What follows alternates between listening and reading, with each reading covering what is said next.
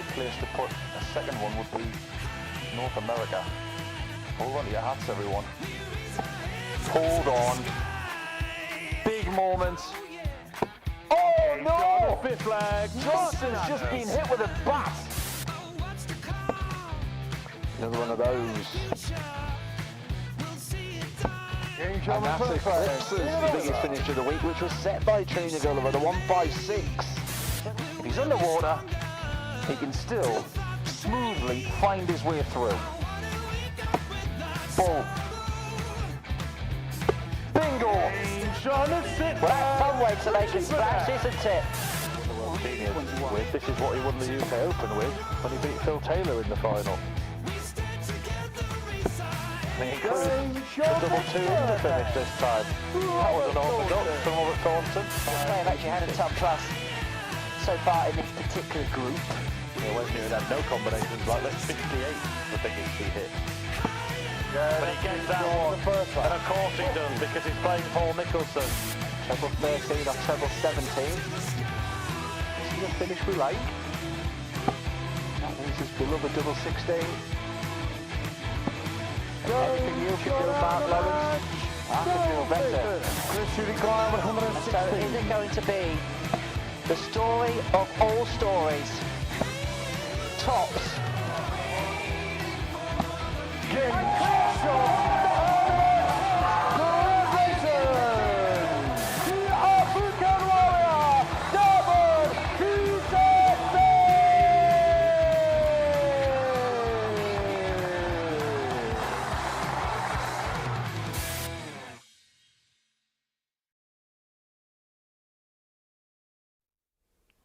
Good morning, welcome along to the live lounge here in Portsmouth, where some of the biggest stars, some of the biggest names that the sport has ever seen have descended upon the Modus Super Series. The long-awaited debut of Steve Beaton is a few minutes away, and between the players in this Group A, there are 91 career titles between them. As I say, it's a week of legends. We've got a legend of the broadcasting world in Laura Turner alongside me in the studio. Laura, great to see you upstairs here in the studio this week, but let's reflect upon your playing exploits last week into the final of Women's League. Overall, how did you feel it went?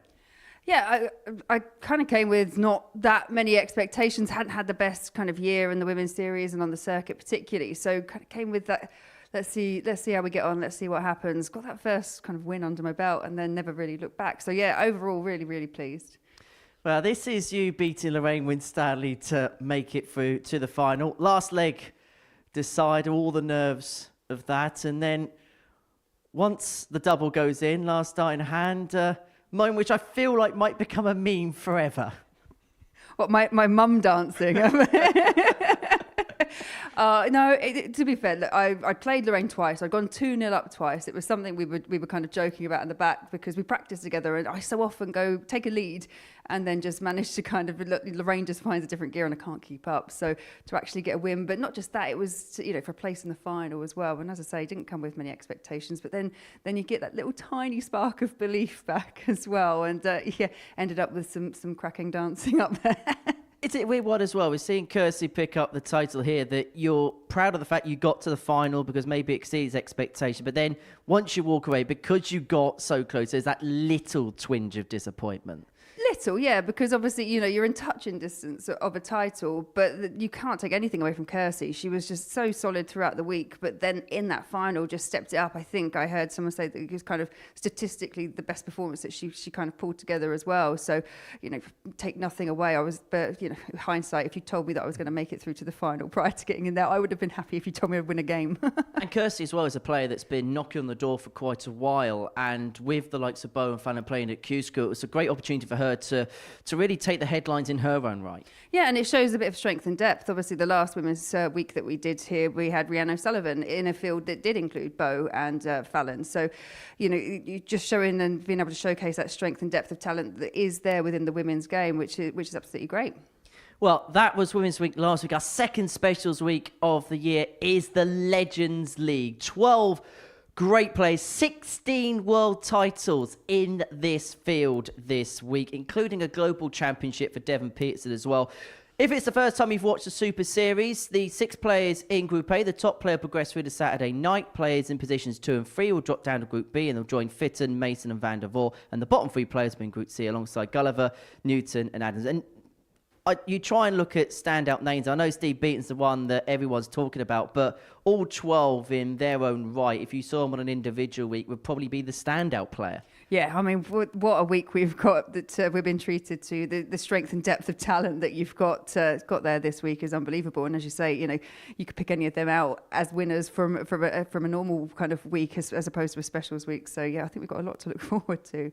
And that is mainly because we are going to see Steve Beaton in action. Perhaps not a surprise he goes off the favourite to win the week with the odds compilers. He's 11-4 to go on and win it. We'll talk about Steve in just a second, but having a look at the list of names that are in action there, obviously Vincent van der Voort's just dropped off tour. Devon Petersen picked up the Global Championship before Christmas. Who in particular stands out for you? Well, you've got Neil Duff down there at kind of 9-1, and obviously out of the whole field in terms of who's picked up titles here at the Modus Super Series, he's the most. He's won the most.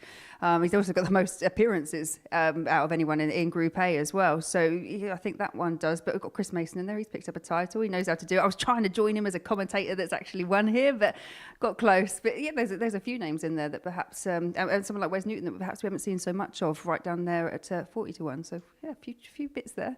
Let's talk about Steve Beaton because it is a long-awaited debut, a long-anticipated debut.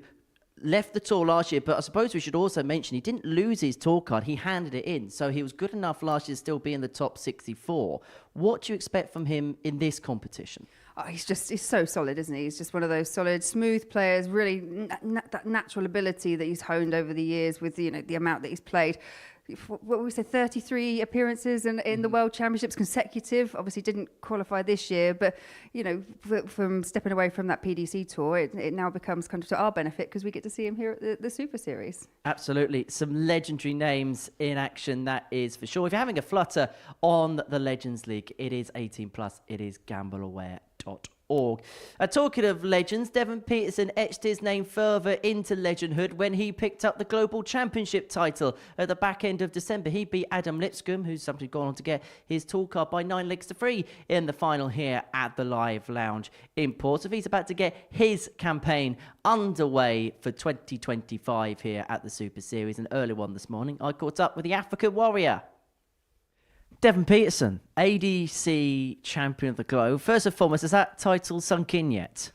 Yeah, I mean it's the first international one, a global one. I mean, so there's been an international one, and I always felt like there was one in. Now I feel like I want to chase the second, and obviously, fingers crossed, it comes quicker.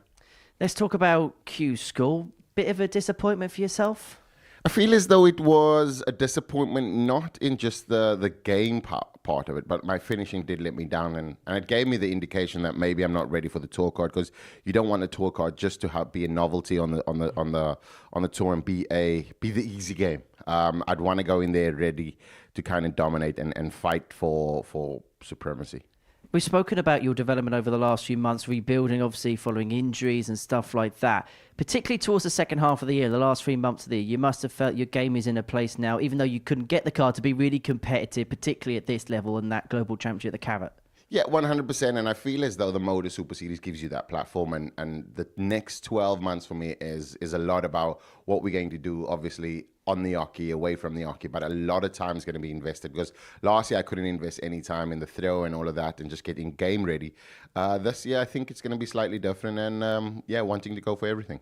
Devon Petersen, the legend here at the Legends League. How much are you looking forward to this week, and how much are you looking forward to pit your wits against some of the big names of the sport? It's amazing to I mean, I'm the leg end, not the legend in this. I'm glad you said that. Yeah, it's definitely a not just a dream come true, because I've played with these guys all over the tour and all of those things. But these are all players that I've looked up to, watched on VHS, watched them on some DVDs, and now you get to share the room with them.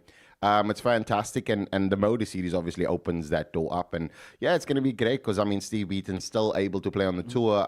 Just came off the tour. Richie Burnett still as crazy as ever, and you got the likes of Robert Thornton and Neil Duff as well as Richie, that phenomenal players. So yeah, it's going to be great. It's going to be packed with loads of experience, and I don't know how they're going to cope with the stairs going up and down the stage. You know what I mean? So I think that at the end there'll be some sore legs and sore hips.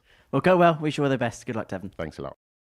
Yeah, we didn't quite fit the stair lift in time, but welcome along everybody to the Legends League here at the Live Lounge in Portsmouth. One of the most hotly anticipated specials weeks yet here at the Modus Super Series, and 12 players who have had careers that many are envious of. For Richie Howson, that career has started quite later on in life, the World Seniors Circuit really being his pathway towards success. Whilst for Devon Petersen, it does feel like a little bit of a second coming in his career. We know exactly about his exploits in the PDC, but that ADC Global Championship success in December feels like the beginning of a second wind in his career. Up against him, Richie Howson, the 59-year-old from Raynham in Kent, twice a weekly runner-up in the Modus Super Series, but in 2024 picked up his biggest career title today when he won the Seniors Champion of Champions at the Viva Complex in Blackpool. He beat Andy Hamilton to win that particular title. Jack Garwood was there. First leg, it's Devon to throw and first. He's the man in charge of action this morning. Should be an interesting day. It should be a fun week. A trip down memory lane here of the Modus Super Series. They might be stars of the past, but in the present they are still throwing some stellar stuff. And I'm happy to say Laura Turner is alongside me for the ride, and hopefully Devon has started as he means to go on. 60. Yeah, can't get a better start than that. But yeah, really interested to see how this week kind of pans out, because as Devon kind of said there, you know, you've just got such a depth of talent and experience here this week.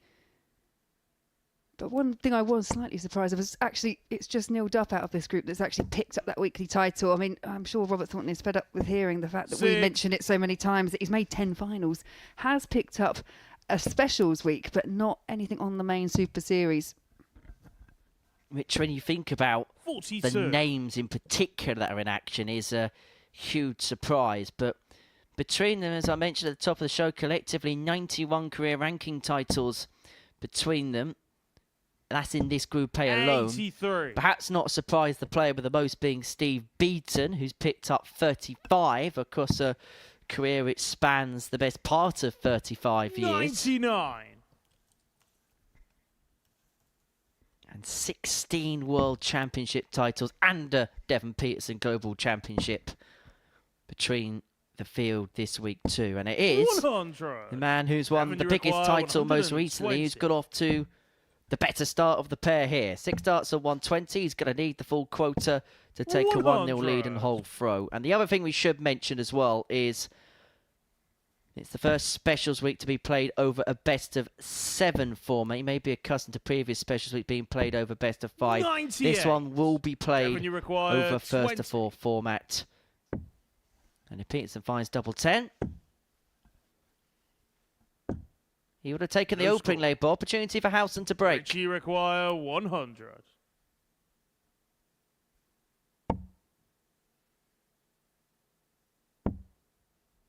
Yeah, another one of those.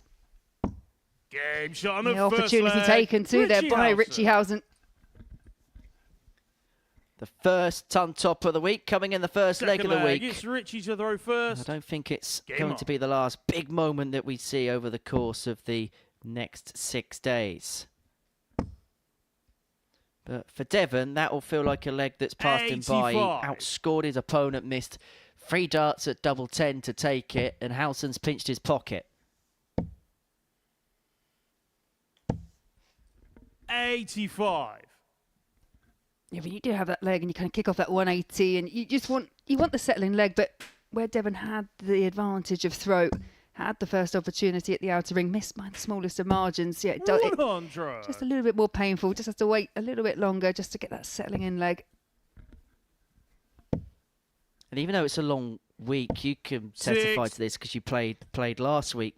If you can get that first win on your belt, you can just get that first game stress-free. It does just psychologically ease the mind a bit, doesn't it? Oh, 100%. Yeah, absolutely. I've played it now twice, once in Group C, once in Group B. 60. Group C didn't win a game that whole time. So when I've come back, it's that thought of, right, just get one win, settle down. Got the first one. And as I mentioned at the top of the show, you kind of then, 55. it really does just settle your nerves.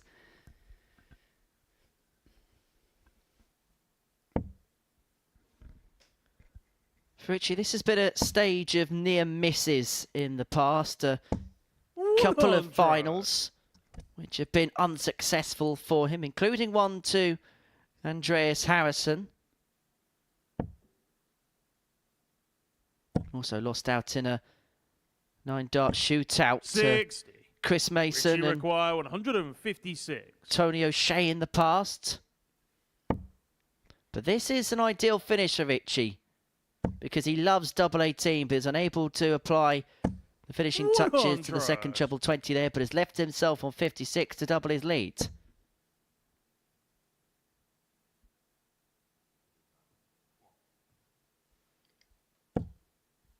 Already to this kind of early stage, you've got Devon 26. Richie trying to require cheer himself on, 56. just geeing himself up.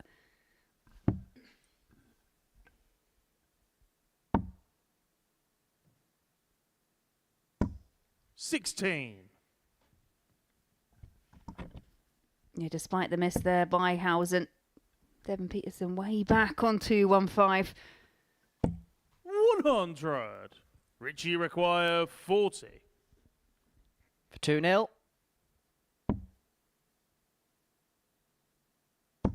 Game shot on his second leg. Tops he's found. It's Richie 3 Howson. times he's found that target in this match. 2-0 to the Owl for Devon Petersen. Third leg. It's He's Devon needing to throw to first. dig himself out of a Game hole, on. but it's not the first time he's found himself in a situation where he's needed to use a shovel, because last week on his way to Q School, 60. he needed his neighbours to shovel him out of his driveway. I wondered where you were going that for a second, but yeah, I did see that post myself. Yeah. It was kind of calls on the community, wasn't it? To kind of 140. get rid of the excess snow.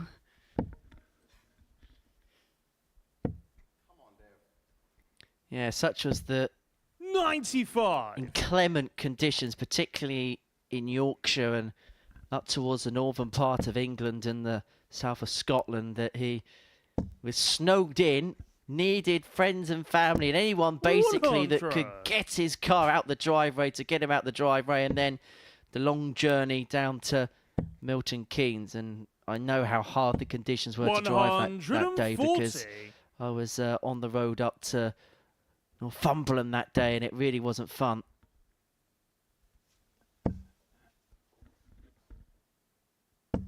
$60. For Petersen, looking to get a route back into the match. 2-0 down, having missed 3 darts at double 10 to 70. take the opening leg. Already these reactions from Devon Petersen. He's not settled in. He's not feeling comfortable. 123. Sometimes when Devon, you see require that from your opponent, you can really 136. feed off it. And Richie Howson is just kind of steadily going about his business up there on the Oki, and now has an 100. opportunity to race into Richie a 3-0 lead. requires 78. And Mayfield, it's the only chance he's going to get with Petersen left on double 18. Double top again. Game Now shot it's on the 4th third time leg. he's hit it in Richie this match, Howson. and he's got the double breaker throw. 3-0 to the good, and now has the darts in hand to seal a 4-0 Fourth leg, victory over it's Devon Richie to throw Petersen. first. He missed 3 darts Game in a on. double to win leg 1, and the African Warrior hasn't had a look in since.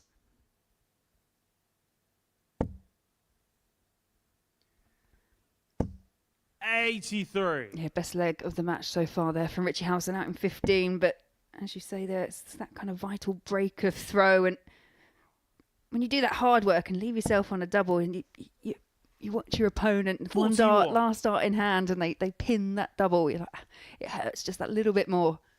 It's the hope that kills you, isn't it? Yes, I think that's what happened to me last week in the final. No. 100. You won more matches on that stage than I ever will, Laura, so don't worry about that. 140. I think won more matches on that stage than I did nearly all year last year. It's nice. It's nice to have a positive start, and I think it's quite key in these group stages. You can kind of see 99. Devon still trying to really motivate himself, stay within touching distance here of Howson. And I know there's specials weeks, but for a lot of players, they'll be playing on various different circuits in 2025. So for them, even though there's an element of free hit because it's a specials week, if you can have a really good time of it, it just sets you up so well, doesn't it, for the challenges ahead? Yeah, absolutely. You just look at the lineup this week. The person that picks up the title this week would have worked very hard to get the title. It looks like Howson's done his hard work. It looks like he may have broken the back of Devon Petersen here, and has got 6 darts at 120 to seal the match. He started the match with a ton topper on tops, but he cannot finish the match with a ton topper on that particular target.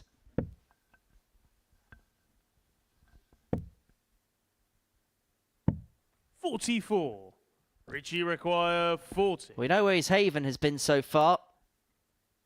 It's been on that double top, and he's won every single leg in this match on that target. And he's on the board is the Owl. Richie Howson with a commanding 4-0 victory against Devon Petersen, who missed 3 darts in the opening leg and didn't get a look in thereafter. That's the tail of the tape from that particular contest. Howson, steady and assured, average of 87.13 and 4 out of 8 on the doubles. Play to that standard, you're going to get a lot of joy this week. But for Devon Petersen, work to do. Coming up after the break, it is the long-awaited debut of Steve Beaton at the Modus Super Series. The 1996 champion of the world will get his campaign underway against Robert Thornton, a Super Series great.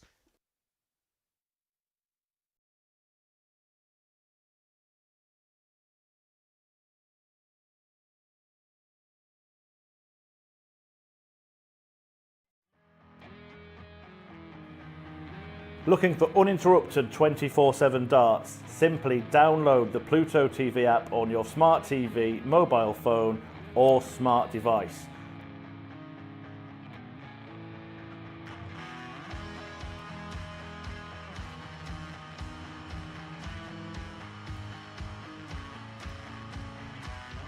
And you can find us on the Modus Super Series Darts channel.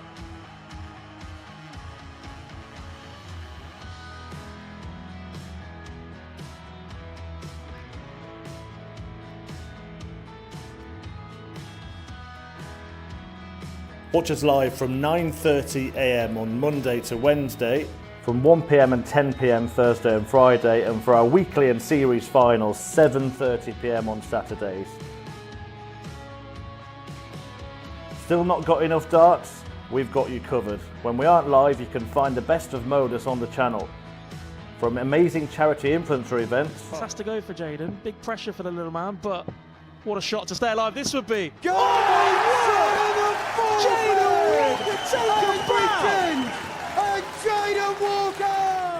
Week starring Luke Littler. Could this be it? Bullseye for Littler. In it goes, the 1-2-1. Turns the game in his favour. Record-breaking averages. And record-breaking darts. Double 16. It's destructive. It's Darryl Pilgrim with the record average. And insane 9-dart legs.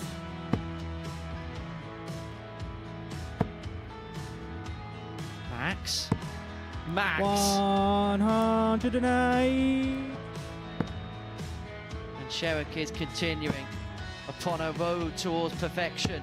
That's a second Max in succession. Baron Sherrick wants treble 19. And now double 12. To become the... But that's not all. We also have the exclusive series of On the Hockey. But when I played darts, I was allowed to be me. Deep dives in our tungsten talks. No email at all. That really is. And the words that just come out make me head what? 127 game. I cried a few tears when it told me. I still love it so much. And Modus documentaries. Everyone knows we're watching something special. This is going to happen, just when?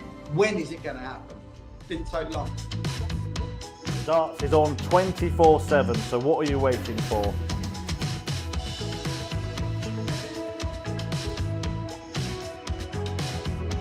Download the app on your smart TV, any smart device, including your mobile phone, and search for the Modus Super Series. And watch us now.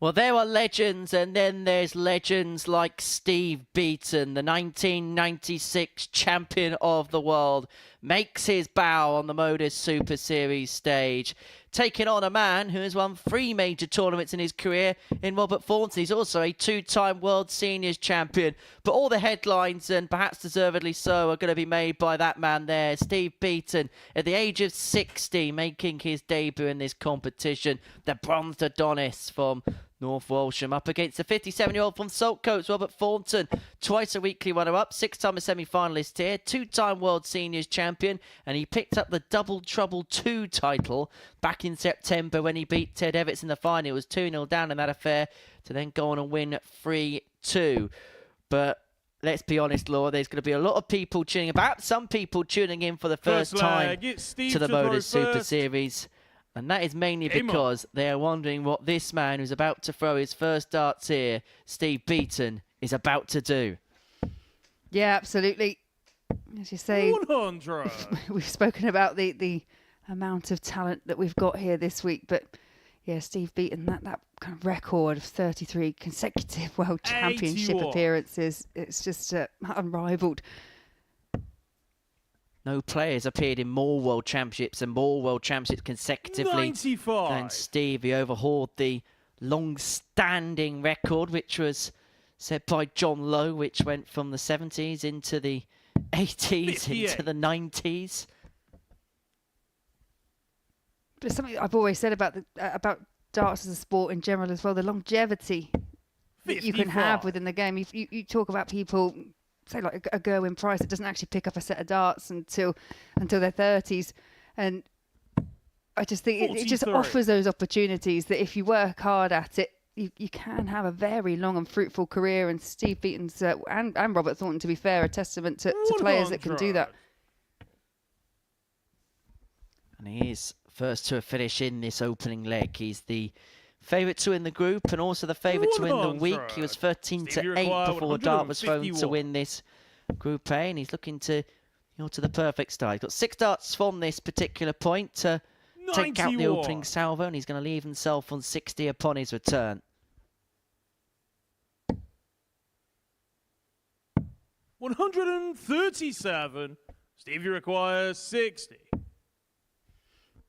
Tops for the first leg. Double 10 now the target. Double 10 found 1-0. Steve Beaton. In terms of head-to-heads between second leg, it's this Robert pair, they've not first. played since 2021 when they played in a Players' Championship event. That was actually the year Thornton dropped off tour, but was a Pro Tour top-up that year. 9. Thornton would win that game by 6 legs to 4. And yep, I'll get the joke out of the way with there's the first 9 of the week. 78. I know, it doesn't get funnier. No, but what it does do is offer up a bit of an opportunity to beat him. But if you're going to bounce back from the disappointment of perhaps pinning 9 in a score, that's not a bad way to do it there by Thornton. Robert Thornton's career has been 100. built on resilience, grit and determination. And perhaps sometimes with Robert, the times when you write him off are perhaps the times he actually comes out with his best. Whenever he's got a point to prove, you usually see something good from him, particularly when you see that World Grand Prix success where he was 96. The outsider in the field to go on and lift the title and then beats Michael van Gerwen in a best-of-9 set affair. Yeah, picking up titles, especially on the PDC Pro Tour. 140. That's never easy. But when you were playing at that time where you've got Phil Taylor that just dominated everything, and then the next person to come along was Michael van Gerwen, who equally for 78. quite a few years did the same. To pick up any title during that period of time, that's no mean feat.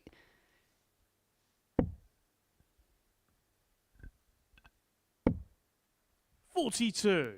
Steve, you require 149. There is a feeling potentially this week players may have to hang on to the coattails of Steve Beaton, and perhaps opportunities like the one Thornton's about to have now at the 110 are opportunities that may have to be seized upon. Robert, At you require 137 leaving Beaton on 6-6, Thornton being forced to take this out.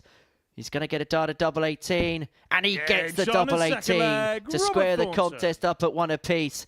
Chances against Steve Beaton may come in crumbs, but Robert Thornton's taken advantage of that, and he's got the crumb of comfort that he's level at 1 apiece. You mentioned that head-to-heads, and just having a quick look. I mean, you can go back all the way back to 2011, where you can see them actually playing against each other. I'm sure they're a pair that are very much aware of the levels that each other have. 85. And such is their longevity, there's probably games which are there somewhere which have probably been quite literally put on a piece of paper and chucked in the bin. Oh yeah, obviously we're very lucky now that we quite so much is recorded and we can find that information, those stats. 97. But you go back 20, 30 years, it wasn't recorded in the same way.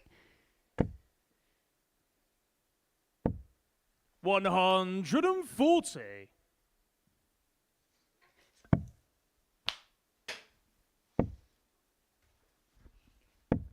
Well, I mentioned how players may have to hang on to the coattails of Steve Beaton. And that's mainly based on the seasonal stats of the players in 2024. 90.3 was his average for the year. 36% was his doubles percentage. 3 points higher in terms of his average to the next best player, Richie Howson. Actually turns out to have the best doubles percentage of Steve, you require all the players 117 in this group. 57. We've often spoken about it. Obviously, we've just seen the results of Q School, so we actually know, the players that won't be playing here throughout this year because they've got their tour card. But then we get those players that we can see, and we do wonder sometimes if there's just that little bit of additional, maybe not pressure, but expectation on someone who's just come off the Pro Tour and then kind of comes along to the Modus Super Series or plays other events. I just wonder if the key factor for Steve, though, is that, as you mentioned, he didn't lose his card, he relinquished it. It's his decision, not him losing something that he wanted. Yeah. 140. Because I suppose to a certain extent, it's a little bit like in football terms, when you're a team that's relegated from the Premier League into the Championship, there's a natural expectation that as the football team, you get promoted back to the Premier League. And I can imagine that even though this is an individual sport, there must be a similar feeling for the players that drop off tour this year, that play here, that they should, in their minds, hit the ground running. Yeah, absolutely. But we have seen it with players. They've come here and they've struggled, but that is the strength and depth of darts at the moment. 100. Just because players, Q School is such a lottery, it's so hard to get through. Just because, you don't have your tour card doesn't necessarily mean that you're an underachieving dart player. Different people at different points in their career just have different things they want to do. 108. Steve Beaton's first 180 at the Modus Super Series, and I'm sure it's not going to be the last. But that perfect setup turn there for Thornton's left himself on 32 after 12. Beaton was forced to take out the 161. He's not going to. And so for a level game, Thornton looking at double 16. He's doing his damage on throw, is the Thorn.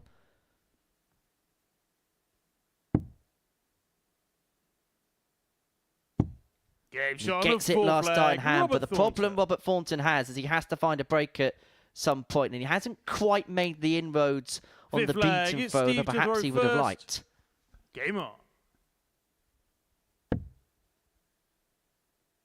And there's just been a couple of times with Robert Thornton that 39. When he has missed, it's been a score of a 9 or it's been a score of a 7. You just can't afford to do that many times against the caliber of player that we've got in the group. 123. If there's one word to describe Steve Beaton, consistency would be the one. 85. And that is whatever metric you look at, whether that's the way he plays, how many years he's been on tour, how many World Championships he appeared in during his illustrious career. Every single metric you judge this man by consistency is the word you look at. 140. Yeah, one of those players, isn't he, that you expect to be hitting around about the 90 mark. We know that he's got the levels, can hit higher, but as you say, consistently. 7. And there, as I mentioned before, Robert Thornton, when he does go off, he's just going really off the boil. Another score of 7. 45. He's had 2 7s and a 9. On Strictly Come Dancing, it'd be a decent score, but we're Strictly Come Darting this week.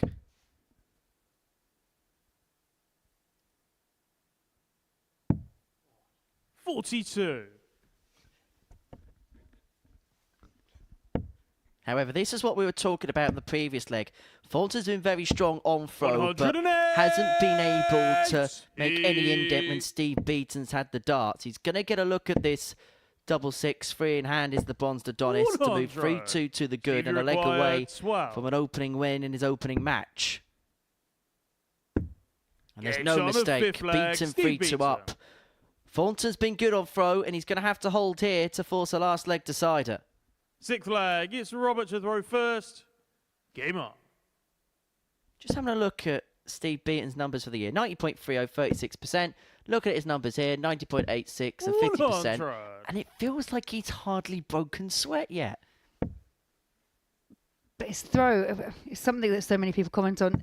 You know, we talk about 98. Players just with that natural, effortless kind of technique. I think Bo Greaves is another one that I always think of that just has such a wonderful throwing action. 95. And Steve Beaton is another one, just makes it look effortless.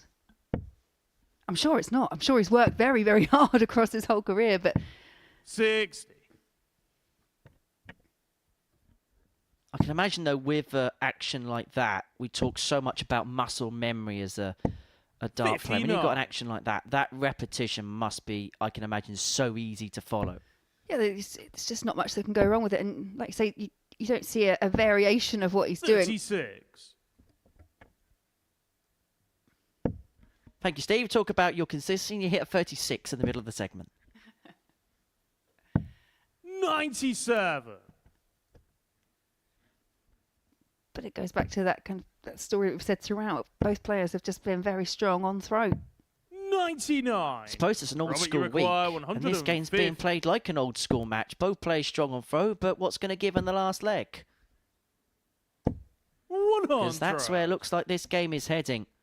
Thornton should get a couple in hand at his favoured tops upon his return. 94. Beaton will apply pressure. Robert, you require 50. This is usually the gauge as to how Robert Thornton's playing. Game If shot tops at goes, 6th leg, he's playing Robert well. Thornton. And that's exactly what's happened there. And we are level at 3 apiece. 7th and final leg. It's Steve to throw first. Game on. Is it going to be as simple as having the throw being the key deciding 59. factor in this match? Beaton offers up a bit of an opportunity there. Didn't manage to pin a treble. 121. I have to say, a very good adjustment there from Thornton after the first start. Pinned one. 108. Third max.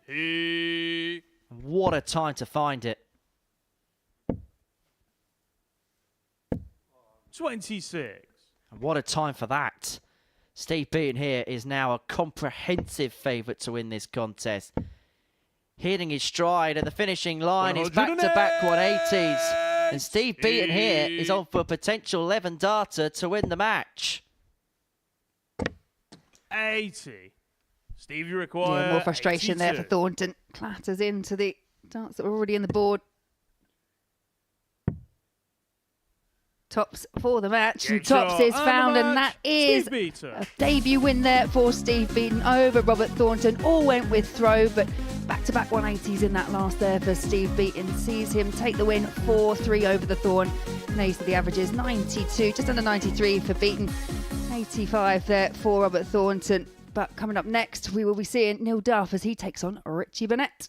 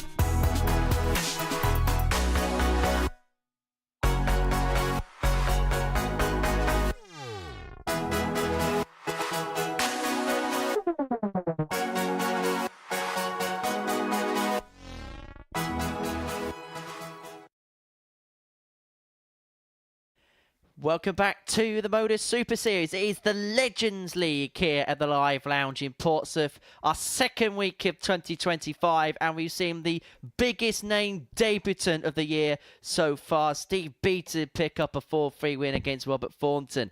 Next up for us, a former WDF World Champion, the inaugural WDF World Champion, Neil Duff is in action. 4-time weekly winner here at the Live Lounge. He takes on Richie Burnett. He's lost a final in this building before. The 1995 winner at the Lakeside. The Prince of Wales is looking to be the king on the South Coast come Saturday evening. Not for the first time, we're going to say this line this week. A meeting of two former world champions. But at a Legends Week, Laura, we'd expect nothing less. Absolutely not. First leg, it's Neil to throw first. There's always this kind of air of excitement when Richie Burnett comes here to the Super Series. He's just one of those real big characters that we've still got within the sport. But he does find himself up against a very in-form Neil Duff. 140. Almost a perfect start there for Duffman. Now, I can tell you that Richie Burnett has already got a complaint this morning. 100. Do tell. Now, regular viewers of the Modus Super Series will know about his love of the speaker just to the side of the stage, and he was looking to rekindle said love for that speaker by greeting it and saying hello, but has realised that since his last visit here that the positioning of the speaker on the table had been moved a little bit further apart than it was before, and so now he has to go to the table and then walk over to the speaker to say hello to it instead of killing two birds with one stone.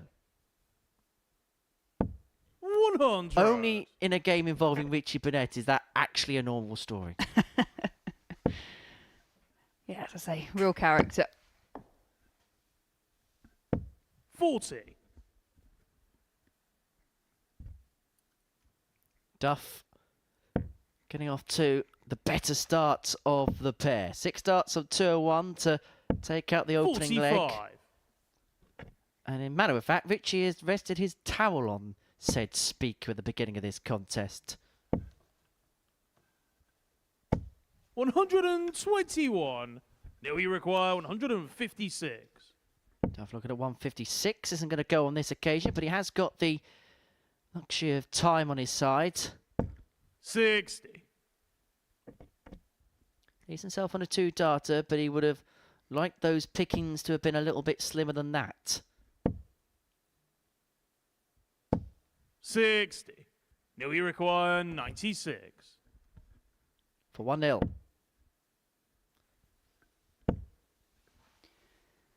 Yeah, I thought that was going to be a good guide, 48. and then just Richie misses the single number. 120. Single. Climbing the ladder for tops. 80. Now you require Would have 48. kept up a trend of seeing a tub plus checkout on every single game so far. Still early days, of course, here. Duff looking to draw first blood. And he finds the double 8 to do exactly that. Perhaps harder work than it should have been for the Duff man, but he's 1-0 up nonetheless. Second leg, it's Richie to throw first. Game on. Well, we saw in our opening match, Devon Petersen missed 3 at the outer ring to take the opening leg, and Richie Howson pinned that ton 68. checkout and came out a 4-0 winner. Burnett just spurned a bit of an opportunity there to take the throw advantage away from Neil Duff. 99. I get the feeling it's going to be those kind of clutch finishes and that they're really going to shape the way this table starts to look. Feels like there's going to be a lot of games that are going to be decided 81. on moments.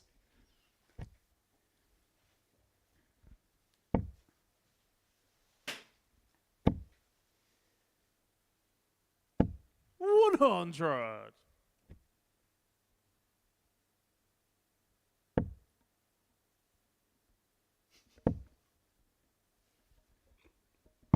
97. Yeah, good switch there on the last for Burnett.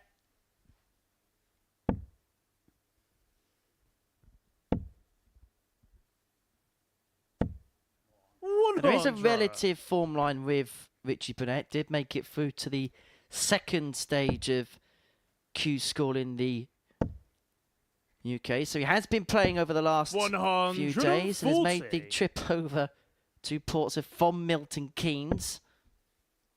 And you do feel like in a week like this, players of the most relative form, as in for the ones that have played more frequently and more recently, are going to have just a little bit of an edge.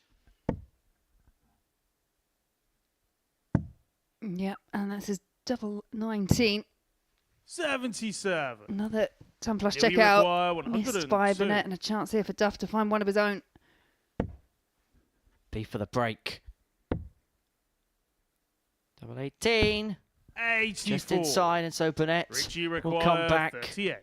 He has got options here. Doesn't have to go straight for it, and it looks like he is going to split 6 double 16 to square this contest up at one apiece. Richie Burnett.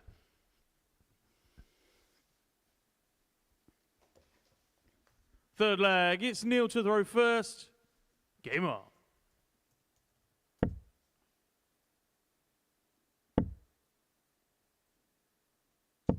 $100.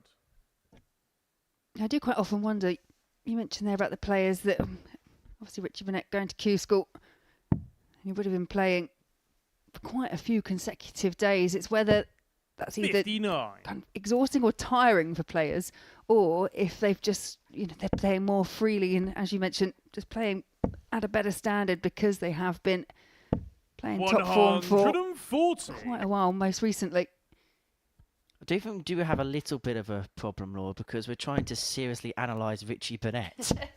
95. A guy who just quite literally there is just kicked out as if it's a game of Buckaroo.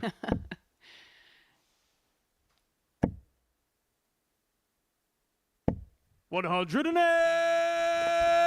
Yeah, first max of the match goes the way of Duff. Puts him in a very commanding position here, down to 81 after just 9.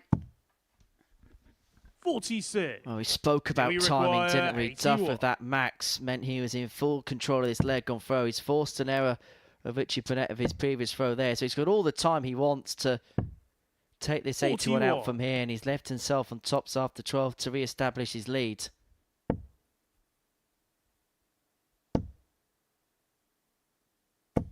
$140. Neil, you require 40. That's the double that won him the Lakeside title. His double 10 he's looking at now.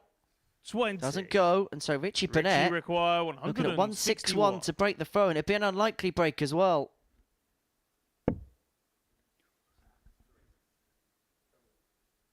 Yeah, it was that close, but it's not in, Richie. I like it, the actual physical shake of the head to kind of reset himself. 123. Snap back to reality. It worked. Neil, you require 20. Pressure on this now. Game But shot Neil on the Duff third is up to leg. the task, and he moves 2-1-2 the good in this contest. Fourth flag, it's Richie to throw first. Well, ever since Game that 4-0 demolition that Richie Howson applied to Devon Petersen, every single leg since has gone with the darts. That feels like it's going to be the trend for the week.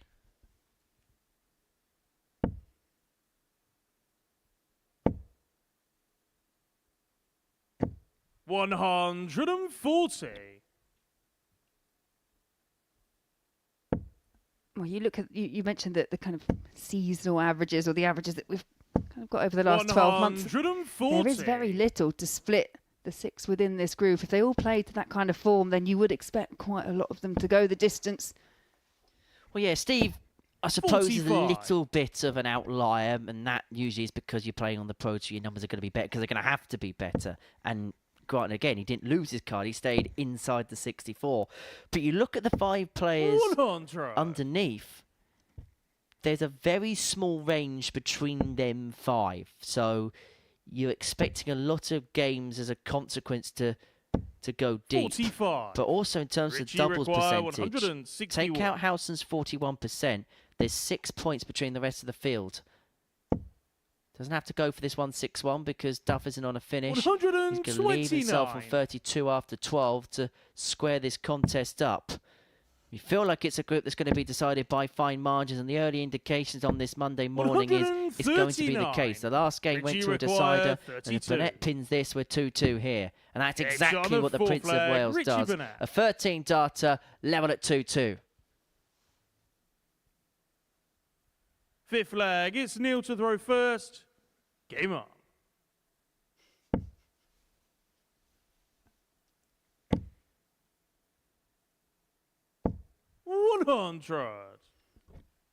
Yeah, the pair of these have met a handful of times here at the Modus Super Series.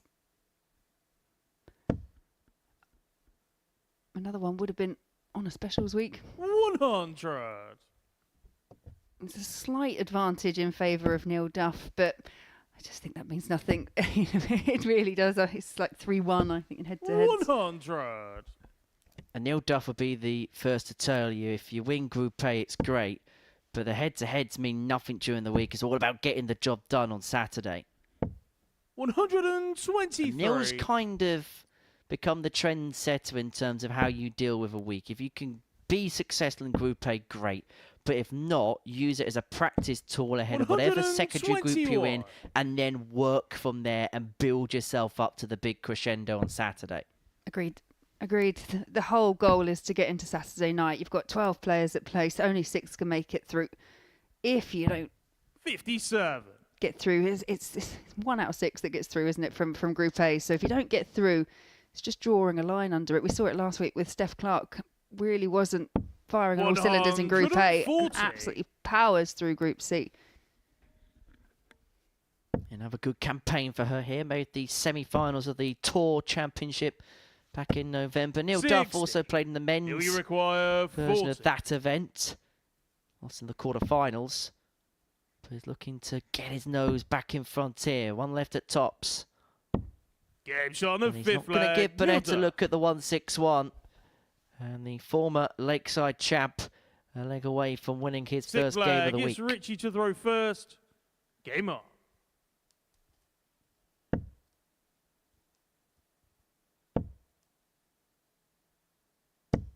$55.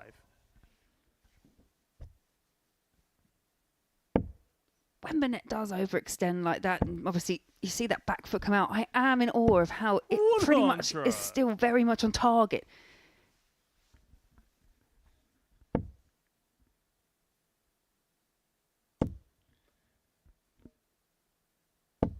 We live in a world, and particularly in our jobs, that's full of data, full of numbers, full of analysis.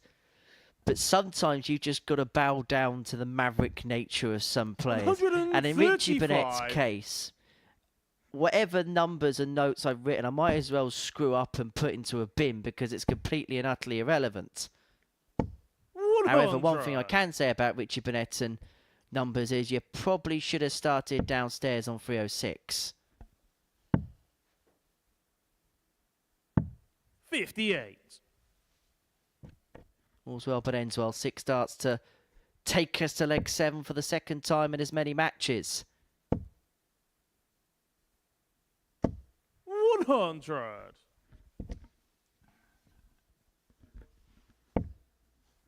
Burnett once again on target to level us up and force that deciding leg. 52. Richie require 106. Not complete disaster. Treble 17. So back up top. 37. Neil, you require 156. Well, this would be some way to win it, but the 156 isn't going to go. And so Burnett for the 6th consecutive hold of throw in this match, following a similar pattern to the last. 69. Looking at this 69 to take us all the way. 58 left. Now tops left. Game shot And we're going to go all the way in this third match of the session. Just like the one previous, 6 holes a throw. And Neil Duff will be hoping that trend continues here. Because if it does, he will come out victorious. Burnett needing a break. Duff eyeing up the perfect start here. Have to settle for a 140, but I think when you go into that deciding leg, you would most definitely settle for a 140. Oh, I know I would.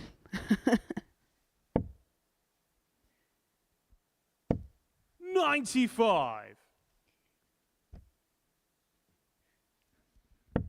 So usually when I commentate and I say the phrase a hop, skip and a jump, it's usually over a Bruno Fernandes penalty, not over the action of a dart player. But in Richie Burnett's case, it really is that.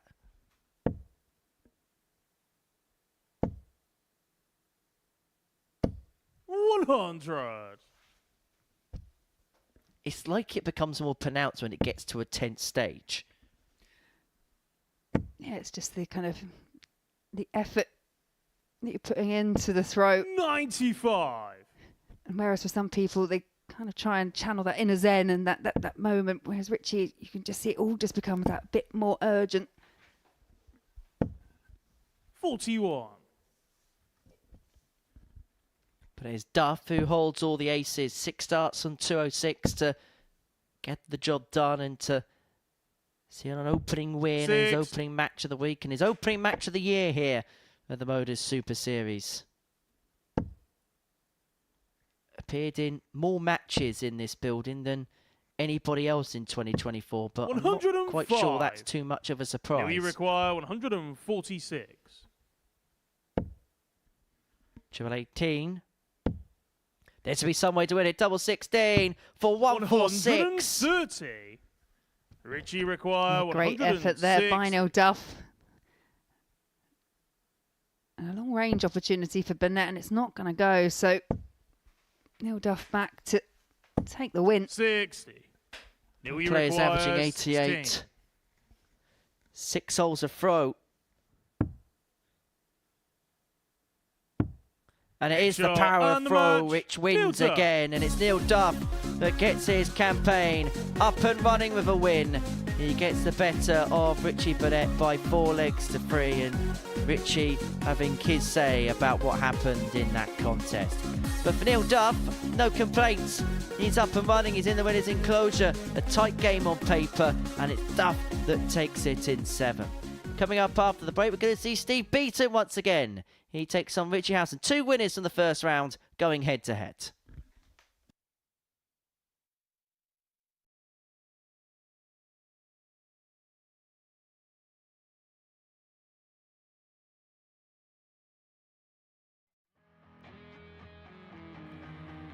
Looking for uninterrupted 24/7 darts? Simply download the Pluto TV app on your smart TV, mobile phone or smart device.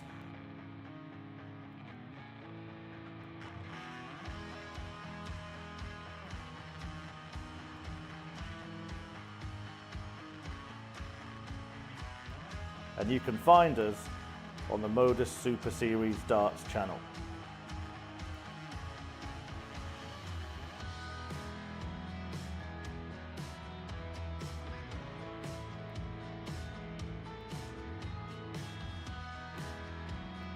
Watch us live from 9:30 AM on Monday to Wednesday, from 1 PM and 10 PM Thursday and Friday, and for our weekly and series finals, 7:30 PM on Saturdays. Still not got enough darts? We've got you covered. When we aren't live, you can find the best of Modus on the channel. From amazing charity influencer events. This has to go for Jaden. Big pressure for the little man, but what a shot to stay alive this would be. Go! Jaden Walker take everything! And Jaden Walker! Week starring Luke Littler. Could this be it? Bullseye for Littler. In it goes, the 1-2-1. Turns the game in his favour. Record-breaking averages. And record-breaking darts. Double 16. It's Game destructive. shot and It's the match. Daryl Pilgrim with the record average. And insane 9 dart legs.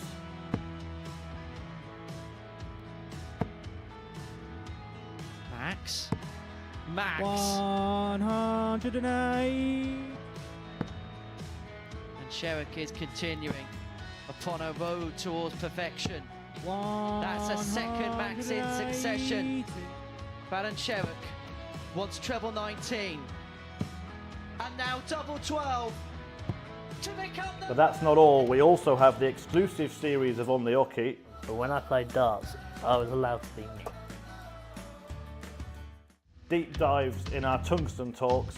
No email at all. That really is. And the words that just come out make me head what? 127 in game. I cried a few tears when they told me. I still love it so much. And Modus documentaries. Everyone knows we're watching something special. This is going to happen. Just when? When is it going to happen? Been so long. Darts is on 24/7, so what are you waiting for?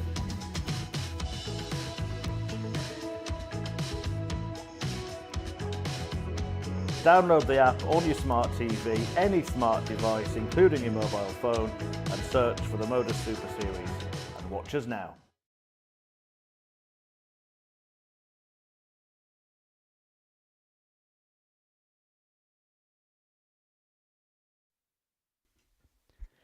Welcome back to the Modus Super Series, where we are 3 games down on this Monday morning. And before the break, we saw Neil Duff get the better of Richie Burnett by 4 legs to 3. So everybody's had a game. 2 of the victors from the opening round of matches go head-to-head to kick off the second cycle of fixtures as Richie Howson goes up against Steve Beaton. Howson got the better of Devon Petersen by 4 legs to 0 in his opening match, while Steve Beaton, well, he provided his best when it mattered. Back-to-back 180s in a last leg decider to get the better of Robert Thornton by 4 legs to 3. First leg, it's in the end, Richie he to averaged throw just first. under 93, did the Bonds Game Adonis. 4 maximums in there. His doubling was delightful too. 4 out of 7. All the ingredients, if he can back it up on a consistent basis, of a player which may take some stopping. 140. Yeah, I agree. Both came out very strong in their opening matches. 140. And they look so far to be continuing in the vein that they started off in. Would it be fair to say that Richie did a professional job over Devon Petersen? 6. Devon missed a few opportunities in leg 1. Howson took out the ton, and from that point onwards, he just did what he had to do to win. Yeah, he just kept very 6. focused. I think for me that match it was kind of Devon. He just didn't look like he'd settled, didn't look comfortable, but Howson just went about his business like we know he can do. Rallied off a 4-0 winner. 137. Statistically, these are the best 2 players in the group if you compare what they did in 2024. 42. Richie require 164. Interestingly, Howson was quoted 3rd favourite behind Steve and Devon to go on and win this Group 60. A. Well, I think Howson, for a lot of people who are involved in the sport, I've seen him playing at county matches and all over the place over the years, but it's kind of got that new notoriety based on what we've seen from him doing the seniors, for example, and here at the Modus Super Series. 86. Steve, you require. In fairness, the only double practice 125. Richie's had today has been on top, so you can forgive him for that. Oh, ball 25 balls, Steve. Bullseye. 87. Richie require 18. Would have brought the house down if he found that, but it's Howson. Look at a double 4. To hang 10. on to his throw in the opening leg. Steve, you require 3 opportunities 38. have come and gone, and Beaton is back straight for double 19. Now decides to split. And the hit is Gets applied on on the double first leg. 16. Steve Beaton. breaks. He leads 1-0. And perhaps akin to Howson's game against Devon Petersen, leg, Richie will it's feel like Steve an to throw opportunity's first. passed him by Game there. on. And he'll hope that the damage isn't as bad to what he inflicted upon Devon.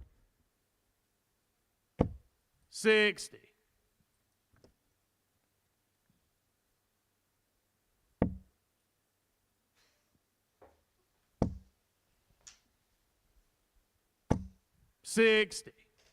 Steve Beaton, very much a favourite in every household.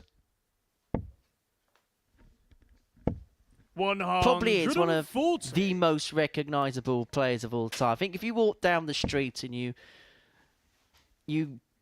a la Pointless gave out and asked for a list of darts players, Steve Beaton, I think, would feature very highly. Yeah, absolutely.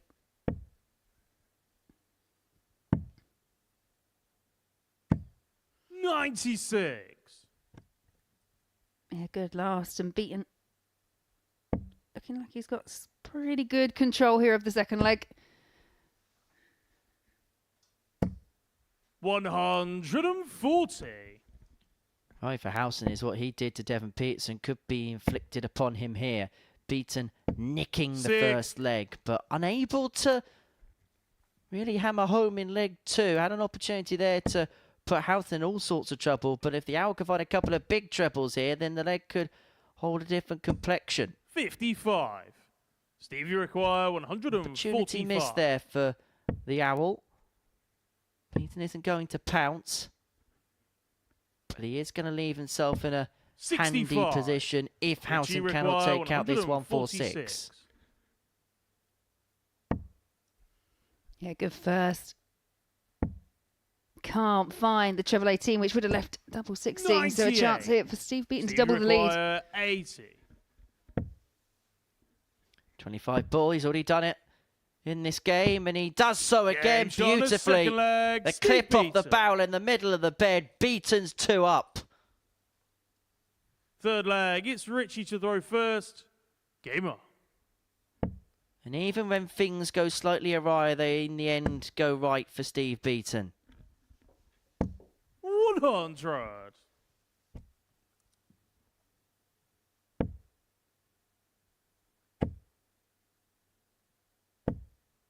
$60.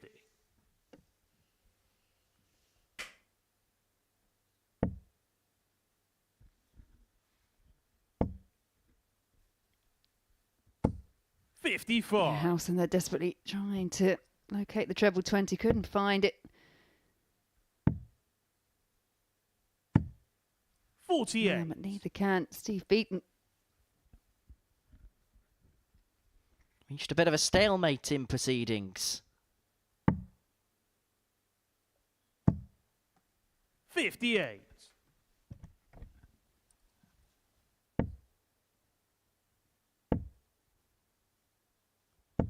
140.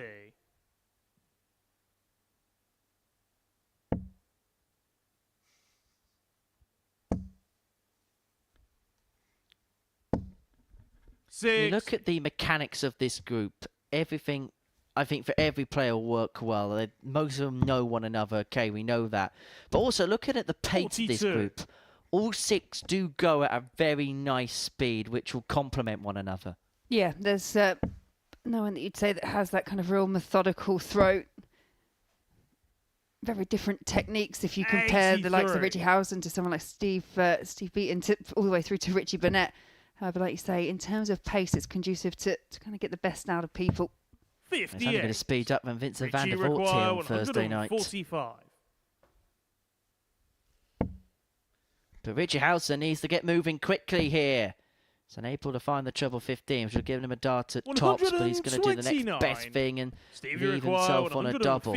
Forcing Beaton to take this out if he wants to get the double break. And the 153 isn't going to be taken out by the Bonds Adonis. So Howson to get himself in the contest. 16. Game shot on a third no problem Richie there that time for Richie Howson.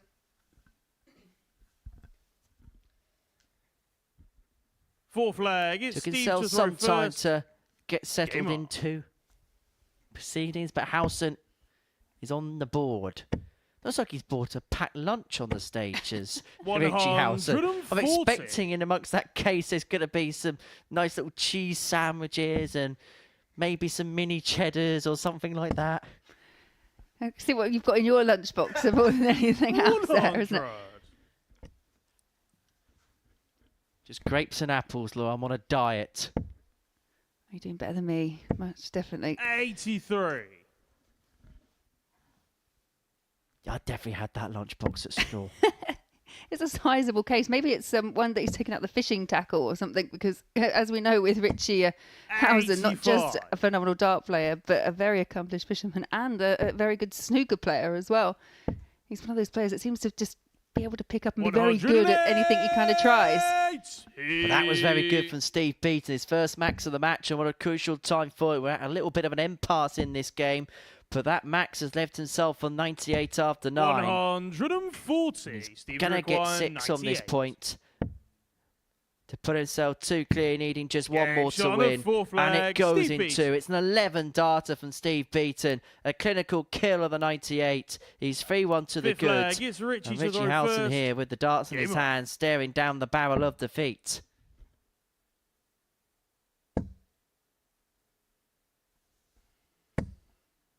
$180. Yeah, in the context of the match, Richie Howson is just the one breaker throw 100.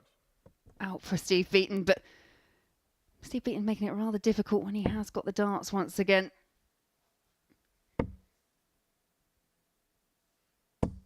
$45.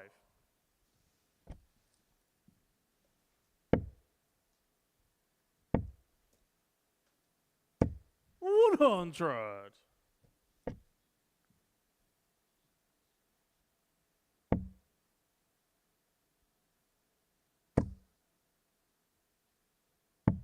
$59. Only a 59 there for Howson, so Beaton will follow a decent score here. He can begin to break the back of the owl. 96. Yeah, felt like an important last, but Howson now just a little bit of pressure on a leg that he must win. 60. It just feels like the pressure is beginning to give. And we saw in his previous match against Robert Thornton, when it came to the crunch, he actually produced his best darts. You feel like this is must go for Richie Howson.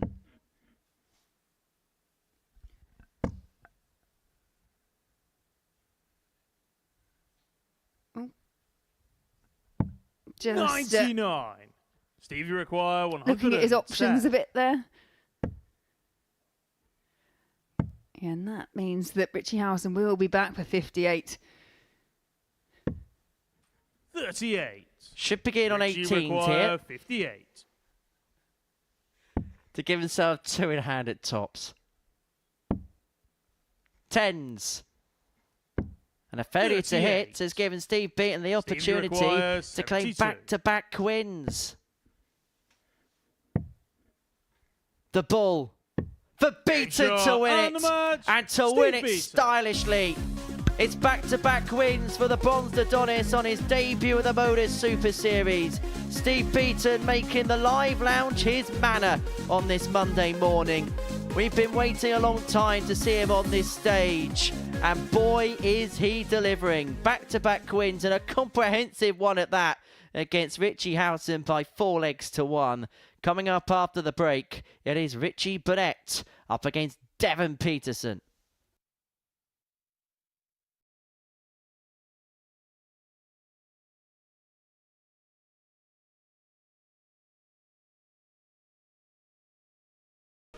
Oh, baby!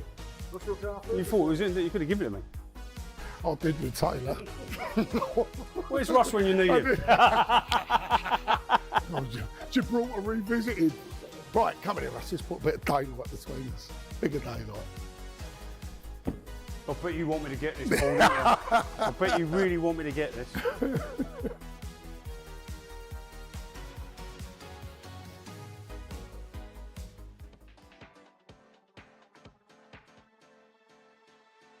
Matthew Edgar has gone for the bullseye on 92. Please tell me, why have you gone this way? Bit of safety. Is that the correct way to go? His next start would be 17 or treble 17. If he hits the single 17, he's saying he guarantees himself a dart at the ball. It's not quite guaranteed, but the percentage chances of him getting a dart at the ball is quite high.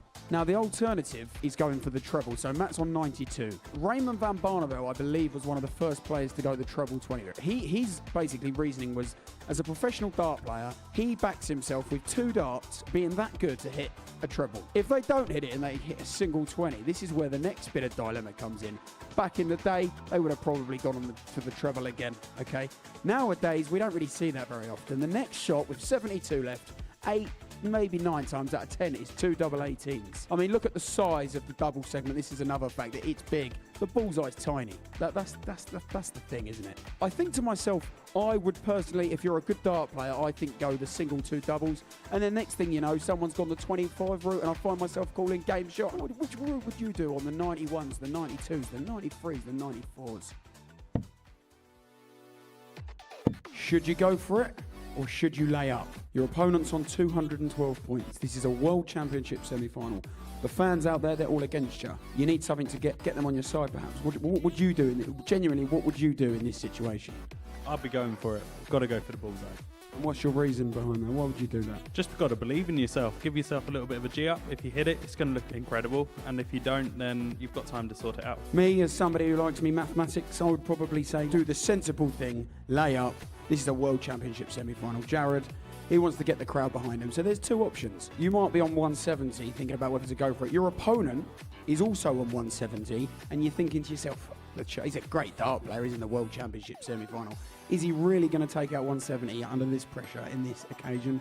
Probably not. So you decide to lay up. Now, we've seen examples of that in the past. I think Mensur Sulovic famously took out 161, I believe it was, against Van Gerwen when he chose to lay up. This happens quite a lot. Most of the time, your opponent is not taken out that 170 when they come back. So laying up probably is the best thing to do, but sometimes it backfires and then, well, fair play. Darts maths!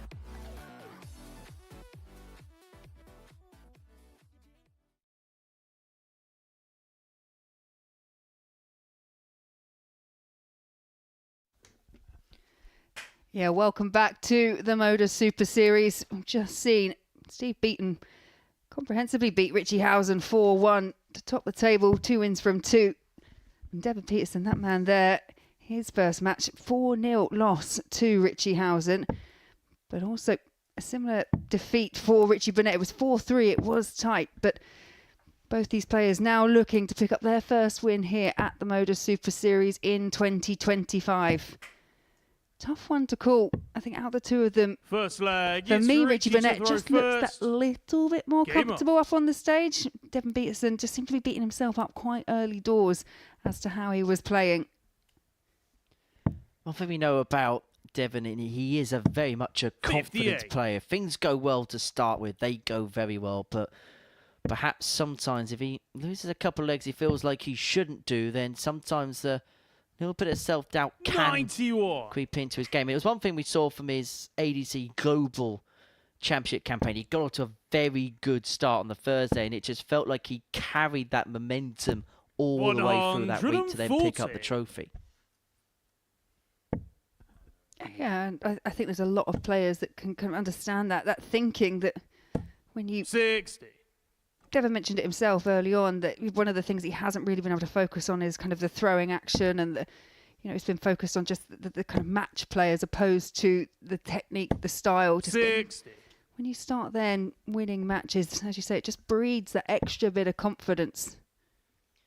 But sometimes is that a blessing in disguise because you're not thinking about something, and sometimes you can overanalyze something in your mind. Yeah, and I think Devon will probably say that he is one of those people that is very, hypercritical, will pick up on little bits and pieces. It's the way that he likes to kind of, as you say, analyse his own game. But yeah, the best games that most dart players will say, they don't remember much of what's happened because you're just totally focused on the end target, the end goal.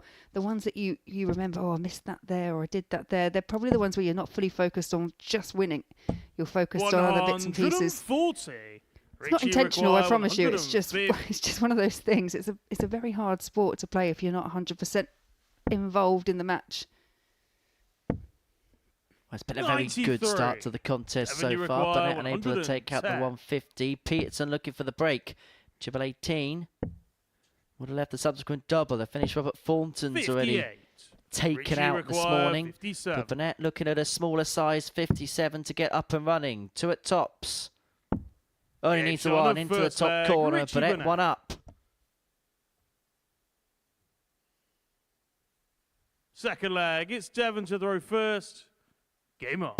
Even in defeat to Neil Duff in his opening game, there was enough about the Richie Burnett performance 43. To think that he's going to get some joy over the course of this week. Yeah, absolutely. 3 from 5 on the outer ring, around 60%. And obviously, 88 average. If he maintains that levels, then yeah, obviously he will be one of those players that picks 58. up points.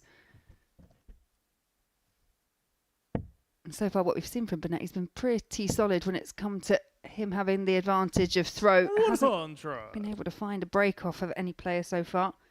It does feel like, just glancing over some of the numbers that have been punched in this morning, that 87, 88 in terms of average, and probably around 40% on the doubles is going to be the base if you're going to get joy. 57. Although there is a real fear here for Devon that things could go very south very quickly. He lost his first game 4-0. 1-0 down here to Richie Burnett, and Burnett is making severe inroads on the South African's throat.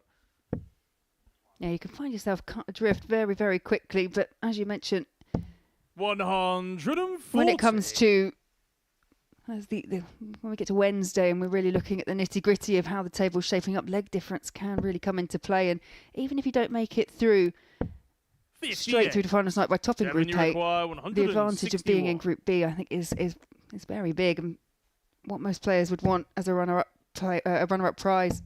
97.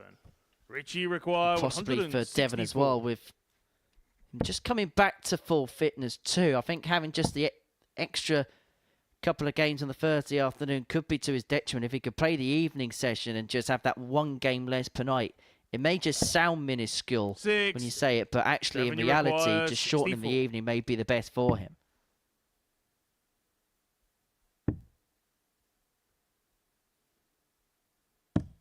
Game shot on the second bottom in the end leg, on the Devon 64. We're level at 1-1.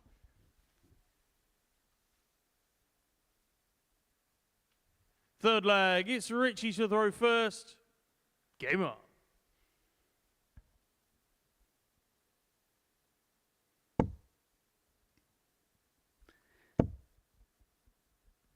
Devon Petersen there, just picking up his first leg so far of this Modus Super Series, and you could just see him talking to himself once again in the background. He's really just trying to channel it, focus. 100. And as you say, as confidence breeds, if he starts getting those wins under his belt, you'll possibly see a little bit less of it, because then you just become very much embroiled in the game and focus on the performance. 123. And he's somebody that is so fixated on process and things being right and doing things repetitively that suit him, and that repetitiveness should lead to consistency, and that consistency should lead towards success.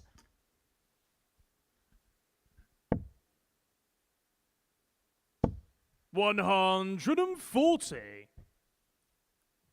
It's one of those players, Dev, that he feels if everything else around 100. the throw is correct, that when the darts release the hand, everything should be okay.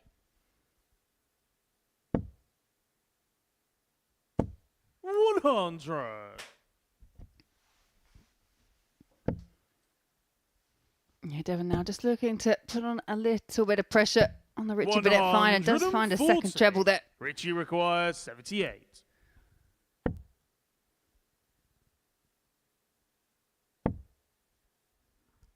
Double top.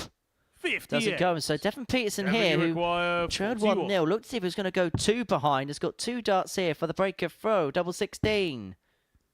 Double 8 him leg 1. But he's not going to get him a second leg. Richie required 20. He wasn't happy with the release, but Richie Burnett will be happy with that. 2-1 to the Welshman. We speak about Devon Petersen being a player all about process and repetition and analysis. Richie Burnett is his antithesis. 100.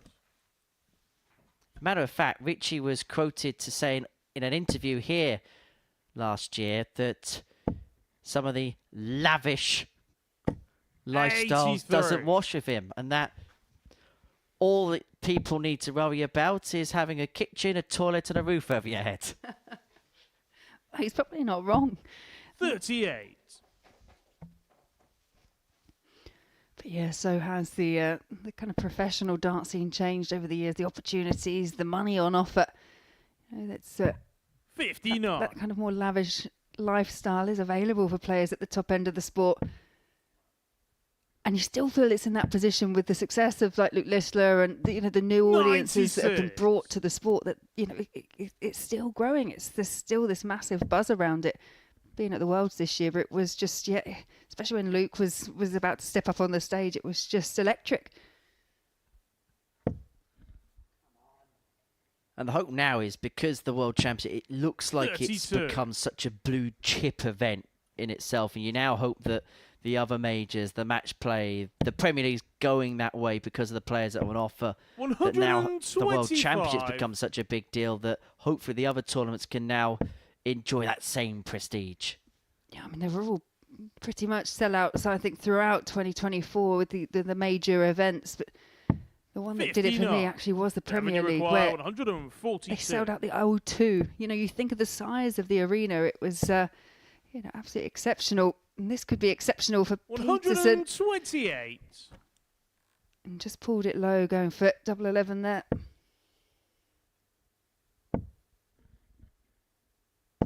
Six. Petersen's got 6 on double 7, 14. But he may split. Yeah, I think that would have been the opportunity there to have no score. Opted to split, because that first arc was an awkward light. I know some players, they do like to attack, they do like to go for it, but 41. With Richie back not on a finish, I just think require 14. Could have been a key moment. Now does decide to switch. 10. Maybe should have gone straight for it. Richie require 167. Well, this would be right royal punishment for the Prince of Wales, but the 167 isn't going to go, and Litprid is amongst you. Interpretate that. Yeah, I think he said again he had a big finish on offer in his 66. last match against Neil Duff. Devon, you can see what Richie thinks of that.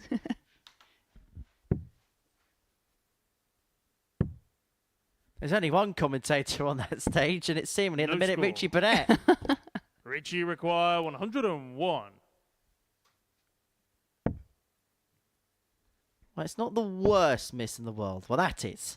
But Petersen here 45. really has toiled Devon, towards the finishing line in this leg. And if he's not careful, it could be death by 1,000 cuts in this leg.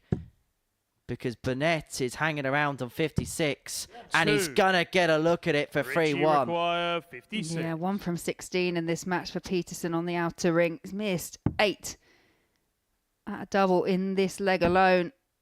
And is he going to get punished here by Richie Burnett? He is indeed. On the 4th leg, Richie Burnett. Petersen points at his head. Burnett wells his arm out in apology and taps Devon Petersen on the back. It's Richie to throw first. But the difference is simple. 1 from 16 on the doubles of Devon Petersen. Burnett has pinched his pocket. 3 from 5 himself. He's 3-1 up in a game that he has absolutely no right to have a 2-leg lead in.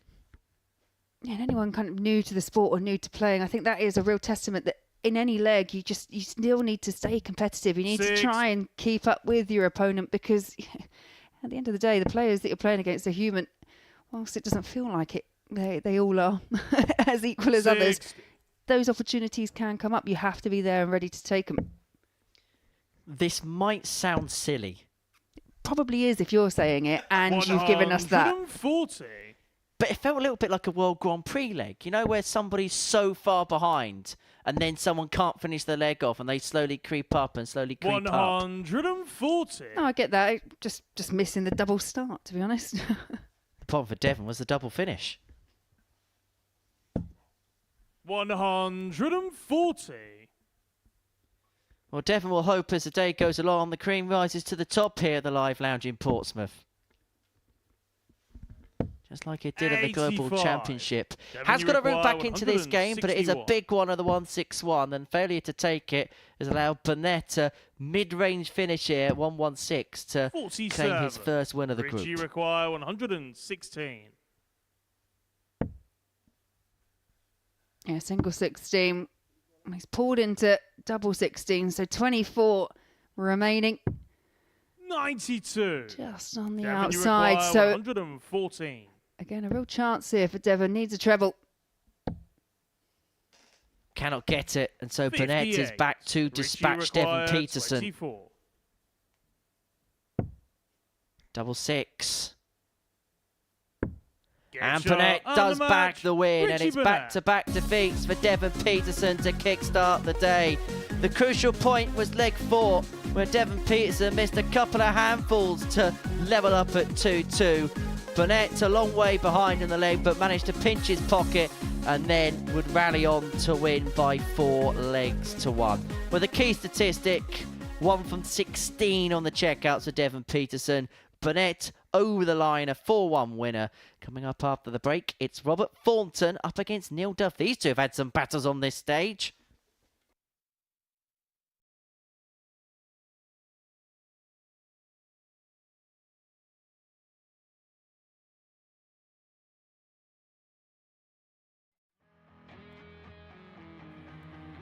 Looking for uninterrupted 24/7 darts? Simply download the Pluto TV app on your smart TV, mobile phone or smart device.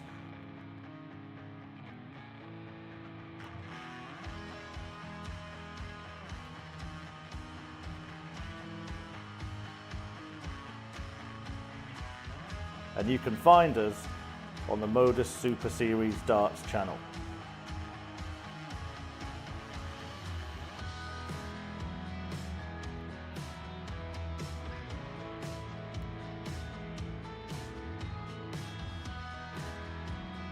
Watch us live from 9:30 AM on Monday to Wednesday, from 1 PM and 10 PM Thursday and Friday, and for our weekly and series finals, 7:30 PM on Saturdays. Still not got enough darts? We've got you covered. When we aren't live, you can find the best of Modus on the channel. From amazing charity infantry events. This has to go for Jaden. Big pressure for the little man, but what a shot to stay alive this would be. Go! Jaden Walker taking Britain!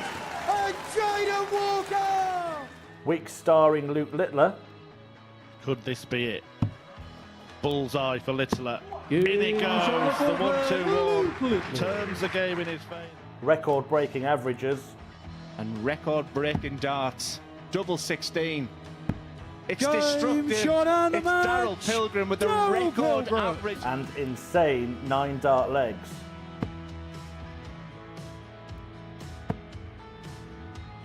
Max. Max. 108. And Sherrick is continuing upon a road towards perfection. That's a second Max in succession. Baron Sherrick wants treble 19. And now double 12. To become the... But that's not all. We also have the exclusive series of On the Hockey. But when I played darts, I was allowed to be me. Deep dives in our tungsten talks. No email at all. Not really it. And the words that just come out make me head what? 127 in game. I cried a few tears when they told me. I still love it so much. And Modus documentaries. Everyone knows we're watching something special. This is going to happen. Just when? When is it going to happen? Didn't take long. Darts is on 24/7, so what are you waiting for?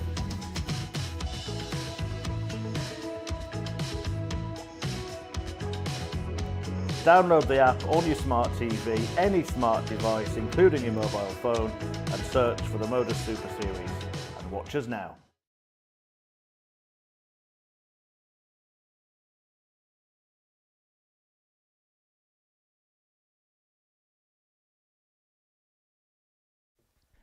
Welcome back to the Modus Super Series. And before the break, Richie Burnett got the better of Devon Petersen by 4 legs to 1. Burnett up and running with his first win of the day. Game 6 is the final match on the second cycle of fixtures. It's Robert Thornton up against Neil Duff, 2 players who have tasted success on this stage, both the winners of the double start competitions here at the Live Lounge. But for Robert Thornton, he's looking to kick-start his day. Lost out to Steve Beaton 4-3. Didn't play badly in that particular contest, but Beaton just seemingly had too much for him over the course of 7 legs, whereas Neil Duff had too much for Richie Burnett over that particular course. Look at the way both players played. Not really too much to First leg, separate them, that's for sure. Only a couple of points in terms of averages. Potential here, really, for another 4-3 contest. Yeah, I was just looking at the same. Obviously, every leg that they've won so far today, all gone with throw. It is Thornton that has that advantage in this match. I would say for Robert Thornton, there were patches where he was very strong, very, very solid. But 60. We saw a couple of 7s, a couple of 9s, just floating off. So when they are going awry, they're going really awry. It's the adjustment that hasn't quite got yet. 85. For someone like Robert, when you're in those particular moments, are you thinking, right, the good stuff's going to have to be good? You always have to cash in on the good starts and the good sparks in your game.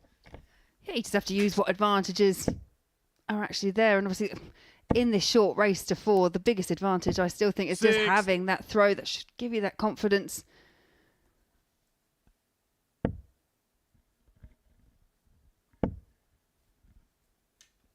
These two will be a couple of the fancied players at the World Seniors Championship at the Circus Tavern next month. In fact, of the 6 players in this group, only Devon Petersen isn't going to be there. And that's because he's not old enough to play there.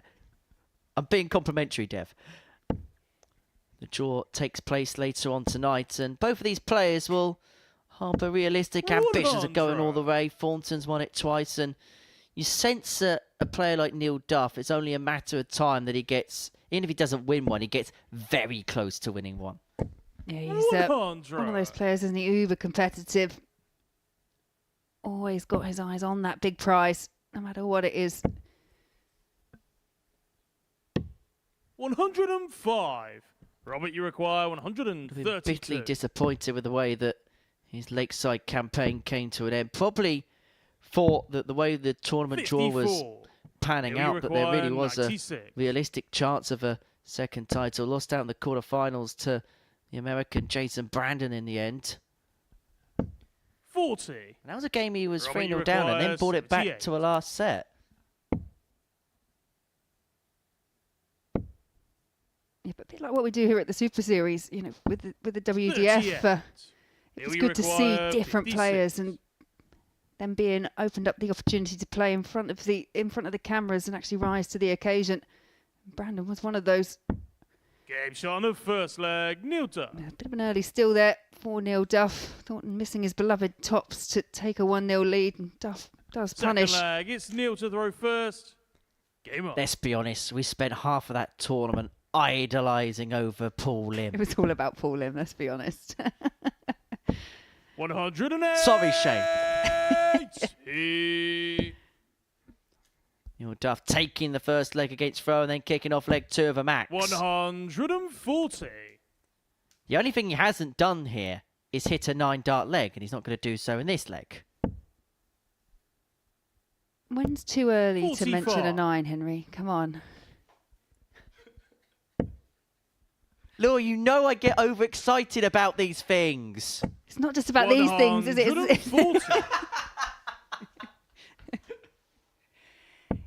Yeah. Anyone tuning in, Henry is an excitable character, but that's what we love about him. 100.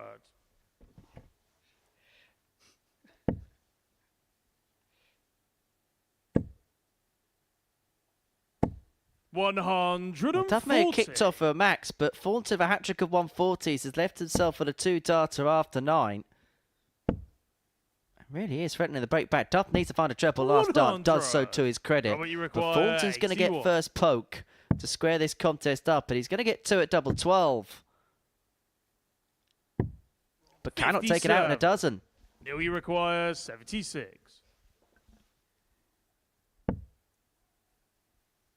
Single 16 does leave tops. 36. Robert, you require 24. Thornton really has crafted a chance here to break straight back. Not happy. Just trying to find a route through to double 6 and does find the route. Leg, Robert Thornton. Duff's been last darted. And level we are at 1 apiece. It's Robert to throw first. Game on. And Thornton will feel like that was a key dart. That was a key hit and a key find. Doesn't take that. he'll feel like he would have been 2-0 down in the 40. contest. And with a long way back.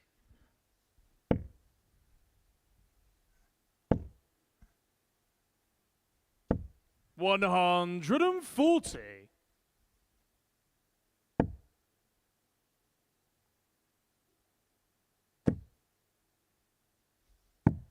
47. Yeah, perhaps an argument for Robert Thornton to have switched after that first start. You could see he wasn't happy with where it was positioned. Spoken about Robert's qualities already today. 85. What would you say Neil Duff's best qualities as a darts player is? He's one of those really tenacious players, isn't he? He's got real confidence, real belief in his ability, and he backs it up as well. As you mentioned, he's a WDF world champion. There's the amount of people that would want to get their hands on any kind of world title, but that was a big moment for him. 100. And I just think his love for playing as well. You mentioned he's probably one of those players that appeared here the most throughout 2024. I think there was a period where he was here for about 3 weeks, 100. 3 consecutive weeks. You joke that he might have to buy property down here before too long.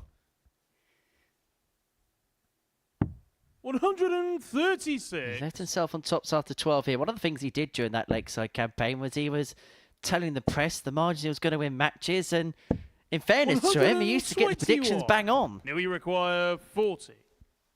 I think he's Yeah, gone John, a beyond third that leg, stage, and Milton. he's gone one beyond Robert Thornton here. Breaking 13 darts, 2-1 to the good. 3 legs played, 3 breaks of Full throw. flag. It's Neil to throw first. Game on. But you break down the game numerically, and you feel like Thornton's going to have to step it up here. Yeah, there's over a 10 points gap in the averages, but it's the checkout percentages when Thornton's had a chance. He's 1 from 6, 45. whereas it's 50%, 2 from 4 for Neil Duff.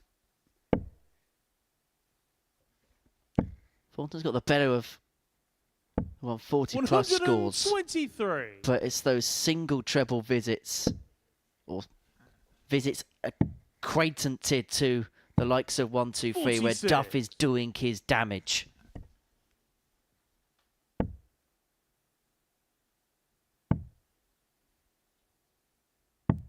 $96. And Neil's very good at knowing when his man's on the ropes, and he may begin to feel that's exactly the case here. 95. Now we require 142. You're just looking to set it up. 60. And I can understand the disappointment because the way that Neil Duff starts live, that first one looked very, very inviting for a treble 20. 99. All the time, Now we he could require possibly 82. want to open up a 2-leg gap. Perfect bullseye. 66. Double 16 doesn't go. He is going to come back for 3 more at double 8. Thornton can only try and apply scoreboard pressure. 100. Now we require 16. Game shot on the fourth Yeah, flag. nicely taken Neil there Duff. by Neil Duff. Goes within 1 of a second win. Fifth flag. It's Robert to throw first. Game on. We kind of discussed it in the earlier matches that everything was going with throw and everyone was quite strong on throw. That's the first hole to throw in this match, so kind of shows what we know, really. 95. We think we know, but we don't know.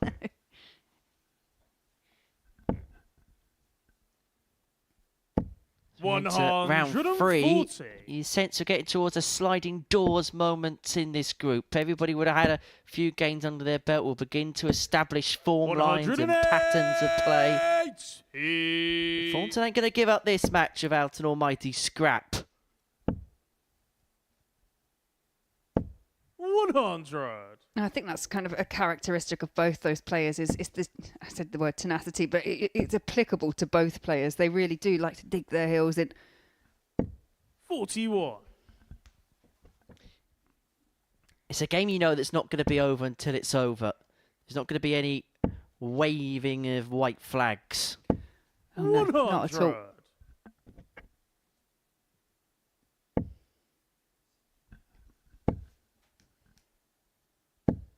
140.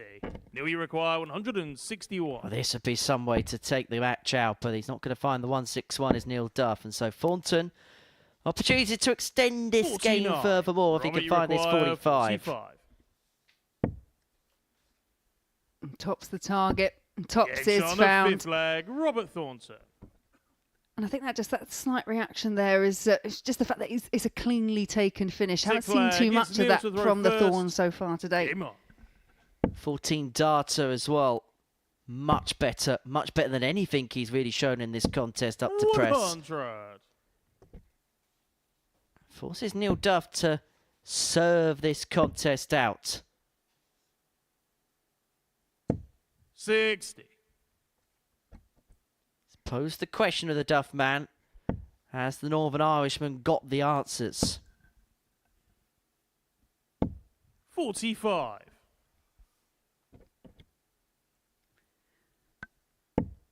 No, and this is the one that Neil Duff, he just wants to see the match out. No drama. He's got the advantage of throw, wants to make the most of it.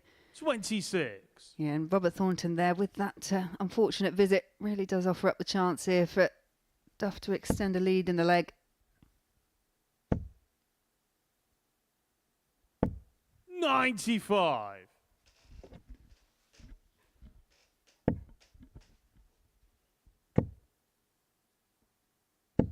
$140. It's a real grimace there from Robert Thornton.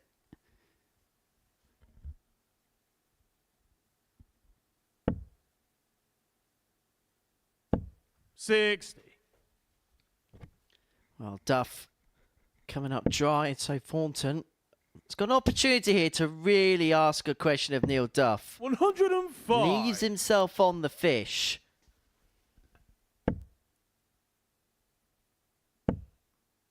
Credit to Robert here. When he was 3-1 down, he looked like he was a onlooker in this contest, but he's making sure Neil Duff gets this game done on his own accord. Yeah, he's just trying to 96. apply pressure, and a great last note there from Robert Thornton. 96. It's double 18. 2 9s. Would have been for 2 wins from 2. Robert, you require Yeah, and that's 74. 2 match darts come and gone for Duff. So Thornton now looking to convert. Pulls into the 11. So, yeah, single to ball combination. 49. Neil, you require So they have 18. to eventually get the job done. Double 9. That's 4 match darts that come and 11. gone. He's left Robert, you himself on require 7 if Thornton 25. cannot find this 25. Yeah, last dart there from Duff, thrown in frustration. It's double 4. Now Robert Thornton chasing round the board 23. and cannot find it to level us up. So you more require chances here for Neil 7. Duff. And he's needed chances to get over the line in this contest. He looked like he was sailing away into the sunset. But Get your eventually undermatch Duff doubles builder. up. He crosses the finishing line. He gets the better of Robert Thornton by 4 legs to 2. And he joins Steve Beaton on 4 points in the group. And this is how he's done it. Scoring, absolutely no problems whatsoever. In fact, he tunned Robert Thornton to death in that match. But 4th and 12 on the doubles. A lot of opportunities needed to cross the line. But eventually, Neil Duff did exactly that. Coming up after the break, it's the battle of the Richies. But who is going to be richer afterwards as Howson takes on Burnett?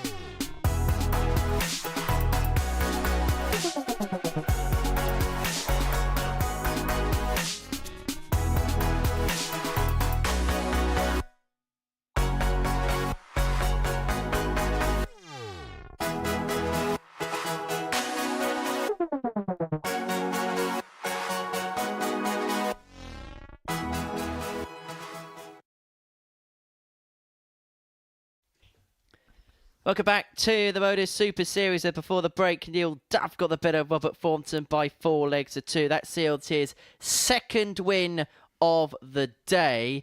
This is what we have seen so far on this Monday morning.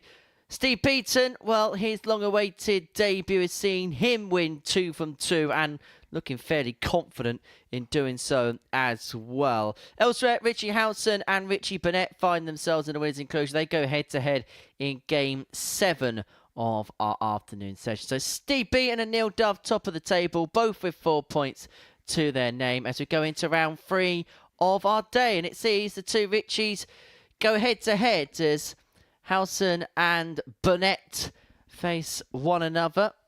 Both players with 1 win and 1 defeat to their name. In fact, the way this round of fixtures plays out, the two players on 4 points, Beaton and Duff, go head-to-head in the next one. And Petersen and Thornton, the two players without a win to their name, go head-to-head in Game 9. So actually, sometimes we talk about table separation of the group, but the way the fixtures have panned out, it's actually going to work in a sense where everybody's still going to be within a few points of one another by the end of this cycle of matches. Yeah, as you say, interesting, but the next one as well. This one, both got one win apiece, but the next one for leg, me, it's Richie Howson Beaton versus first. Duff. Game on. We often say, you know, we enjoy seeing that table take shape.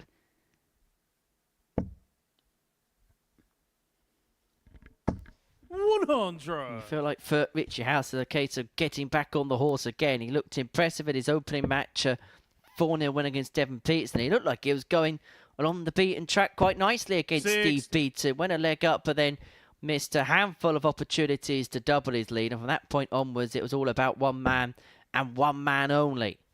I think in that last match for Richie Howson, it was the doubles. He had 1 from 6. Didn't have a huge amount of opportunities, but when Beaton was presented, he had 2 ball finishes in the match and an 11 darter. He just, 4 from 6. He was just very comprehensive when it came to the finishing. And we did say there's just going to be those small 96. magic moments that are going to probably make this table shape up very nicely, and I think that was one of them. I think there's going to be 1 or 2 players that wish Steve Beaton rescinded his decision to hand his tour card back. 140.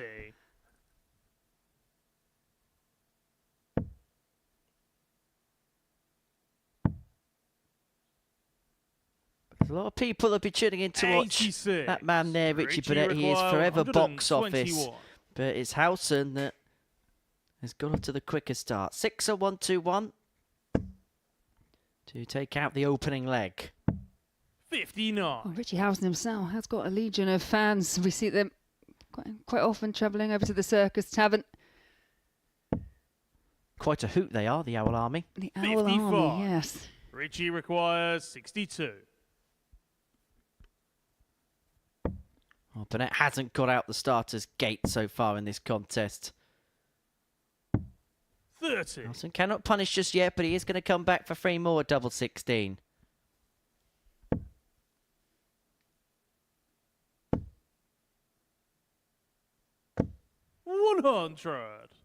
How he's found that, I don't know, but he found it nonetheless. Yeah, popped it over the top, but could all be academic if Richie Howson can pin a double. 24. Yeah, and that is mightily unlucky. It's just a millimetre the wrong side of the wire on 2 of those. We saw Richie Burnett burgle Devon Petersen another leg in the previous match. And if he can find tops here, he's going to pinch on from Richie Howson as well.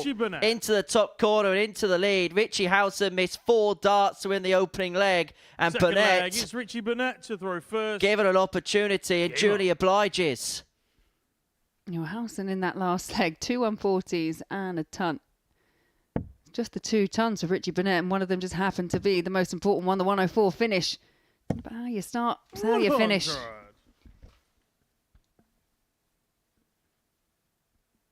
It's not football where you can put it in the corner in the 90th minute, just like Tottenham had to against Tamworth yesterday. 60. Yeah, and it's also not like you can bring in a team of super subs as well. when it just gets that little bit more difficult. That is the one thing with darts, you know, it's just you. 100. Those stages, they can be all consuming. They can be a lonely place when things do not go your way. And listening to consumer feedback, unlike the FA Cup, we're going to have a replay of this fixture tomorrow, no matter what. 60.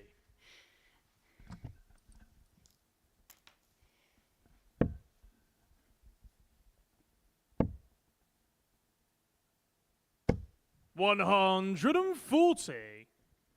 Richie Burnett is celebrating the 30th anniversary of his World Championship win in 1995. How those years fly by. I say that, I wasn't even born when that happened. Richie require 161. Yeah, no, I remember it, which is even worse, I think. 60.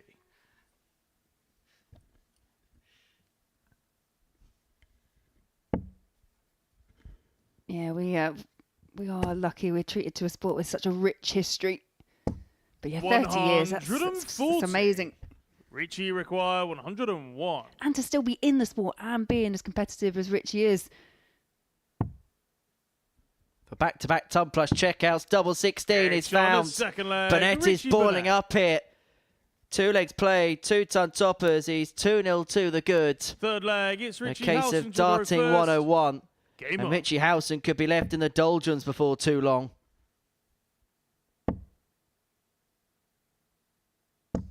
$41. First bit of visible frustration that we've seen creep in there from Richie Howson.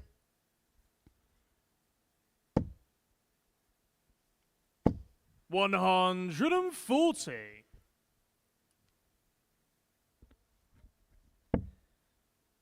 Although we shouldn't really talk about the FA Cup to Richie Howson. Big Hammers fan. They were knocked out by Aston Villa, and I'm sure that he would be disputing the merits of the corner that was given to Villa for the equalising goal.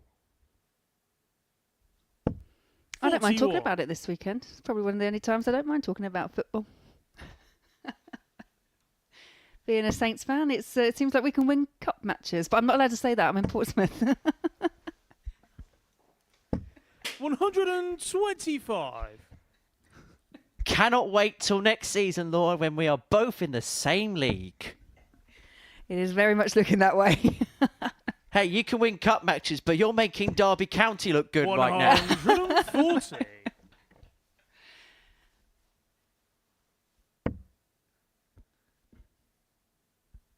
And I'm the only one in the household that's quite happy to talk about it being my other family members are Gooners.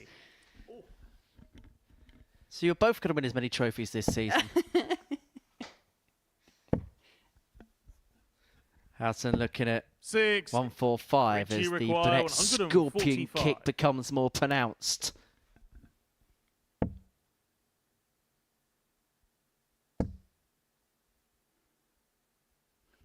You have to say that when Burnett is playing, you do realise the importance of that exclusion zone. You do not want to be in the pathway of one of those jolts. This is for a hat-trick. The ton plus finishes. It's not going to go. 45. You feel like Howson has to take this opportunity if he stands any chance in this contest. And he takes the double 16. No mistake that time. He gets himself back in the match, but he does need to find a break at some point. Fourth flag, it's Richie Burnett to throw first. Game on. At the moment has a very similar feel to Richie Howson's last match where he lost 4-1 in the end to Steve Beaton. Lost the opening couple, did manage to find a third leg. He's hoping for a different outcome here.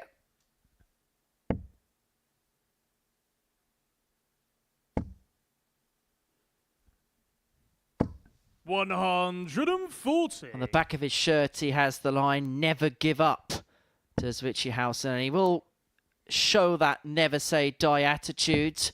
Regardless of how the chips fall, he'll always persevere. 140. And I suppose the story of his career is a case of a never give up attitude. Spent some time in the professional game. Didn't quite work out on the PDC circuit, but in the World Seniors, he's found something somewhere where he's made a home, but also made a legacy for himself. Yeah, I think the world seniors, obviously, for a lot of these players now, just offers that other chance, that other opportunity. And there you see the back of Howson's shirt.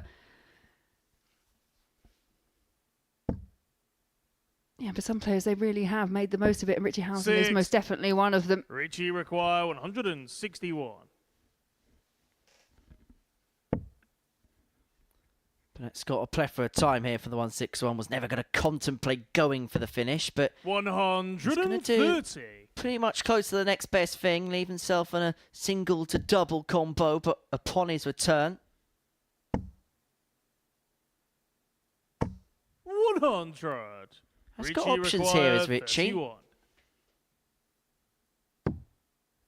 But not that one. No score. Gonna say exactly the same thing. That was Richie not the option he was looking for, and 120. we've seen 2 10+ finishes from Richie Burnett. Can Richie Howson find one?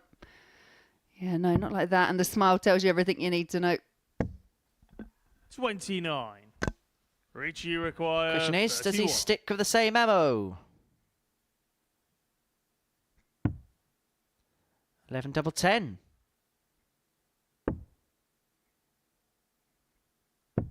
Change of approach, 26. but not a change of outcome. And Burnett is Richie require incandescent. 91.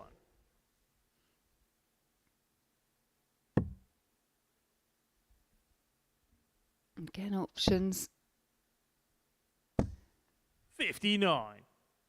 Richie require. And just tees 5. up some more chances here for Burnett to stretch the lead to 3-1. Does get the big one, so double 2 the target. No score. And again, just falls into the wrong bed. Richie require 32. He gives it a good old glance, but it's not going to change the outcome any which way, Richie. But there was a leg earlier on in this contest where Howson missed a bucket load at double and Burnett intercepted. And Howson has done something similar there. And we are level at 2-2. How we've got to this point, I don't know, but it's probably a fair reflection of the contest as Burnett trudges up and down the hockey like a football manager, pensive in the final minutes of extra time. Yeah, he knew what a big chance that was, obviously, to stretch the lead, to go within one of the match. But he has had that opportunity handed to him a couple of times, once against Devon Petersen, which actually led to him patting him on the back because Petersen had such a strong lead in the match. And 46. He's pinched a couple here from Richie Howson with those ton-topping finishes. When you look at the stats and all the figures, you think 2-2 feels like 96. a fair reflection of how the match has been so far. Probably the way it should have been to this point, but Richie Burnett's on the stage. Nothing is normal. 140. Right on cue.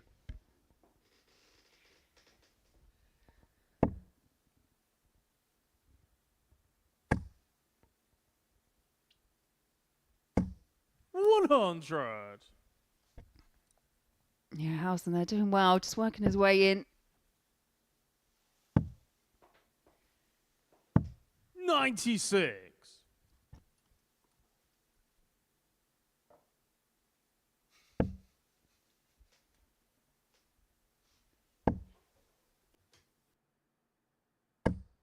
$60.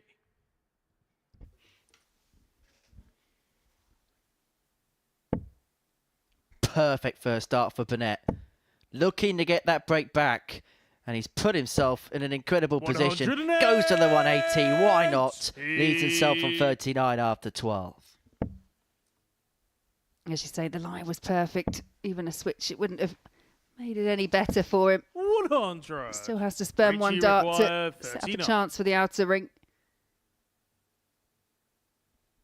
You may be wary of the fact that in the previous leg he had some troubles with the single, but there's no issue there at all. It's a 14 darter. It's a break of throw for Richie Burnett to move 3-2 to the good, and he has the darts in his hand now to seal what would be a second win of the session. And if he can win it here 4-2, he would temporarily go to the top of the group on legs 1 ahead of Beaton against Duff. 58.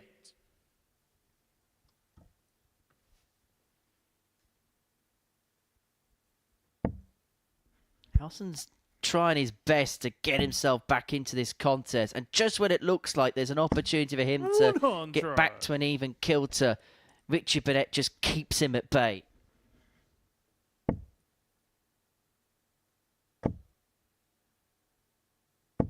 $60.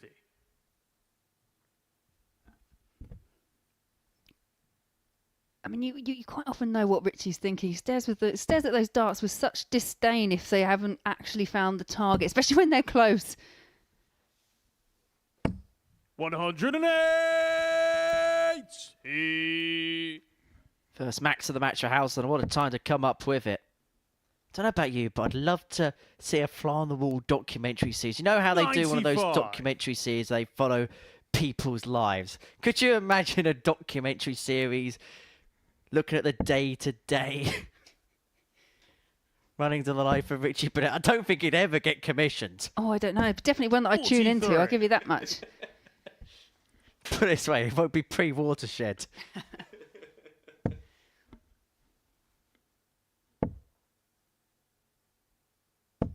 $85. Burnett's still battling away here.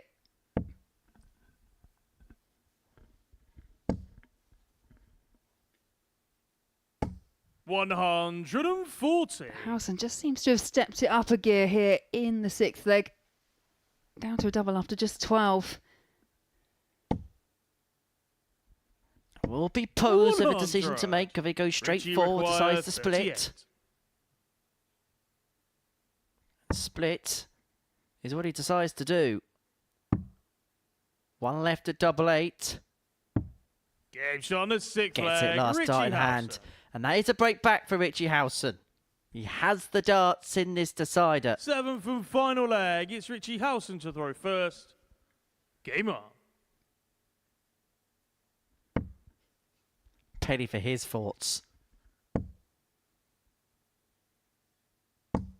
85. Yeah, despite the disappointment Richie Burnett obviously had when he threw away the lead, couldn't find the outer ring. He bounced back well, and 140. I guess the shake of the head is just the fact that he's found himself in this position where he is at 3 apiece. Not for the first time today. Last time he went through all with Duff, and Duff got the better of him. 140. And you may feel like Richie Howson is peaking at the right time, and you may feel like for the first time in this match he's on the back foot. 140.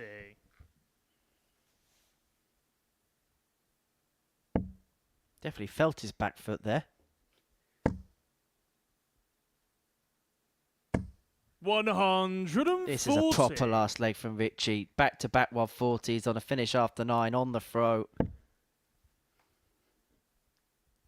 Burnett here trying to make it 3 140s on the spin.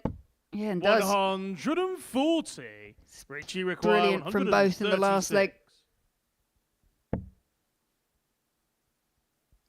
But it's the hat-trick of 140s for Richie Burnett, which should, 42. From this point, give Richie him the first require match dart 81. of this deciding leg. May just be one at the bullseye. And it is the bullseye for Burnett. It doesn't go. And so Howson's going to come back for a chance himself to win it. Yeah, opts for ball. It's a single for double. 78. And again, just more doubling disappointment Richie there for Richie requires Howson, missing 38. by the width of a wire. Kissed the wire and went the other side. Burnett looks at double 14. He's so good on this target, and he is so there. Double Richie 14 Burnett. for a 14 darter to win it in the decider. If the truth be told, Richie Burnett was the stronger player in that contest, so perhaps he is the rightful winner. He talks about the margins as Richie Burnett survived a match start himself from Richie Howson. He's still proclaiming what happened in that match to Jack Garwood. I think that assessment will carry on as they head back down the stairs. Burnett with 2 ton-plus checkouts to win the first 2 legs of the match. His consistency got him over the line to beat Richie Howson for 3. Coming up after the break, the two players with unbeaten records go toe-to-toe. But somebody's O has got to go as Steve Beaton plays Neil Duff.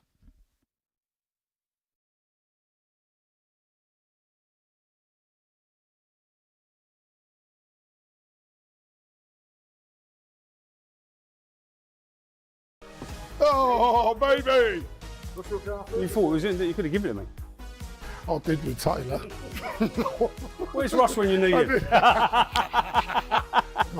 Gibraltar revisited. Right, come here, let's just put a bit of daylight between us. Bigger daylight. I bet you want me to get this, Paul. I bet you really want me to get this.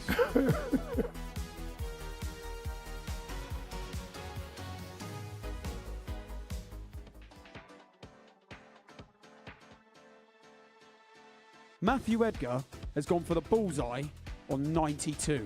Please tell me, why have you gone this way? Bit of safety. Is that the correct way to go? His next dart would be 17 or treble 17. If he hits the single 17, he's saying he guarantees himself a dart at the ball. It's not quite guaranteed, but the percentage chances of him getting a dart at the ball is quite high. Now, the alternative is going for the treble, so Matt's on 92. Raymond van Barneveld, I believe, was one of the first players to go the treble 20. His basically reasoning was, as a professional dart player, he backs himself with two darts being that good to hit a treble. If they don't hit it and they hit a single 20, this is where the next bit of dilemma comes in. Back in the day, they would have probably gone on for the treble again, okay? Nowadays, we don't really see that very often. The next shot with 72 left, 8, maybe 9 times out of 10 is 2 double 18s. I mean, look at the size of the double segment. This is another fact that it's big. The bullseye's tiny. That's the thing, isn't it? I think to myself, I would personally, if you're a good dart player, I think go the single 2 doubles. And then next thing you know, someone's gone the 25 route and I find myself calling game shot. Which route would you do on the 91s, the 92s, the 93s, the 94s? Should you go for it? Or should you lay up? Your opponent's on 212 points. This is a World Championship semi-final. The fans out there, they're all against you. You need something to get them on your side, perhaps. What would you do? Genuinely, what would you do in this situation? I'd be going for it. Got to go for the bullseye.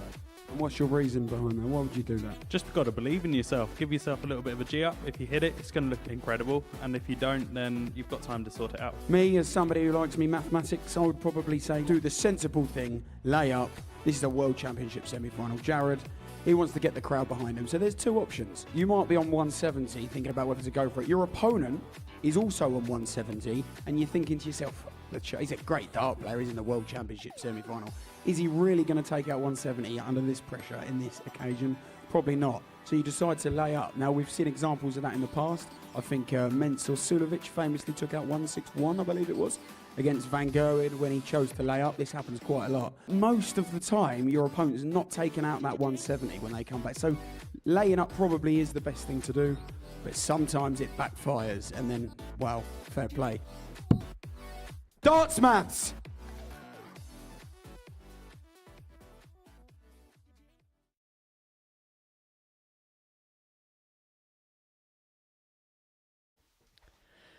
Welcome back to the Modus Super Series here on Pluto TV, where before too long, if you're watching in a territory with Pluto TV on YouTube, you'll be unable to do so. We will be exclusively live over the coming weeks on Pluto TV, with the exception of territories without the Pluto TV service, where you will be able to watch it live on YouTube. But your 8th offering of this Monday morning is Steve Beaton up against Neil Duff, the two players that are currently unbeaten in this Group A. 2 wins from 2 for the pair. We talk about heavyweight matchups. Steve to throw first. Laura. Game on. This feels like a big game. It looks like a big game. It is a big game. Yeah, I agree. And both of them have kind of backed up that hype that's surrounded them before coming into today. As you mentioned there, both of them haven't faced disappointment yet up on this Super Series stage. But that can only last for one more player. 100.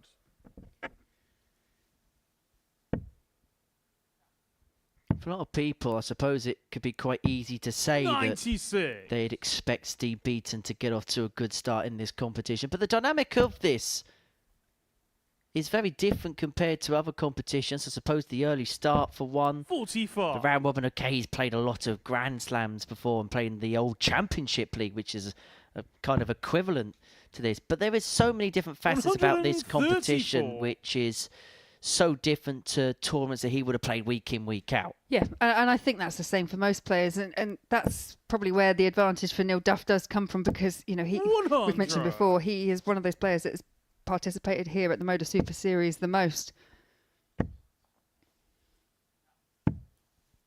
96. I said, you know, for someone like Steve Beaton, perhaps almost relishing this opportunity that, you know, you're so used to that cutthroat match play knockout type system, whereas here, okay, if you do come unstuck, you do lose the game. It's not the end of the world. It's not the biggest disaster. He's been good on the ball today. 65. He's not going to find it again there. So Duff does have an outside opportunity on this 116, and he's going to get a go at tops. And grabs the tops and nicks the opening leg from Steve Beaton, who had an opportunity at the bullseye, couldn't take it, and Neil Duff takes out a ton topper to deny him.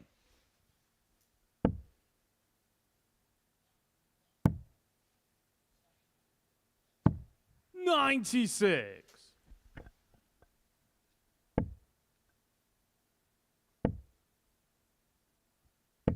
$81.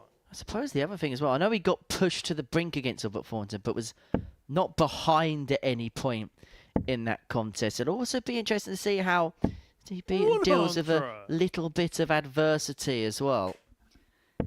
I don't think he's one of those players, you know, he's not one to kind of worry or panic about it. 134. I guess the other difference compared to what Steve Beaton's played previously is the length of the format. It's a race to four, it's very cutthroat. 83. And on the Pro Tour, you have that security, don't you? First to 6. 97. You've always got time to get yourself into a game. Yeah, if you do suffer that early breaker throw, then yeah, like you say, you've just got that little bit more time to get back into it.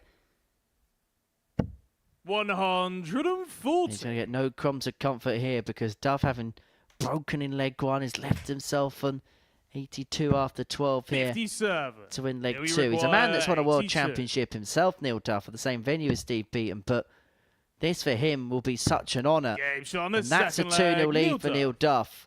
A 14-darter for the Northern Irishman. And if he can beat Steve Beaton, it will go down as a big win in his career. Another big name he can tick off the list. 123. Yeah, and the inclusion of Steve Beaton here, obviously, like you say, it just presents this opportunity for other players, because Steve's been on the circuit, PDC, for such a long time, but these guys wouldn't necessarily have met other than exhibitions and other things. 140.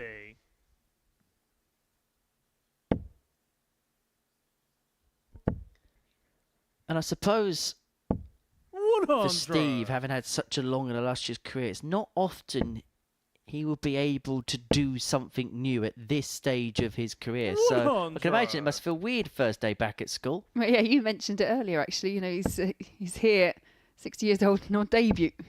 I mean, like you say, how often does that happen when you've got a career spanning that of Steve Beaton's? Oldest debutant here, Mark Layton, was 69 years of age when he played in Series 1, Week 12, back in October 2022.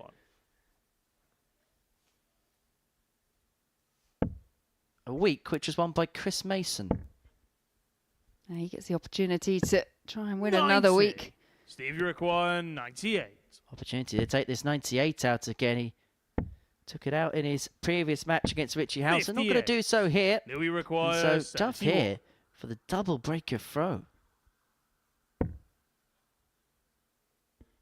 Double 16. It's another 14 darters. Back-to-back 14 darters for Neil Duff. And he really is strutting his stuff. And Steve Beaton, for the first time, is facing adversity on the Super Series stage. Yeah, it's really been a finishing masterclass so far for Neil Duff. 3 from 3, 100% on the outer ring, including that 116 finish. And there you can see the averages, 104 and change there for Neil Duff. And Steve Beaton, we mentioned it before, he is consistent and he's playing to that consistent level, but it's just Duff that's just up the ante. 104, the average for Neil Duff right now. Steve Beaton's pretty much playing to the level he's been at all day, particularly in his game against Robert Thornton. But Neil Duff has just found this extra gear from somewhere.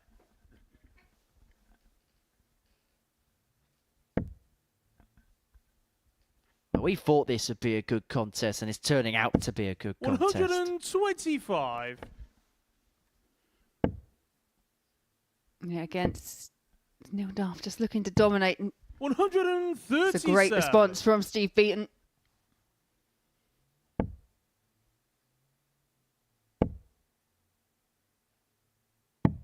$99.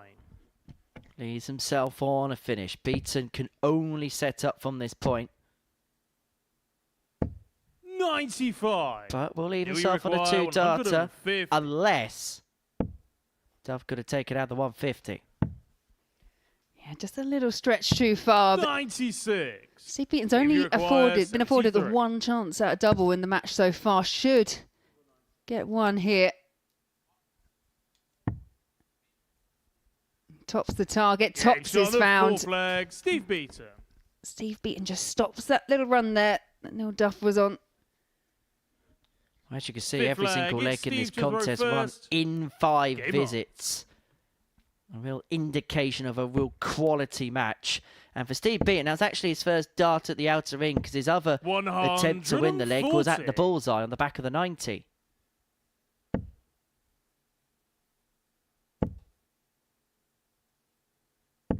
$140.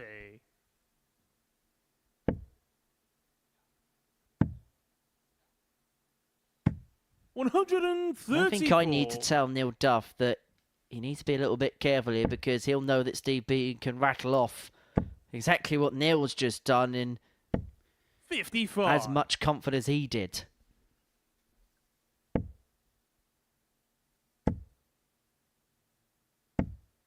$85.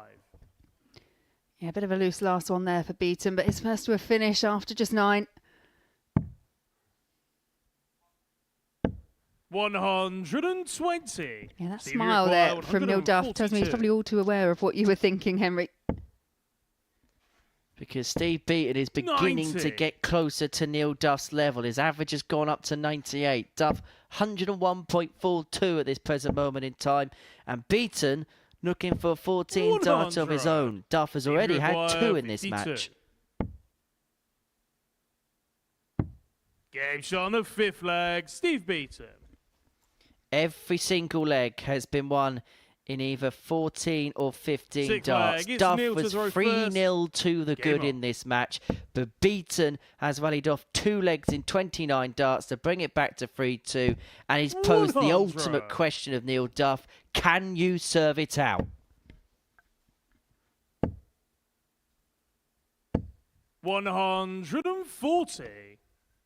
You said it earlier, at 3-0 down. It's the first time really that real questions have been asked about, for Steve Beaton. And he really has rallied. 140.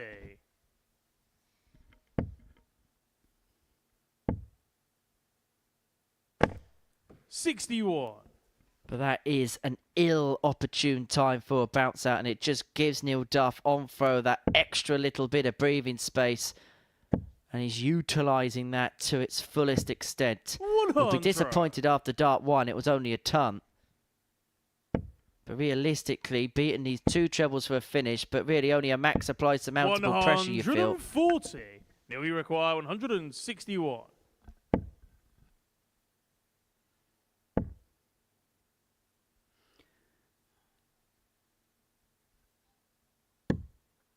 $45. Steve, you require 160. It was a long reach opportunity there for Steve Beaton, but 60. Not to be. Now you require 116. He's already taken out the 116 once in this match. That was to win his first leg. 76. And he nearly bookended the match of 116 checks. Treble 19 now. The target has to go to double 19. 81. Not far away, We but far require away a enough 40. to afford Neil Duff another chance.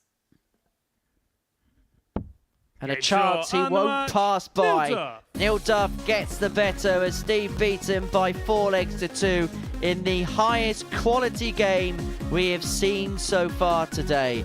An average just underneath the ton mark, 99.98 in the end. A special performance from Neil Duff and a special victory for Neil Duff. He might be a Lakeside champion, but he will cherish the scalp of Steve Beaton, no doubt. That the tale of the tape then from our 8th game of the day. Follow that, Devon Petersen and Robert Thornton. Them two go head-to-head next.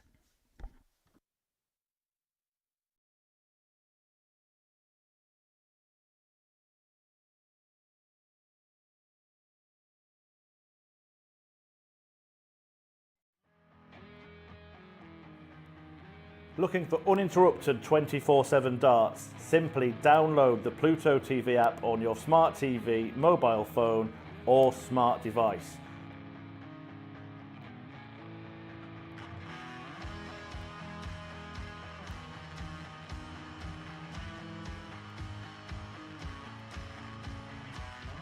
And you can find us on the Modus Super Series Darts channel.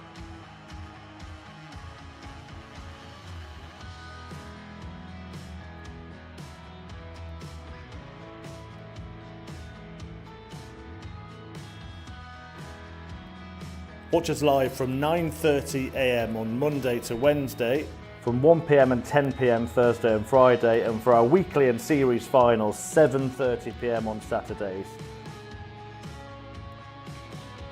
Still not got enough darts? We've got you covered. When we aren't live, you can find the best of Modus on the channel.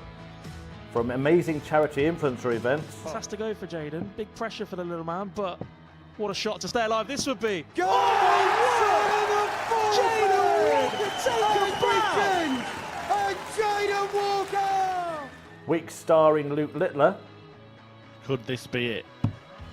Bullseye for Littler. In it goes, the 1-2-1. Turns the game in his favour. Record-breaking averages. And record-breaking darts. Double 16. It's Game destructive. shot and It's the match. Daryl Pilgrim with a Daryl record Pilgrim. average. And insane 9 dart legs.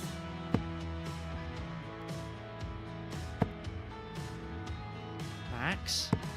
Max. 108. And Sherrick is continuing upon a road towards perfection. That's a second max in succession. Baron Sherrick wants treble 19.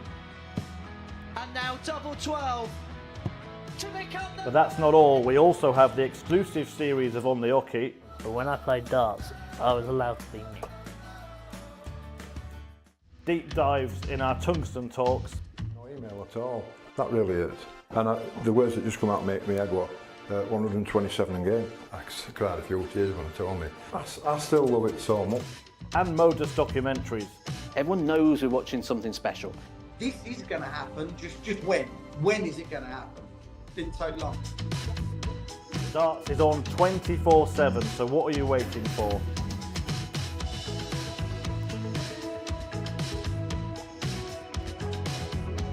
Download the app on your smart TV, any smart device, including your mobile phone, and search for the Modus Super Series. And watch us now.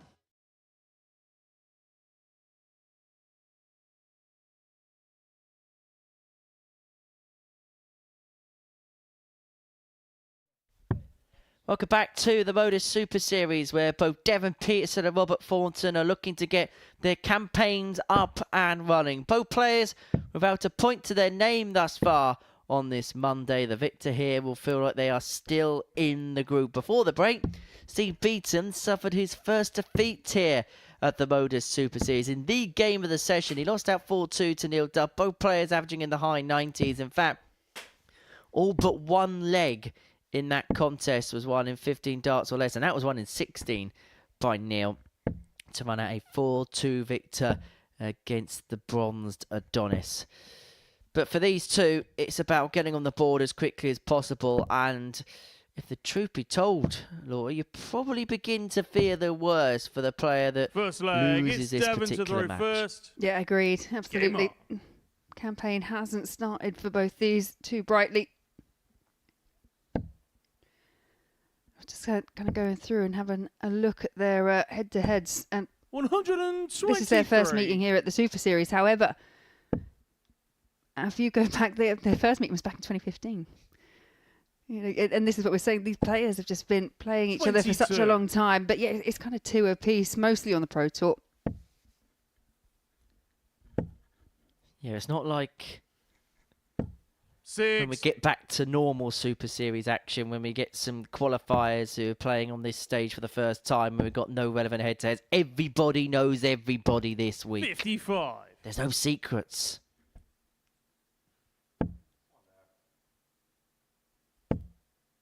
Although it's called the Legends League, so I suppose you wouldn't expect anything 81. different. Clues in the name, yeah. Yeah, I should have guessed that.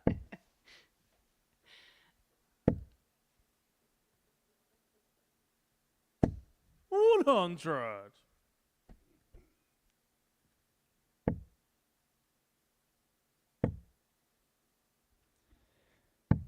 $82. Petersen, the reigning ADC Global Champion. We spoke about it a little bit earlier on. His success in that tournament was built upon a very good start. The foundations which Devon, you require really did help him 155. towards that title. But it's been a complete and opposite beginning to his 90. campaign here. And the one worry with Dev is you just hope he doesn't chase it too much and try too hard to try and rectify the situation. 80. Devon, you require 65. An early chance here. Two, at least at tops. Tens. 55. And I think this is Robert, where the you require frustration for Dev will start 104. creeping in. Missing those chances when he does fight so hard to carve them out. 74. Devon, you require 10. That was a little bit cheeky, Robert. I'm not familiar with your game.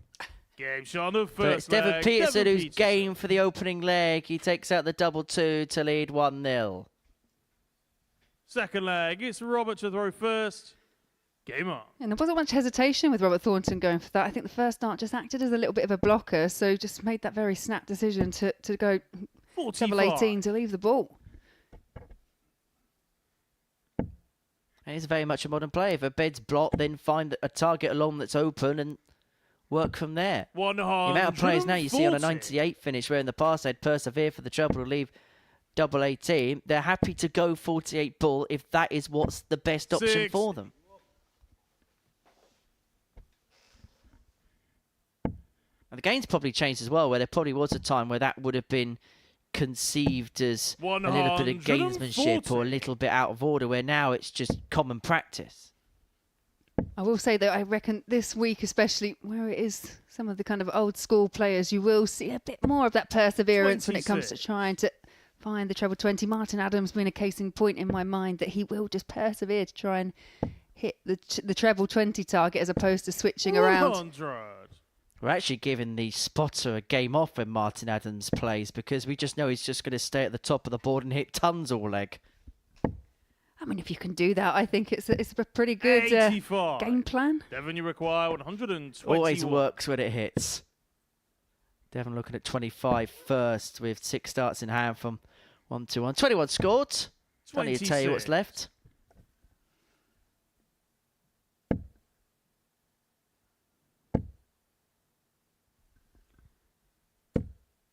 $140. Devon, you require 95. Double 5, and I bet he's so relieved he hit that because the 90. bullseye was Robert, completely you require blocked. 145. Yeah, relief, but probably quickly followed by a bit of disappointment there. Dragged it into the 5. 47. So we'll need Devon, you to burn a require dart here. 5. We hit double 2 in the opening leg. Looking to do the same. 1. Robert, you require It's been 98. legs like this where it's gone wrong for Devon, where he's been in charge, had loads of opportunity, but not Game's able on to the take second them, and then leg. his Robert opponent Thornton. punishes. And that's exactly what Robert Thornton does there, pinning the 98 to level up at 1-1 leg, in a it's game Devon that to throw Devon first. Petersen should be Game on. leading 2-0.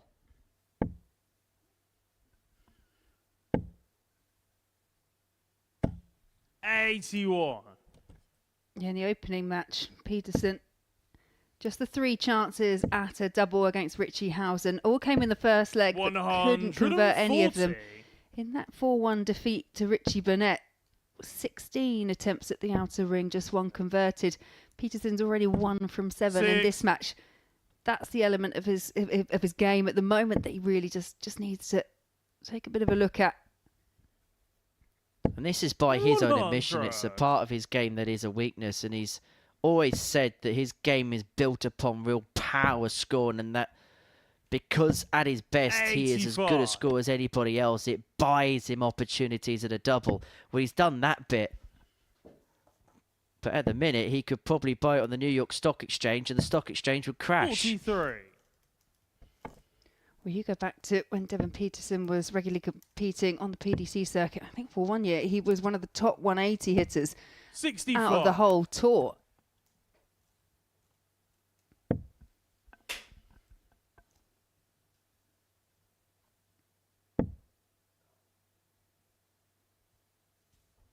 Now, Thornton today has had scores of 9, a couple of 7s, 63. and a 63. Yeah, he did rescue that one with the last start, but yeah, that has been another slight issue for Robert Thornton at key moments in matches. He's not able to not find a treble, but just not get those Robert, you big require 20s to at least get, 155. just remain competitive. But he can adjust and bounce back pretty well, Thornton. 139. And he's forcing the question of Devon Petersen here. He has to take out this 130 to save throw.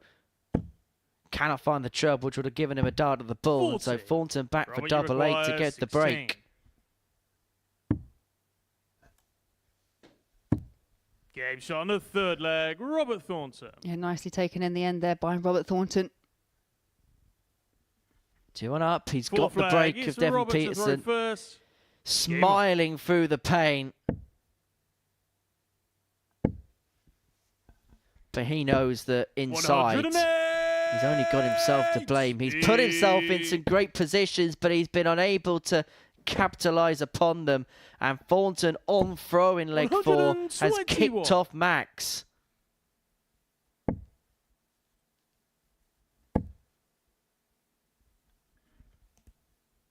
Back to normal. 5. And just from what obviously it's the first day, it's just from what I've observed so far, but that just seems quite atypical of what we've seen so far. 6. Kicks off with a 180 and then cannot just get just even the one straight dart straight after. 64.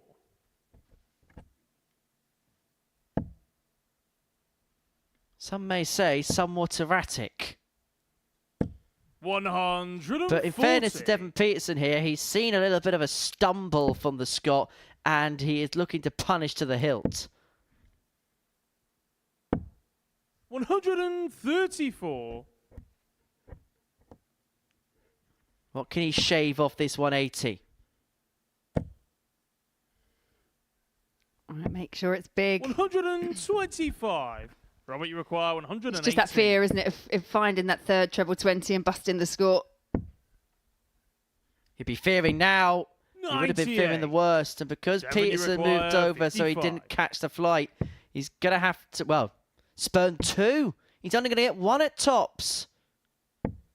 35. And Thornton is back for double Robert, you 10 to move 2 20. clear. How Next we've on got the to this fourth position, leg, I don't Robert know. Thornton. But Robert Thornton is 3-1 to the good in a game which could so easily be 3-1 in reverse. Fifth leg. It's Devon to throw first. Game on.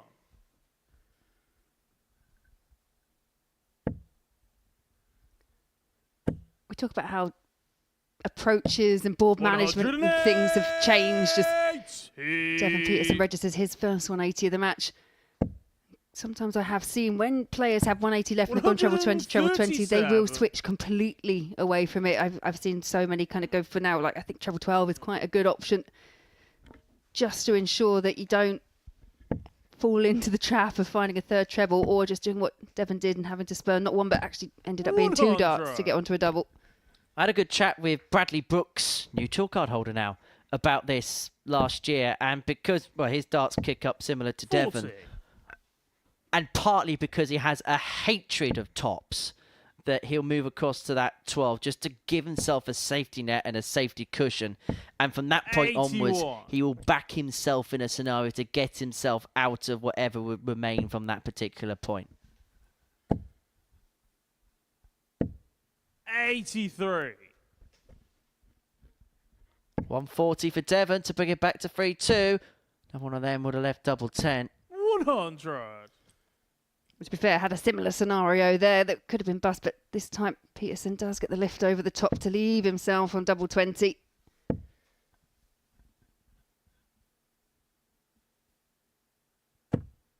$40. Devon, you require 40. Tops left after 12. But the missed doubles continue to rack up. That's now 1 for 9. He has 20. got time, but he would have loved to have just got the job done without any troubles, any fuss, any faffage. Yeah, it's what you want. 40. Just when they haven't been flowing, when the doubles have been difficult, you just want a nice, clean, crisp finish.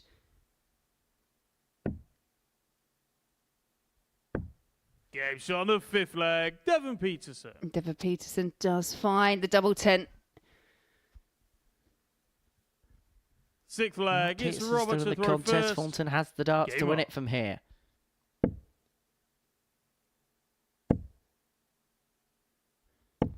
$125. In fact, we speak about Bradley Brooks. He was a semi-finalist at the recent ADC Global Championship. Of the 8 players that played in the tournament finals, 5 of them went on to get tour cards over the course of the last week. 21 players who played at the Modus Super Series in 2024 went on to ascertain tour cards either via Q School or via their respective order of merits. 100.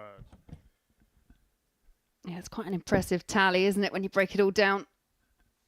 Yeah, the likes of Connor Scott, Wesley Plazier, 97. Sebastian Białecki, Nico Springer, Bradley Brooks, as we mentioned, Cam Crabtree, Victor Tingsher, Andy Bolton, just to name a few. 180. Yeah, and the one you didn't mention there, Daryl Pilgrim. Yes, Mr. P. Mr. PDC now. 133. Devon, you require 161. Well, that 1-3-3 score there for Roberts left himself on 46 for the match to get his Robert, first win on the board 46. and to consign Devon Petersen to bottom spot in the table. Tops of Thornton, tops of the win, and a 14-darter to seal the deal. For Devon Petersen, his woes on the outer ring continue. But for Robert Thornton, he is finally on the board. He's finally off the mark. He beats Devon Petersen by 4 legs to 2.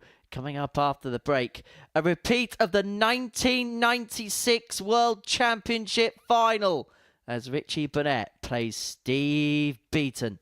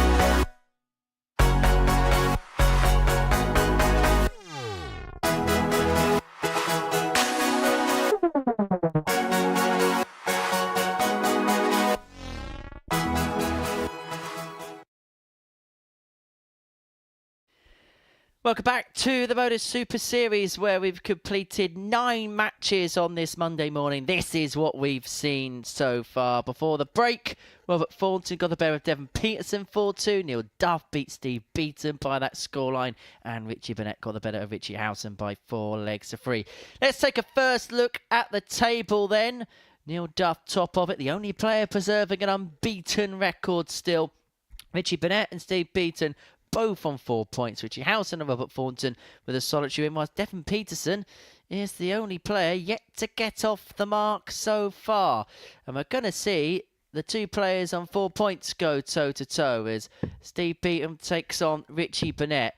Not often here at the Super Series do we get to say this, but this is a repeat of a World Championship final. We take you back to the glorious year of 1996, where the sun pretty much shone the whole summer long. The Lightning Seeds were number 1. People believed football was going to come home. Game on. And these 2 played in a World Championship final. Richie Burnett was the defending Lakeside champion. He was the number 1 seed for that particular tournament. And he took on Steve Beaton, who was the number 6 seed for that particular tournament. And it would be the Bronzed Adonis' day in lights. He'd win by 6-3 in the final to pick up his maiden and solitary World Championship title.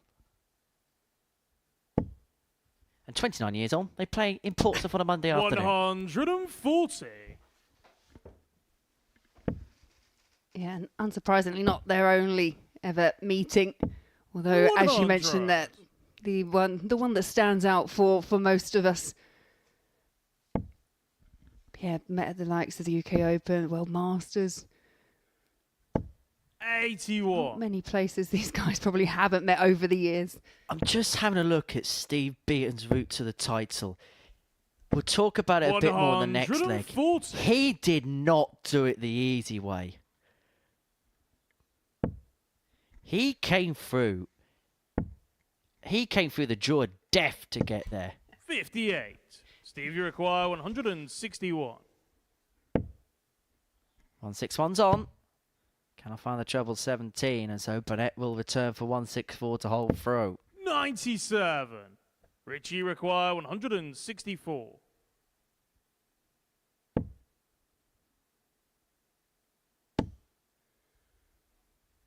Just looking to put a bit of pressure on this 64 for Steve Beaton, but it's a really early opportunity here for a breaker throw for the Bronzed Adonis. Double 16. 48. Richie requires 64. Same target, different route here for Richie Burnett. 56. But ultimately a very similar Stevie outcome. requires 16. Well, Beaton giving a reprieve and makes Gauge no on the mistake first leg, second Steve time Beaton. on double 8. And it's a break for the Bronze Adonis. As Burnett looks like he's at breaking point. Second leg, He's having a it's Steve to throw conversation with the first. speaker. He's having an argument Game with on. the speaker.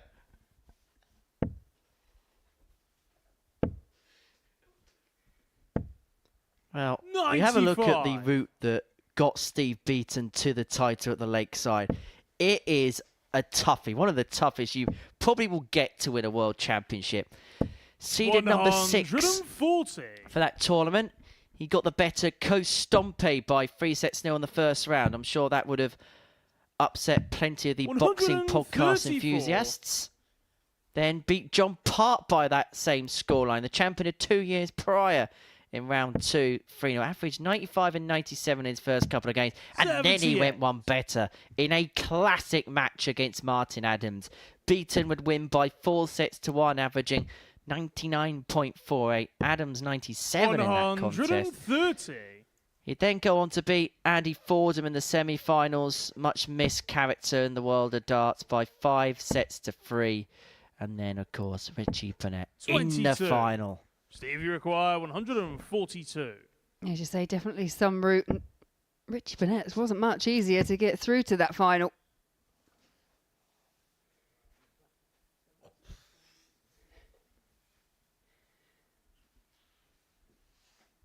And Steve Beaton here just has a few. 106. Just trying to work out what was best to leave.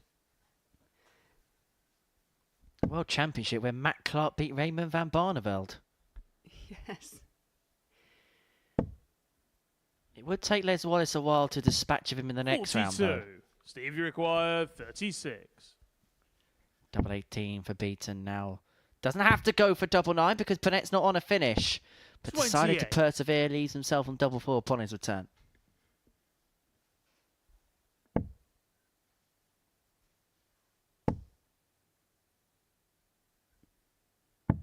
$97. Stevie require 8. Yeah. So for 2-zip. Game shot on the second leg. Nicely Steve taken Beaton. there for Steve Beaton. Yeah, we were mentioning that route that Richie Burnett took. Had Les Wallace in the Third leg, semi-final. it's Richie to throw first. Game on. But also had to overcome the likes of Ronnie Baxter, Roland Shelton, and in the first round took on Wayne Weening. Wayne Weening, he's 59. Brandon Weening, very unlucky not to have secured himself a tour card this year. Missed out by just a leg difference in the end. 101. Don't know if he's still about next couple of weeks. It might be worth having, if he's playing at the World Masters, it might be worth having Brandon maybe fill in a spot at the Super Series. Who knows? 100. Suppose we go back round that hurly-burly as to who you want to see in 2025. It comes round so quickly. 100. Yeah, it's always an interesting conversation. Yeah. Who else do we want to see? I want to see them all.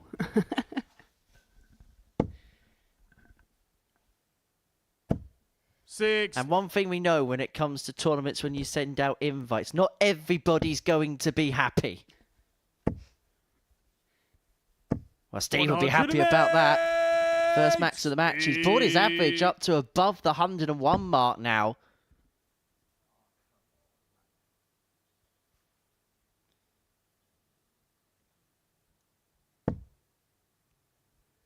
He's threatening the double breaker throw. 40. Stevie require 120. Frails his arms in the air, almost a concession of this leg. And that's a perfect guide for the treble. Tops. 80. Just above. Yeah, but no panic. And after suffering the disappointment, Steve Beaton of losing out 4-2 to Neil Duff in his last match, just continued that 44. high level scoring. But it's Richie Stevie Burnett that just require hasn't got 40. any answers. Game shot on the third leg. Steve Beaton. Easily taken once again there, and Steve Beaton just nudges his average over 100. Fourth leg, it's Steve to throw 100.2 at this first. present moment in time, which is akin to 15 darts per leg. That's the level of consistency that Steve Beaton is playing out of this present moment in time, and he has the 84. darts in his hand here to complete a 4-0 win.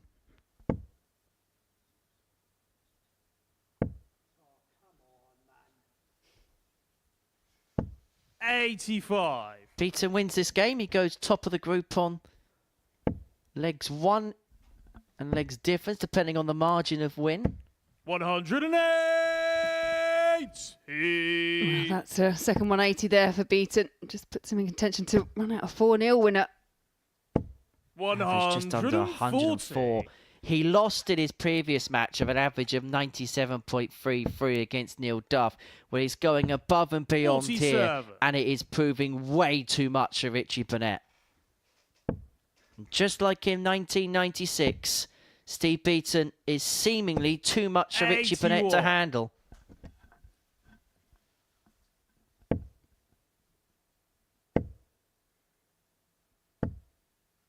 $100. Yeah, good last there from Steve Beaton. All Burnett can do now, hopefully, just find at least a treble. 59. Steve, you require 90. Ball for the match. 55. Just a shade away 65. for the Richie win. require 136. Richie got anything left in this match? There's one. Couldn't find the second, so more 96. chances here for Steve, Steve you Beaton. require 25. The greatest day of his darting life came against Richie Burnett.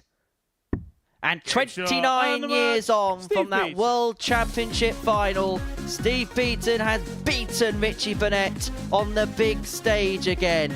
A comprehensive win, a 4-0 win, and another average in the mid-90s. If he carries on playing like this all week long, there may well be only one name inscribed on the trophy, and that name will be Steve Beaton. Coming up after the break, it is Robert against Richie. It's Thornton against Howson. It is our 11th battle of the session.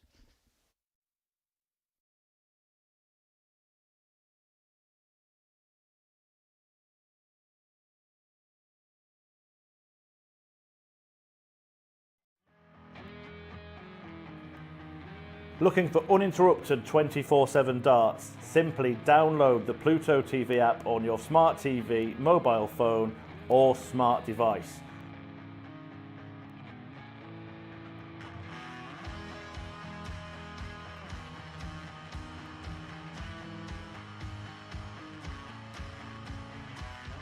And you can find us on the Modus Super Series Darts channel.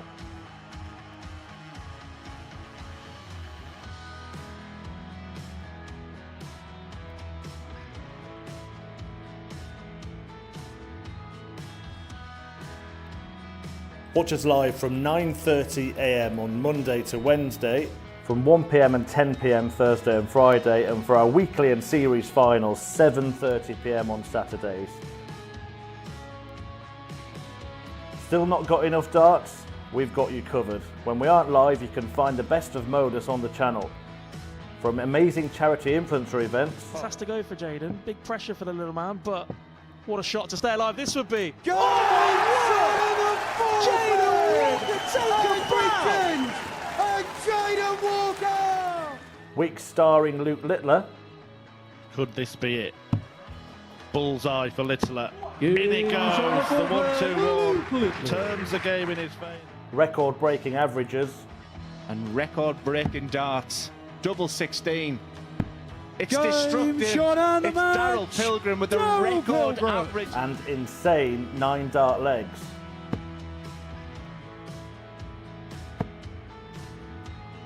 Max.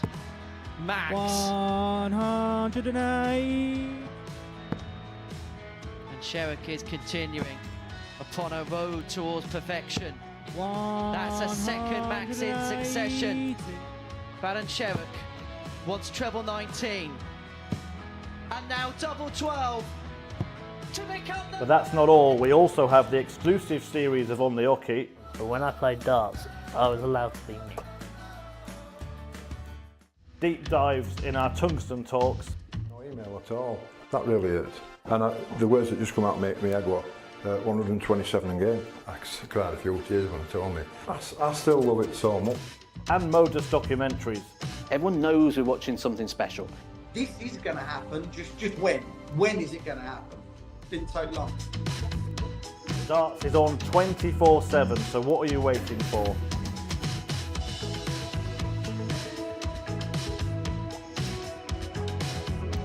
Download the app on your smart TV, any smart device, including your mobile phone, and search for the Modus Super Series. And watch us now.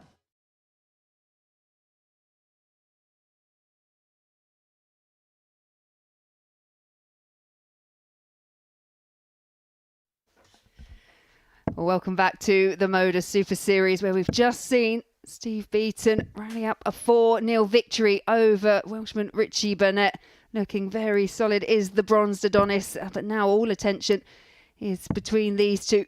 Robert Thornton taking on Richie Howson. Thornton just picking up his first win a couple of games previous. Came over Devon Petersen, 1-4-2. But yeah, it's Richie Howson who he's been solid. He also came a cropper when he met Steve Beaton, but that seems to be a little bit of a theme of today, unless you're Neil Duff, who did manage to get the better of the bronze Adonis. But as I say, all eyes First now leg, it's on Robert this to throw match. First. Game on. Robert, for me, has just been one of those players. We know what he can do. He's just been a bit off the pace when it comes to the consistency. He's been erratic, I think was the word you used to describe him. Don't think you can quite afford to do that against the likes of Richie Howson, who, as I say, has just looked very solid in his performances so far today.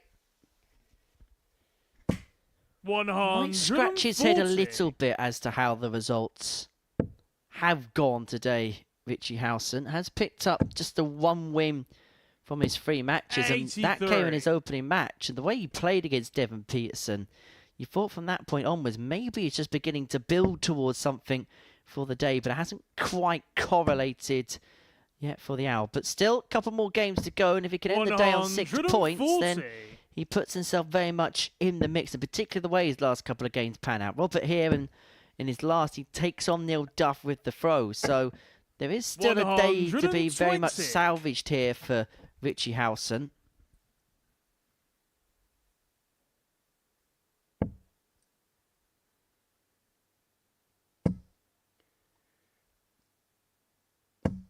Something's clicking.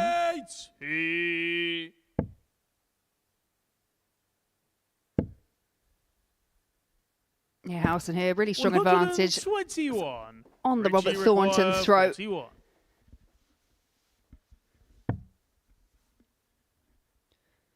Double 16, 11 darter. Richie Howson is out the gates and firing. A breaker throw without really giving Robert Thornton any chance to riposte or reply.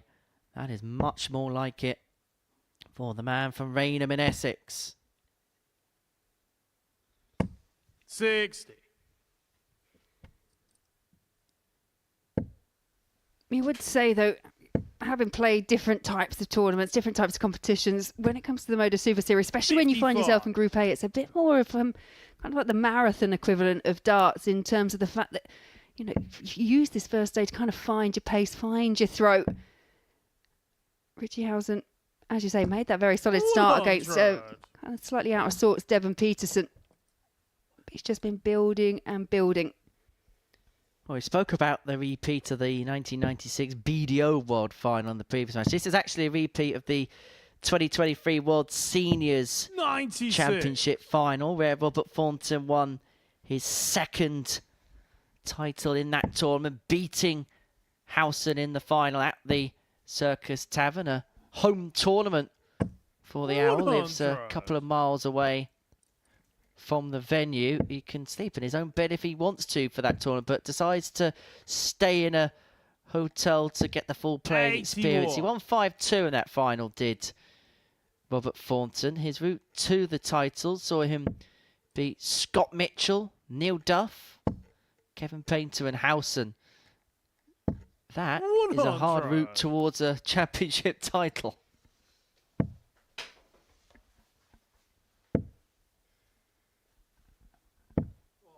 64. Again, just one of those loose Richie darts, and you could require have that audible cry there 141. from Robert Thornton, just chastising himself.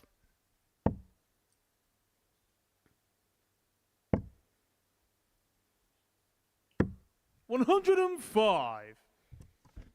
That's almost the ball, but did manage to target the 25 in the end, so back for 36 for a 2-0 lead.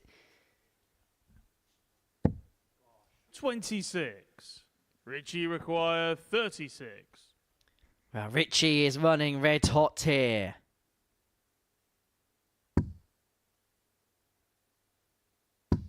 Or maybe a bit more lukewarm now. Yeah, no major disaster with Thornton not on a finish. 95. Little bit more pressure now on this double 18. Proverbial tap on the shoulder.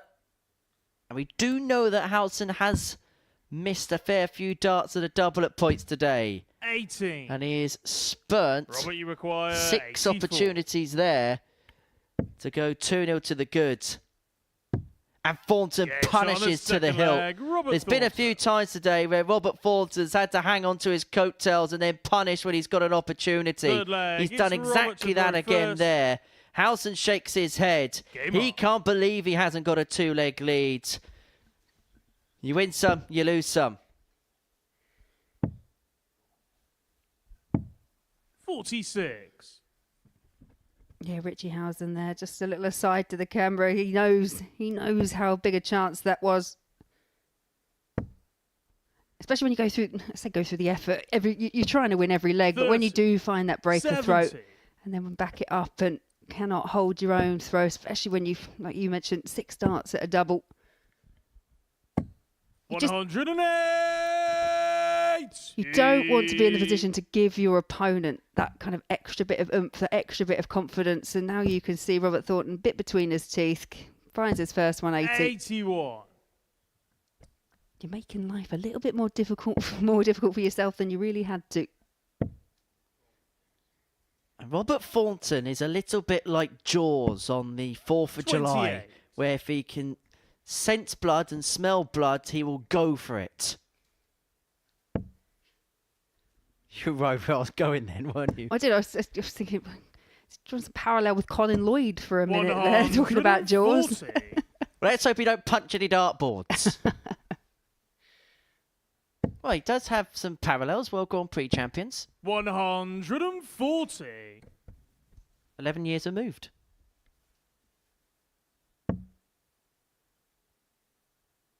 In fact, Robert Thornton celebrates the 10th anniversary of his World Grand Prix win in 2025. So you're going to be celebrating off the back of the 107, not this time. And so Howson looking at 150 to move 2-1 to the good. 54. Richie require 150.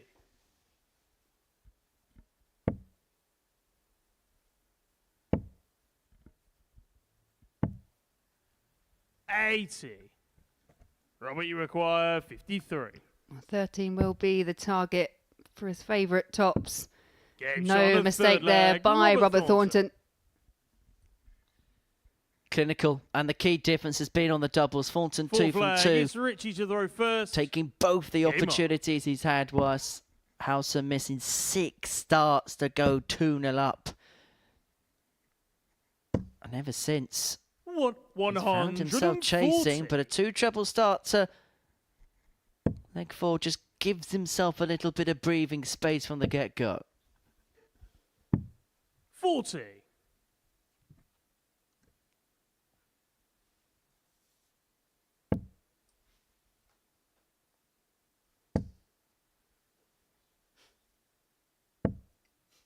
$43.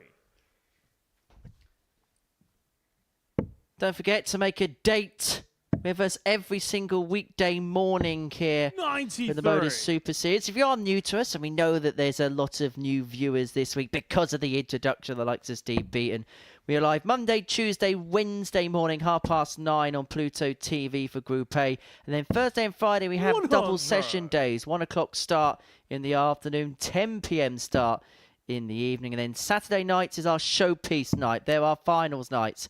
We are live from 7:30 p.m. every single Saturday. And we've got a special guest in Phil Taylor joining us for the coverage this week. He won a few world titles, didn't he? Yeah, just a couple. In fact, on his own, he's won as many world titles 6. as the whole of this week's field combined. Wow, yeah. That's some stat. Not sure the field wanted to hear it, mine. No, true enough, yeah. 121. The most dominant force Richie in darts require ever. 158.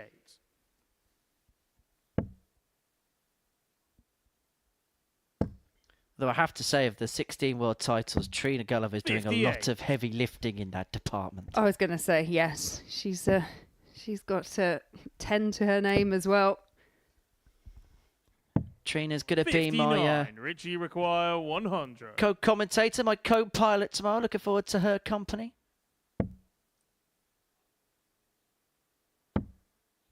He's done this already once today. But he 80. cannot do it again. Robert, you require 130.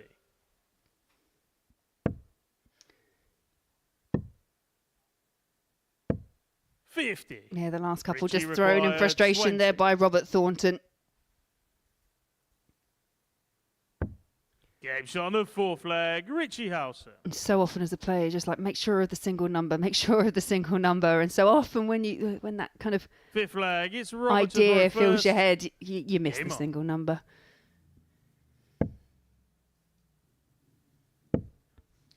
I get the feeling this is going to be a game which 41. the loser of will feel a little bit irked. Yeah, so it's got that ebb and flow feeling to it where one just steps up, makes a clinical mistake at the wrong time. The other one steps in. We've seen it already in the match when Richie Howson was 6 at a double. Thornton cleaned up. And now it's Thornton's turn to just struggle ever so slightly up on the oche. 45.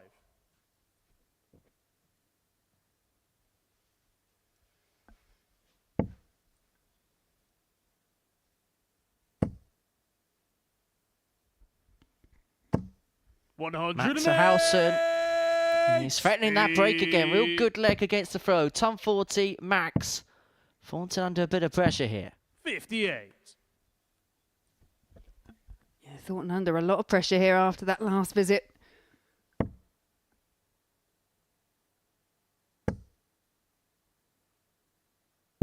$100. Good last, and as you say, a solid leg here for Richie Howson, looking to find another breaker throw. 99. Well, he started the match with 11 darts, did Richie Howson. That was against the throw. Can he do so again here? No problem at all. The Owl's got his nose in front once again. 3-2 to the good. And now has the darts to get the job 6th done. flag, it's Richie to throw first. Game on. Forget Bob the Builder. He could be Richie the recovery man if he can turn around what would be a barren middle part of the day. 100.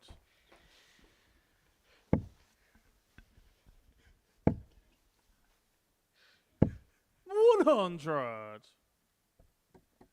Well, if anyone wants to fix it, it's Robert Thornton.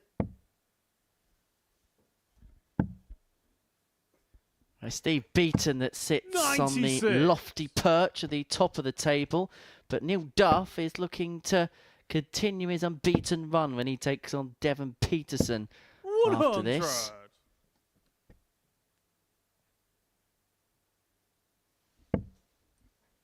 Howson now looking to get the job done. 100.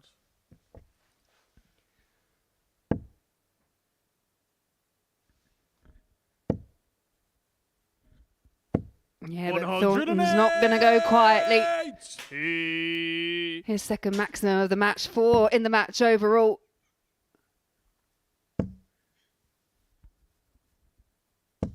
$60. Robert, you require 121. Well, to take us all the way, it's a dart to the bullseye. That's the first 96. dart he has Richie missed require and a double in this 145. contest. Is it going to be crucial? No, it's not. 100. Robert, you require 25. Richie Howson just tapping him on the shoulder there, but it's double for the target here for Robert Thornton. Game shot on the 6th leg, Robert Thornton. Yeah, and Robert Thornton, and he liked that one. Been broken twice by Richie Howson in this match and managed to find a way back both times. Now has the advantage of throw.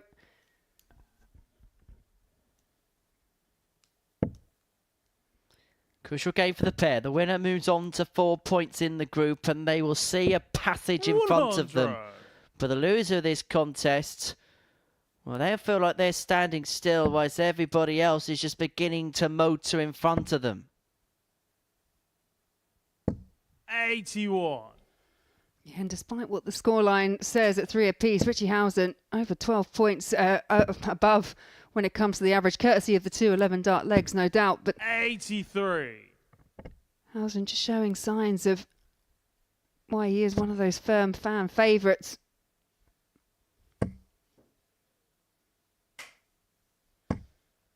$140. He's been real streaky at times, hasn't he? When he's been good in this match, he's been really good. But there's perhaps just 1 or 2 moments he'll look back on and think, 28. Maybe I could have made life a little bit easier. But Robert's making life easy for him here. Yeah, I think that key moment really did come in that second leg where Howson found the break in the first and then squandered 6 starts at a double to go 2-0 in front. 123. But when there has been that little bit of pressure on Howson, he's managed to find his way back. Needs a second. 83. But not that side. And so Richie Howson's got 6 starts at 157 to pick up his second win. 219. Tops. That would have been a blockbuster way to have won the contest. And looking at Thornton in the background, I think he thought that was going to go.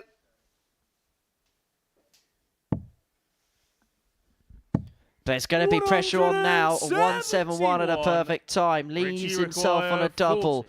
Tells Richie Howson, you missed this, you may lose the game, pal. But there's no mistake on double top as the Owl gets the better of Robert Thornton in a last leg decider.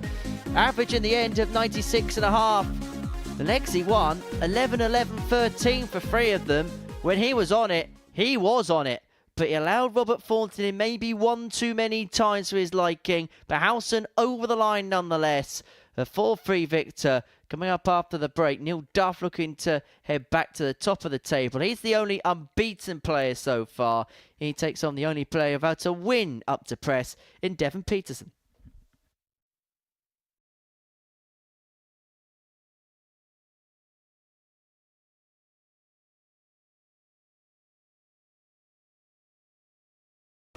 Oh, baby! You thought it was in that you could have given it to me? I did with Taylor. Where's Ross when you need him? Gibraltar revisited. Right, come here, Russ. Let's put a bit of daylight between us. Bigger daylight. I bet you want me to get this, Paul, don't you? I bet you really want me to get this.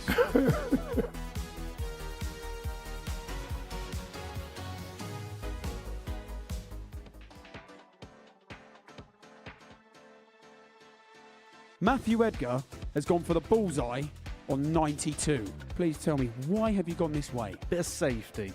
Is that the correct way to go? His next dart would be 17 or treble 17. If he hits the single 17, he's saying he guarantees himself a dart at the ball. It's not quite guaranteed, but the percentage of chances of him getting a dart at the ball is quite high. Now, the alternative is going for the treble, so Matt's on 92. Raymond van Barneveld, I believe, was one of the first players to go the treble 20. His basically reasoning was, as a professional dart player, he backs himself with 2 darts being that good to hit a treble. If they don't hit it and they hit a single 20, this is where the next bit of dilemma comes in. Back in the day, they would have probably gone for the treble again, okay?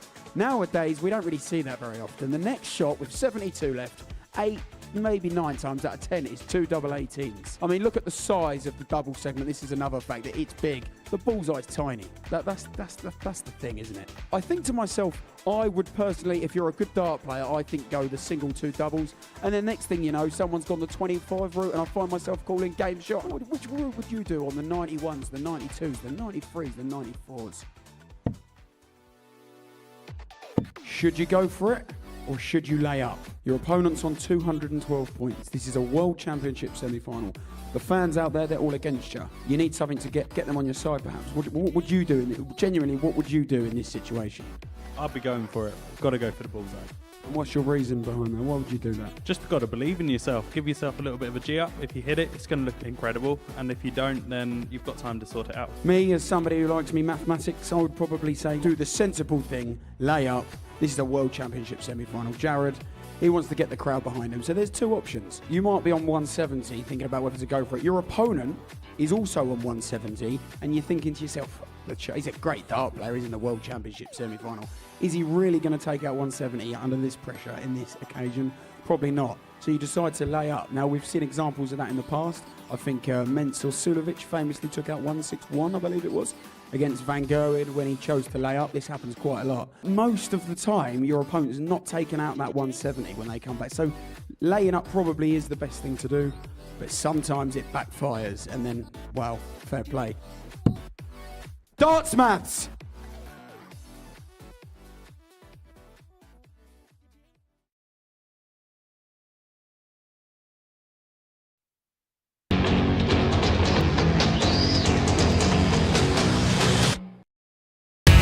Well, they want a bit of noise.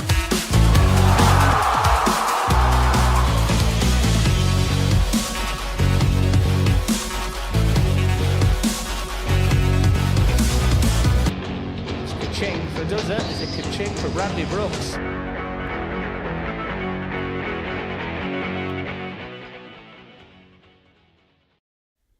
The Modus Super Series live on Pluto TV. If you haven't done so already, download the Pluto TV app. It's wherever you get your apps from. You can get it on your smart TV, your smart device, your iPad, iPhone, whatever the applicable device. Download that. You can then pick your favorite channel. You can add the Modus Super Series channel to that, and you can watch 24/7 darts to your heart's content. Pluto TV, stream now, pay never. Game 12 of our session is Neil Duff up against Devon Petersen. Neil has won all 3 matches so far. Devon looking to get his first win of the day.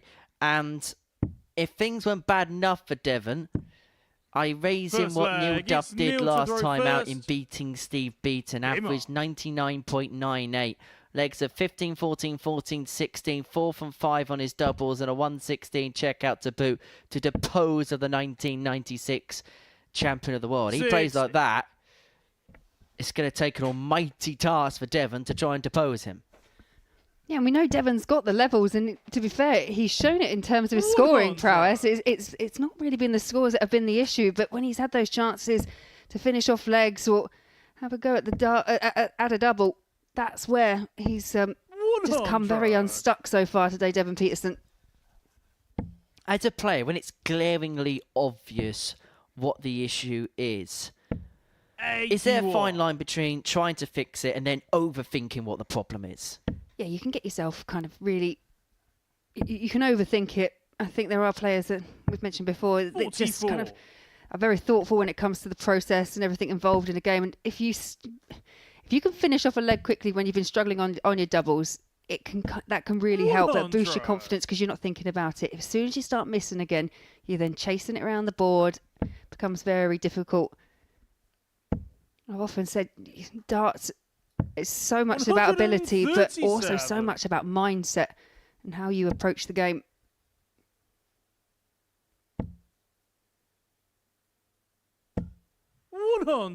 Neil, you require 160. 160 for Duff. Isn't going to go. So Petersen looking at the 120 for the break of throw on the opening leg. And you feel like he needs a spark of some description. And this could well be it, but he's not going to take it this time. 80. And I agree, it's moments like that. I think if Devon could just take one of those big finishes out, could make the world of difference. And tops will be the route for Neil Duff. Not quite. Devon, you require 40. That would have been the second time Devon Petersen would have hit with a ton with tops to lose an opening leg of the match. It happened to him against Richie Howson. Only one in hand at double 16. Only needed one in hand at double 16 to get the breaker throw. If there's one thing we know about Devon Petersen, both commentating on him and commentating with him, is he is a confidence player. If he can build up ahead of his stride, this becomes a dangerous game for Neil Duff. And was there any other outcome after that first dart hit the treble? But it's like you said, that's what he needs to be doing. Needs to just build on that leg, build on the confidence. 60.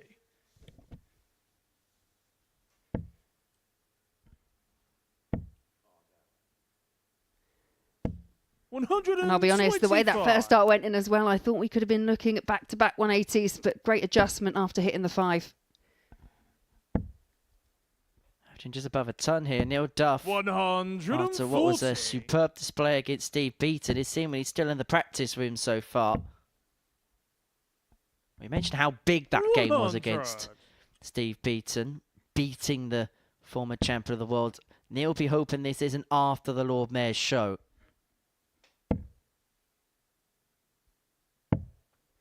27. Devon, you require 96. Chance here for Devon Petersen to stretch his lead. They're the darts that are going to really frustrate Devon.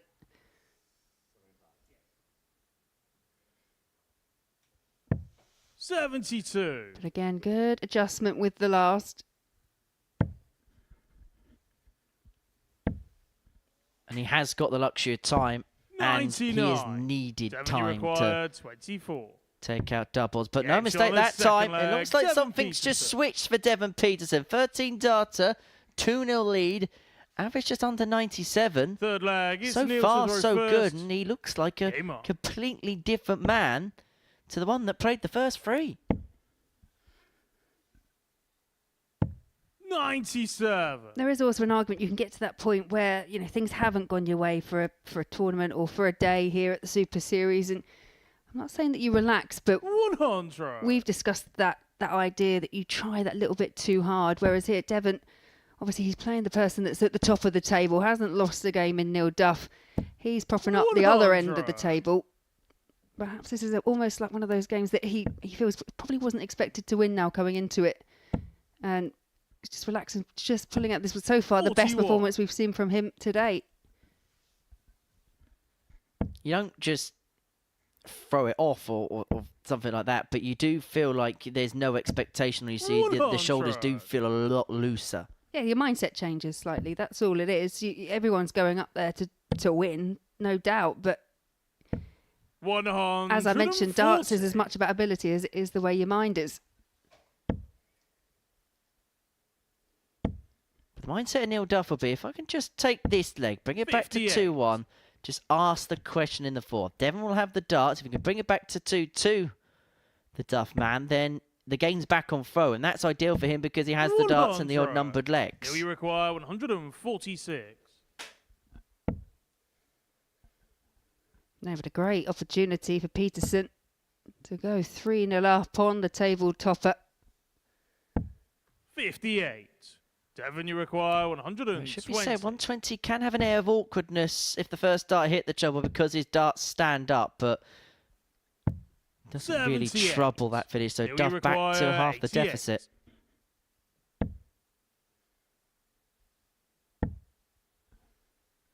Yeah, 7-7. Yeah, and that's a great dart there from Neil Duff. Does half the deficit.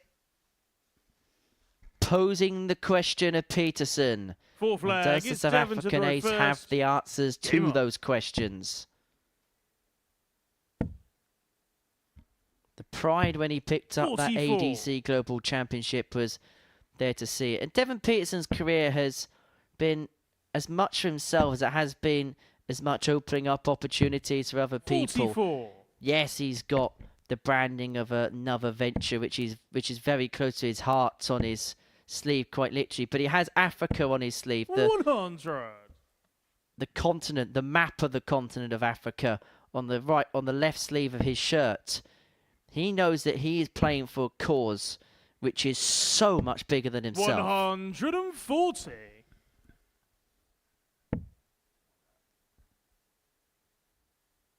Yeah, there's a lot of layers when it comes to players like Devon Petersen. And I will say I've always had admiration for anyone that uproots their life to follow their darting dreams. Come over from South Africa, obviously relocate in a completely different country. We've seen it with the likes of, say, like a Damon Heta, a Simon Whitlock, all those kind of big names that carving out a career in such a fantastic sport. And opening up doors for so many others. But he's opening up the door for himself here. That maximum leads him first to a finish. And just when it looked like Neil Duff was going to be in a position to square this contest up at 2 apiece, Petersen now is favoured to go 2 clear. Doing it for the continent of Africa. 97. That 117 really would have helped himself. You require 160.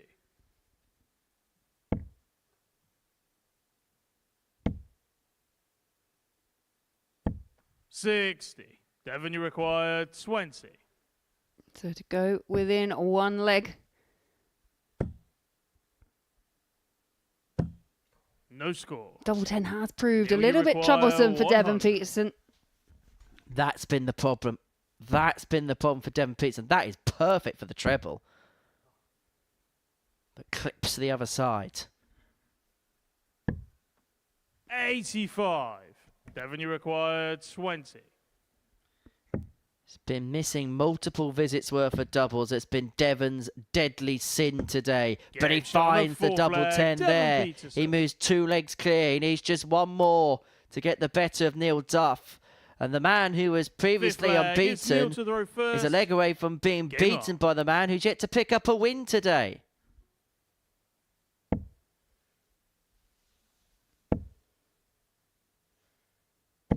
$100.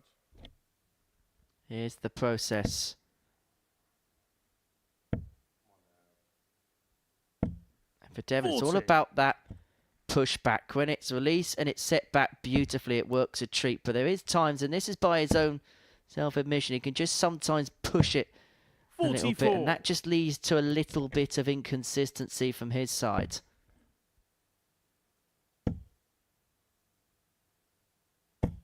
$121. Yeah, better just keeping that little bit of pressure on Neil Duff. But you have to say, Neil Duff with a real opportunity to just open up an advantage in this leg. 137.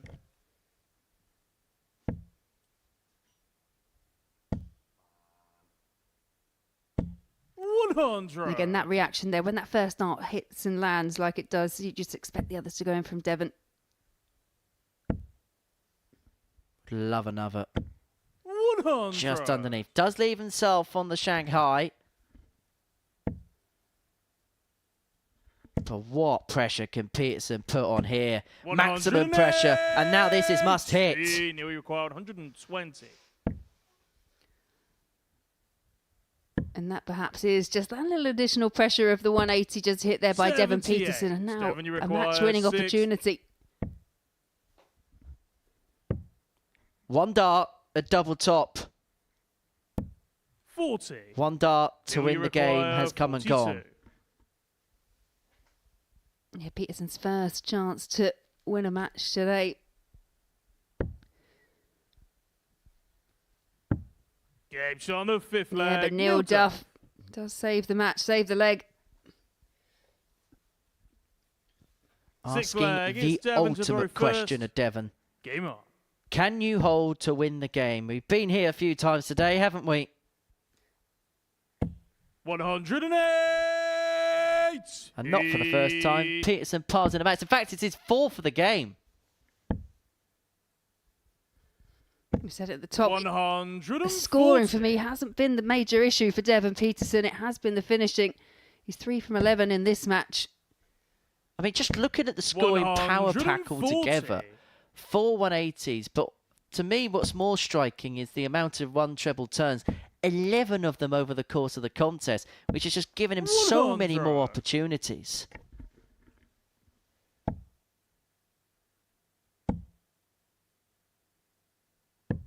105. Yeah, switches, brings in the bullseye into play just to make sure that he's just got at least a 2 single to double visit. 91. Devon, you require. Well, this would be 76. some way to round it off. But again, another stray to the left of the 20. Double 18. 58. That's now 2 match darts across 2 legs. Neil, you require. Arguably a brave 170. route. Kind of almost saying there to Neil Duff, I don't think you're going to take out the 170. He was right. Can Devon eventually overcome his darting demons and pick Devon, up you that require elusive first 18. win? He's 18 points away. This double 8 won in the Global Championship. And that double 8 is going to get Devon Petersen's first win on that stage since he gets the better of Neil Duff by 4 legs to 2. Relief as he finally crosses the finishing line and enters the winner's enclosure. That's how Devon Petersen got the better of Neil Duff by 4 legs to 2. We're off for a short break. When we return, we're going to begin the final round of fixtures. And we're going to kick it off with a meeting between 2 players who, well, they're 2 of the most enigmatic that we have ever seen. Robert Thornton and Richie Burnett.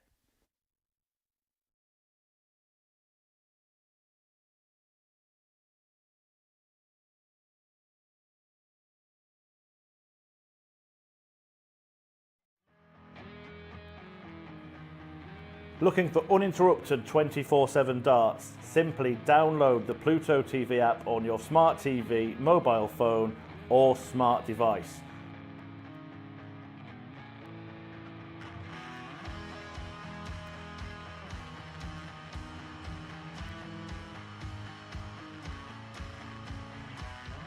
And you can find us on the Modus Super Series Darts channel.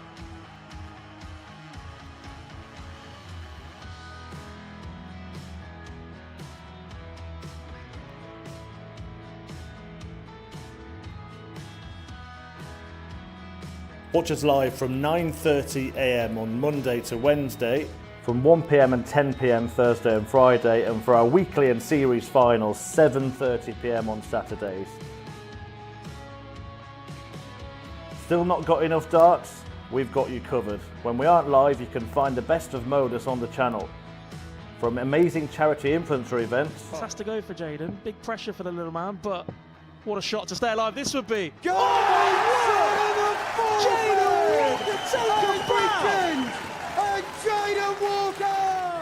Week starring Luke Littler. Could this be it? Bullseye for Littler. In it goes. The 1-2-1 turns the game in his favour.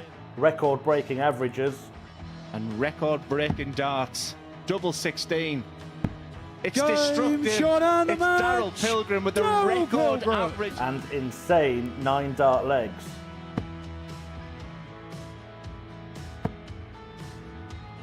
Max. Max. 108. And Sherrick is continuing upon a road towards perfection. That's a second max in succession. Baron Sherrick wants treble 19. And now double 12. To become the... But that's not all. We also have the exclusive series of On the Hockey. But when I played darts, I was allowed to be me. Deep dives in our tungsten talks. No email at all. That really is. And the words that just come out make me head what? 127 in game. I cried a few tears when it told me. I still love it so much. And Modus documentaries. Everyone knows we're watching something special. This is going to happen. Just when? When is it going to happen? Didn't take long. Darts is on 24/7, so what are you waiting for?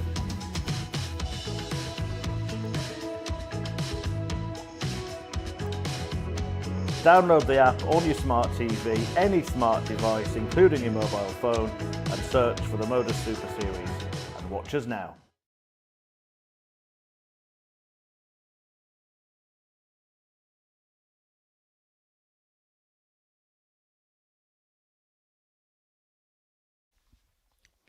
Welcome back to the Modus Super Series, where we completed 4 rounds worth of play on this Monday morning.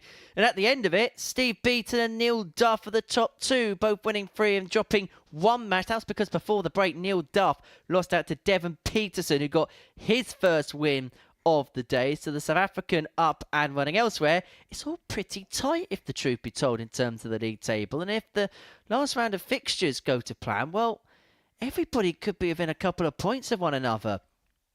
We hardly anticipated this to be a very tight Group A here at the Legends League, and it really is coming up to be that case. Richie, Burnett and Robert Thornton go toe-to-toe in Game 13 of our session. And it's fair to say that both players have had a bit of a up and down day of it. Burnett winning a couple of matches, Thornton just a solitary win. However, even though Burnett's on more points, Thornton's won more legs today. It's Robert to throw first. Which I suppose is game on. Indicative of the fact that even when he's not winning, he is very, very close in games. Yeah, I think the word that we've used a couple of times with 28. The way that Robert Thornton's played today is kind of slightly erratic, because I mean, he's kicked us off there with 28, but the likelihood is he'll back it now up with like a ton 40 or a ton 80. He seems to be quite responsive to his own throw, but just slightly off the pace every so often. This is a game where nonsense will prevail. And that's just me and you in the commentary box. They pick the commentary pairings wisely here, don't they? Maybe. 140. I promise I'll be more calm later on in the week. You shouldn't say things that you can't keep to.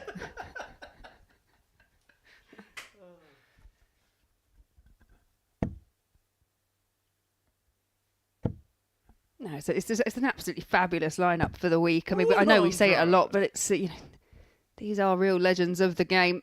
So I can understand why you do get a little bit excited, Henry. Steve Beaton's in the building, for goodness sake. Yeah, even I was excited about that one. Can see Vincent van der Voort make his debut here later on in the week. 96. Well, talking about Richie require Legends League and legendary moments, how about a 138? Of course, made famous by Luke Humphries of the 2023 World Grand Prix in Leicester. 100. Robert, you require 167. Yeah, shake of the head there by Thornton. It really is advantage Richie Burnett. 25. Richie, you require 38. Options once again, straight for it, or he can opt to split. Does split it, so double 16. Game shot of first no leg, issue there Richie from Richie Burnett. 14 data to take the opening leg of this contest. Second leg, it's Richie to throw first. Game on. Well, there'll be no surprises about these two. They played so many times over so many years on the circuit. These are two darting versions of Jacks in a box. But the question is, who is going to spring the surprise and land the fatal blow in this contest? 32. Thornton already just a little bit of early frustration, not able to respond to it. The 180 from Burnett. Now these two are passing like ships in the night right now, because Richie Burnett is saving his best game till last, and Robert Thornton seemingly is saving what was up to this point his most mediocre performance for last. But maybe he's just awoken here.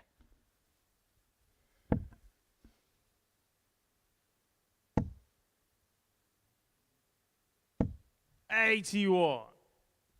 Yeah, well, despite the grimace, that does leave Richie Burnett on 140 after just 9.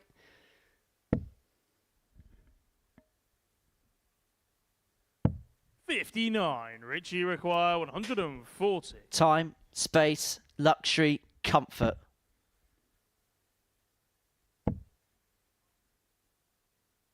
That's what Richie Burnett's got, not what we're enjoying in the country box.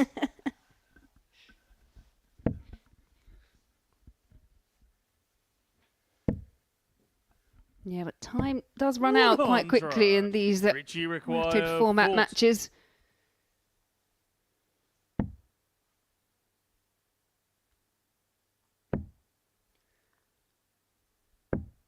We've seen Robert Thornton be offered these opportunities a few times throughout the day, and he's been managed to convert them. Managed to just take advantage of his opponent's misses, and it's double 5. 125. Richie required 20. If he thieved another one, Robin Hood would have been after him. Burnett two up. Second leg. Richie Eventually, he gets the double 10. Third leg. It's Robert to throw first. Having a motivational talk with the speaker.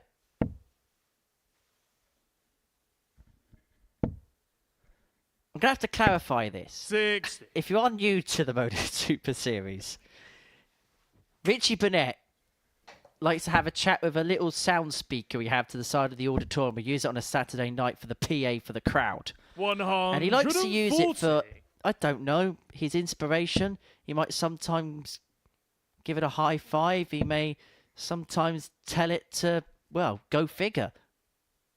But there seems to be a blossoming relationship. The last time we saw such a blossoming relationship on TV between something Welsh and something English, it was the conclusion to Gavin and Stacey on Christmas Day. 60.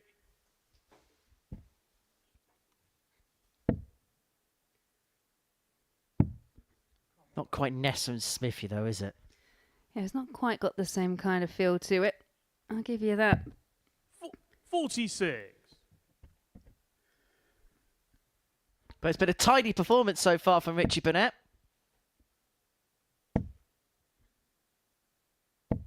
95.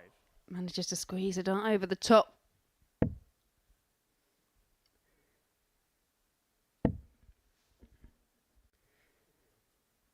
Again, Thornton just persevering, trying to find a route through the treble 20. And once again, I know we've mentioned it, but possibly an option to switch.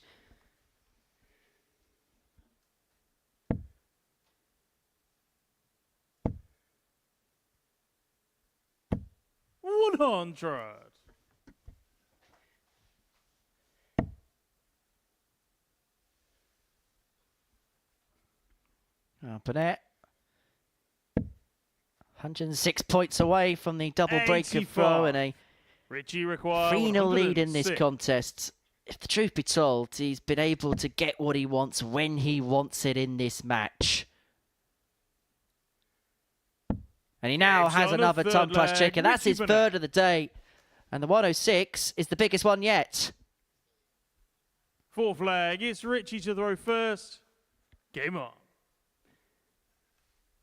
Yeah, Richie Burnett here pulling out his best performance of the day.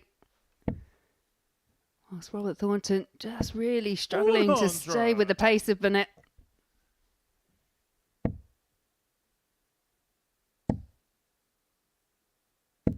$85.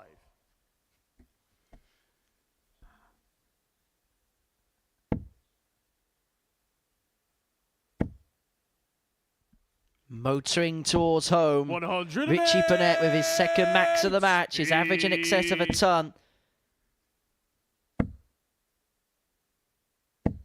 108. Robert Thornton there replying in kind with his second maximum. Needs a treble, you feel.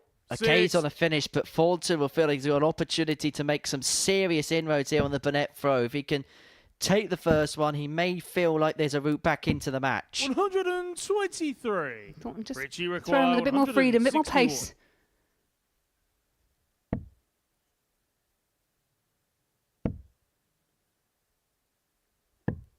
130.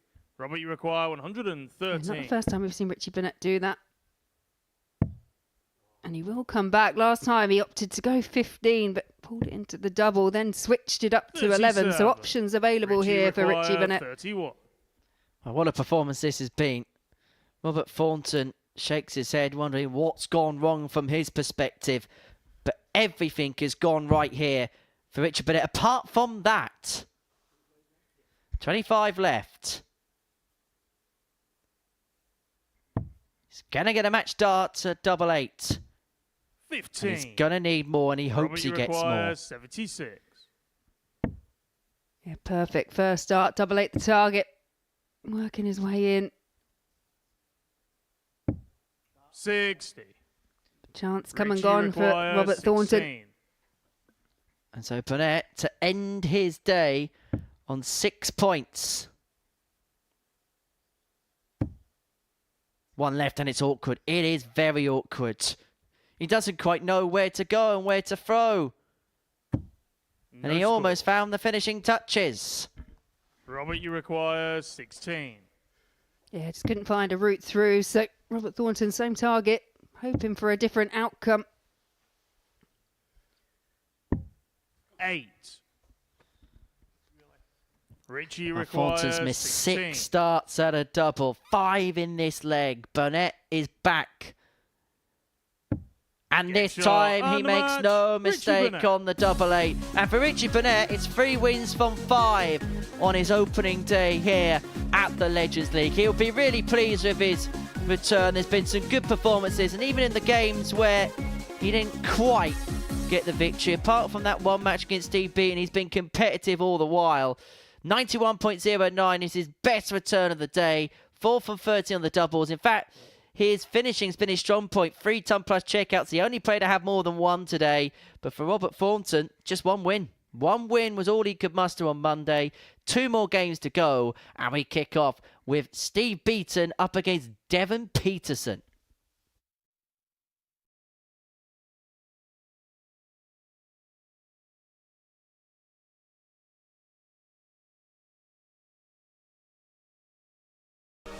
Oh, baby! You thought it was in that you could have given it to me? I did with Taylor. Where's Russ when you need him? Gibraltar revisited. Right, come here, Russ. Let's put a bit of daylight between us. Bigger daylight. I bet you want me to get this, Paul, don't you? I bet you really want me to get this.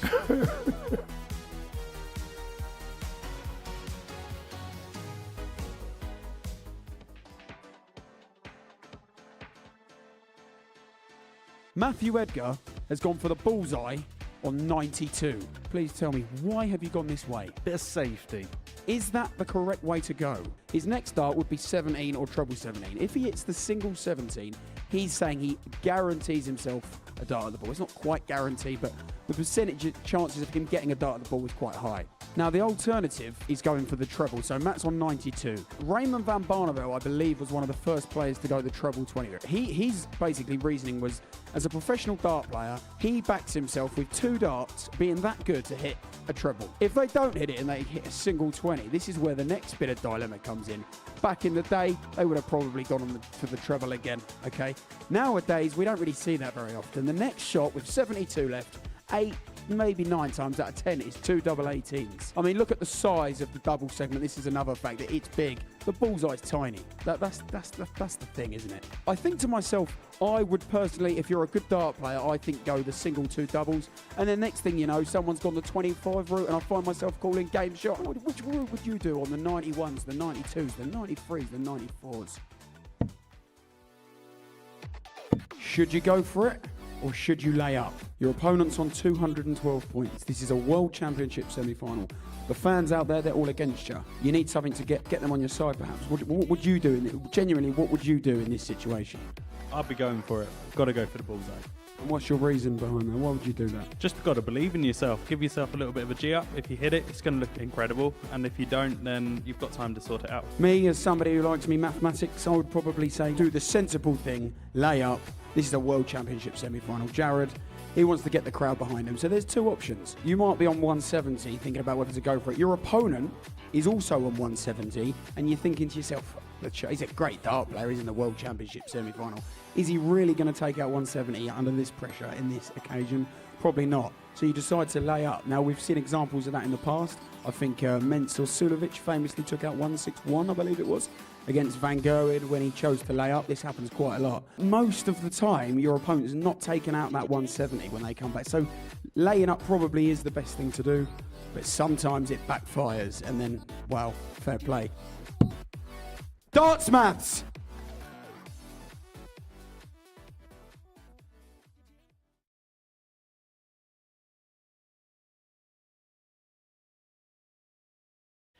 Welcome back to the Modus Super Series live on Pluto TV, where we have reached our penultimate match of the session, and it sees Steve Beaton and Devon Petersen lock horns. Devon got his first win last time out against the previously unbeaten Neil Duff, but if there was an award for Player of the Day, then it probably would go to Steve Beaton, the best performer in terms of numbers, in terms of performance on a consistent basis. If he wins this game, then he is guaranteed 8 points and guaranteed at worst a share of the lead at the top of the league standing. But there was enough in Devon's last performance against Neil Duff to suggest if he can continue to peak in the right direction, Steve Beaton is not going to have it his own way at all.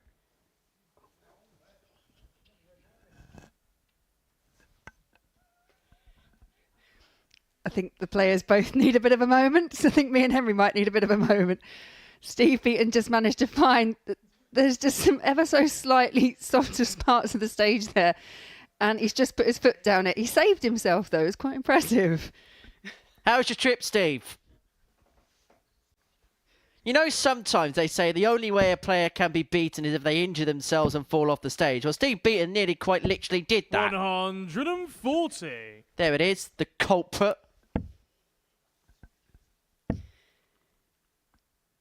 Yeah, he wasn't the first person to do that, and he probably won't be the last. Yeah, that's... You see the smoke machines that go off on a Saturday night? Well, those 45. little indented holes to the side of the stage, that's actually where the smoke rises from, and the little thing there he ran over is a smoke protector. 41.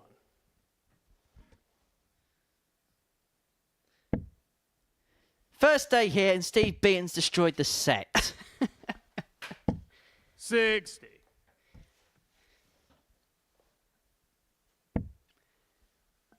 Put a lock and key on the studio, Laura. 64.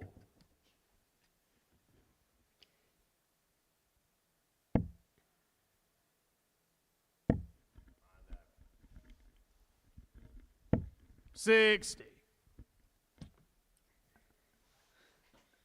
Well, all jokes aside, what happened at the beginning of the match is just straggled into the opening leg 59. somewhat. It is sometimes little things like that that can just throw you off, unsettle you slightly. And the concentration that you normally have, or that composure that you normally have coming into the match, it's just a bit of a wobble. But I'm sure as the match progresses and that finish line gets ever closer for one of these two, you're going to see full focus. And there you see a max. Devon, you require 115. Didn't take Steve Beaton long to settle back down. But Petersen, still going to treble 20 lead, double 18 to take out the 155 in the opening leg. Unable to do so. And so Beaton, 2 darts at tots for the break. He's doubling all day long, has been efficient, but he's unable to take it out 56. there.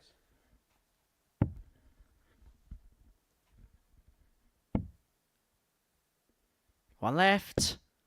Double 10 is found. Leg, Devon Petersen. Devon Petersen putting himself in a really good position to really turn his day around. It's very much a struggle in the opening few matches for Petersen, but 58. managed to find a win over Neil Duff, who at the time was topping the table. Well, at the moment, it's Steve Beaton that's top of that table, and Devon Petersen looking in a good position to do something here as well.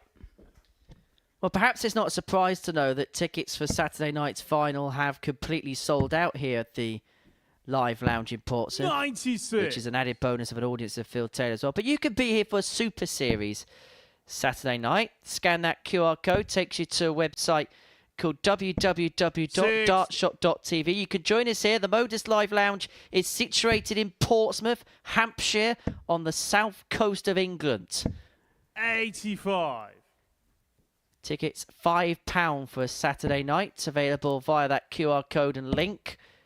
And you can enjoy a night with legends all year 55. long. 50 weeks of live Saturday night action. Plus, if you're lucky enough, you might get some double session days towards the end of the year. And there'll also be 94. some very special Sunday events as well, including the Influencers Special and also including the ADC Global Championship, which will come to its 45. culmination in December. That's the title that Devon Petersen will be defending at the back end of the year. 100.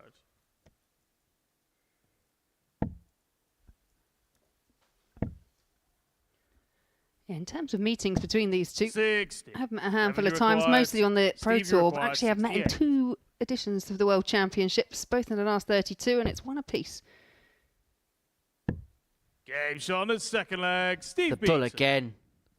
Forget the Bonds Adonis, he's the Bonds Bully. Third leg. It's Devon to throw first. That's appropriate Game with on. Bullseye coming back.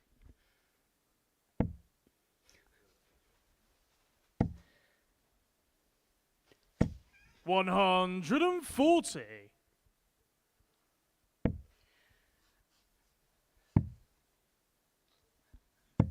$96.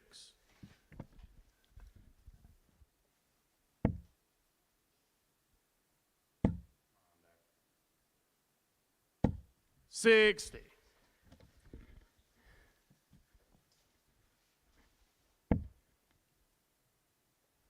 Yeah, I mentioned those 2 meetings that they've had at the World Championships. Go back to 140. 2013 for the first one, and then one in 2016. I think sometimes you just kind of forget as well how long both these players have just been around. Maybe not Steve Beaton so much, we talk about it quite often, but with the likes of Devon Petersen, has been playing at professional level for quite some time. How quickly as well do the years go by.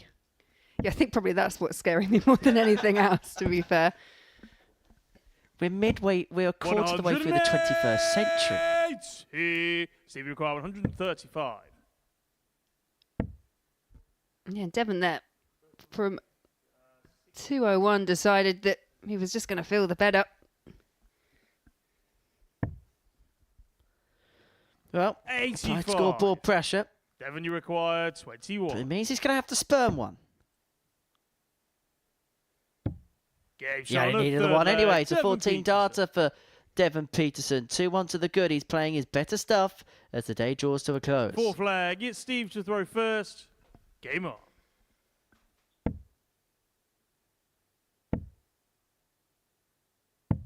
$78.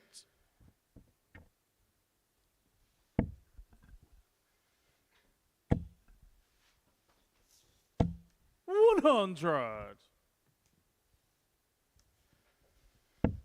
In terms of performance throughout today, Steve Beaton, every average bar one has been over 90. 180. And after that, second maximum, averaging just over 93 in this match.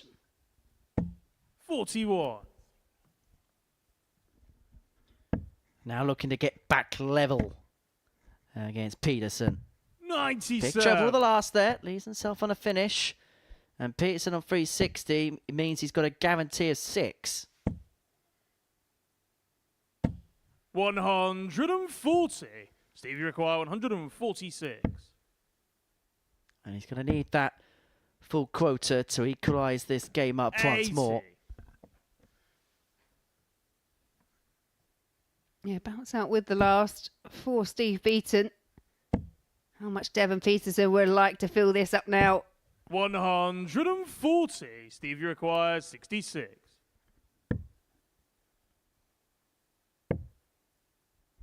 The bull. 41. Devon, you require 80. Can't wait for the Steve Beaton Bullseye Challenge, I've got to say. Yeah, he has seemed to have favoured the ball today.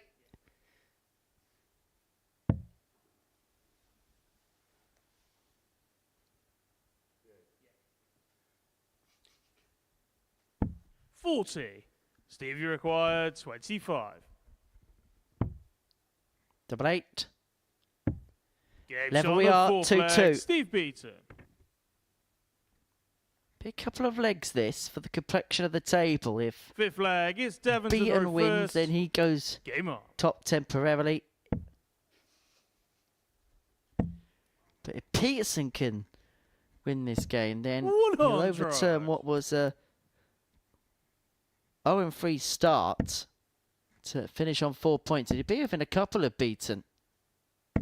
125. In fact, there's a potential scenario if results go in a certain direction that the top 4 players could be on 6. Petersen on 4 just behind. It'd be Robert Thornton who'd be the bottom player in the group. 100. Yeah, we know what it's like. There's lots of twists and turns to come, I'm sure, throughout this Group A campaign for all 6 of the players. 108. Steve Beaton is irresistible right now. He's outmaxing the player that we associate with being a very big maximum hitter in Devon Petersen. His third of the contest, 100. and he's left Devon, you himself on require 96 after 161. 9 against the throw. Petersen needs something inspired here, but he cannot find the 161. Yeah, 95 left.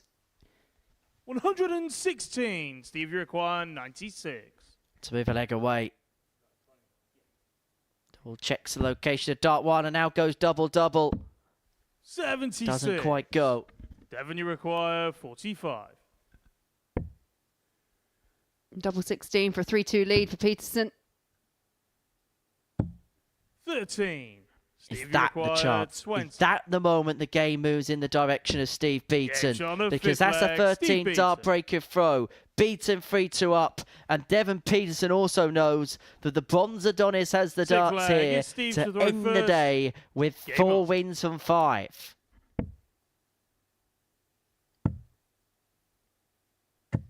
$134. As you would have expected from Steve Beaton today? Yeah, he's been very consistent. It's the word that we use with Steve Beaton, what we've seen over the years. 55. He's one of those players, he doesn't necessarily always have those massive averages. He doesn't have, the huge amount of the ton plus averages, but very rarely drops below the kind of mid to high 80s. And it's pretty much exactly what we've seen from him to date. One of the question marks wasn't about his ability. It may have been just adjusting to one of the two intricacies of the Super Series format. But he's taken to this like duck to water. And it feels like now it's a matter of when rather than if he gets over the line here against Devon Petersen. Yeah, as you said, that last leg, the match definitely has taken a turn. It's Steve Beaton now firmly in the driving seat.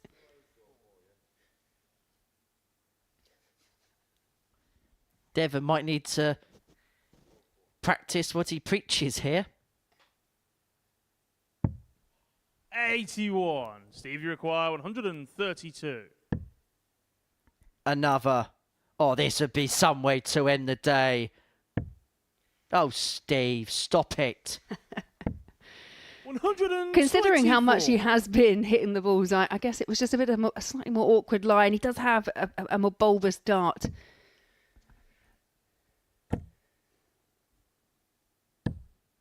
$46. Steve, you require Well, it's 8. been some debut for Steve Game shot Beaton. and the match, And on his first Steve day Beaton. here at the Live Lounge, the Bronze Adonis has won 4 from 5. Steve Beaton has announced his arrival at the Modus Super Series. He was the headline attraction at the Legends League, and he has played like a headline act, hitting the right notes at the right time. He is top of the table. Our last game of the session sees Richie Howson take on Neil Duff.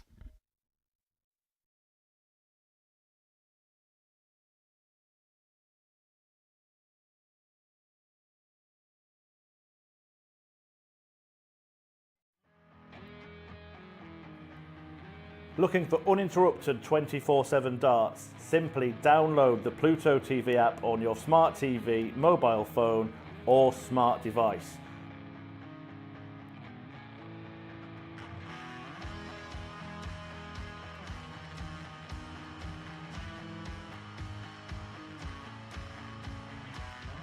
and you can find us on the Modus Super Series Darts channel.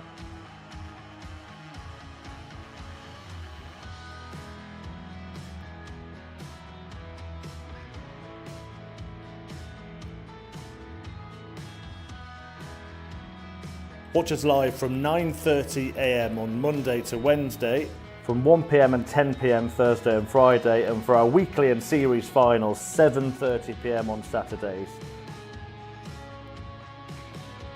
Still not got enough darts? We've got you covered. When we aren't live, you can find the best of Modus on the channel.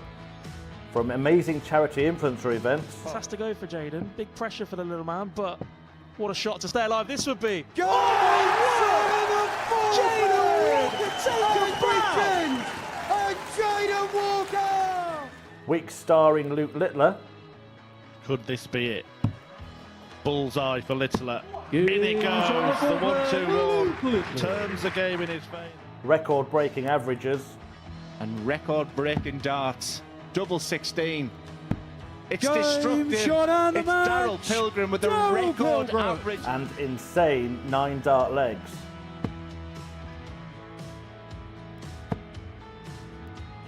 Max. 108. And Sherrick is continuing upon a road towards perfection. That's a second max in succession. Baron Sherrick wants treble 19.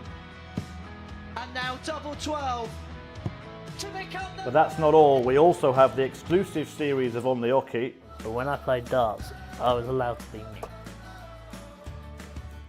Deep dives in our tungsten talks. No email at all. That really is. And the words that just come out make me head what? 127 in game. I cried a few tears when they told me. I still love it so much. And Modus documentaries. Everyone knows we're watching something special. This is going to happen, just when? When is it going to happen? Didn't take long. Darts is on 24/7, so what are you waiting for?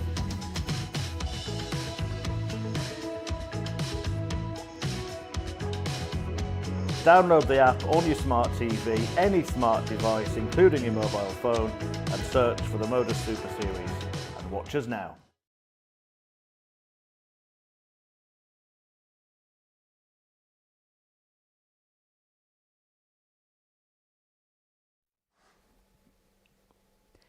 Welcome back to the Modus Super Series. We're following his first day's play here at the Live Lounge in Portsmouth. Steve Beaton is at the top of the table. 4 wins from 5 for him on his debut day here in Portsmouth. And he joins us here in the studio now to reflect upon it. Steve, first of all, welcome to the Modus Super Series. First of all, how much did you enjoy it out there today?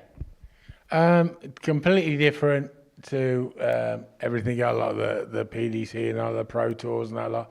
It was great to meet the lads I haven't seen for ages. A bit of a laugh, bit of a joke. But when you're playing a serious game. And the only one I don't think I knew was Neil. I think I've met everybody else. And yeah, what a great bunch.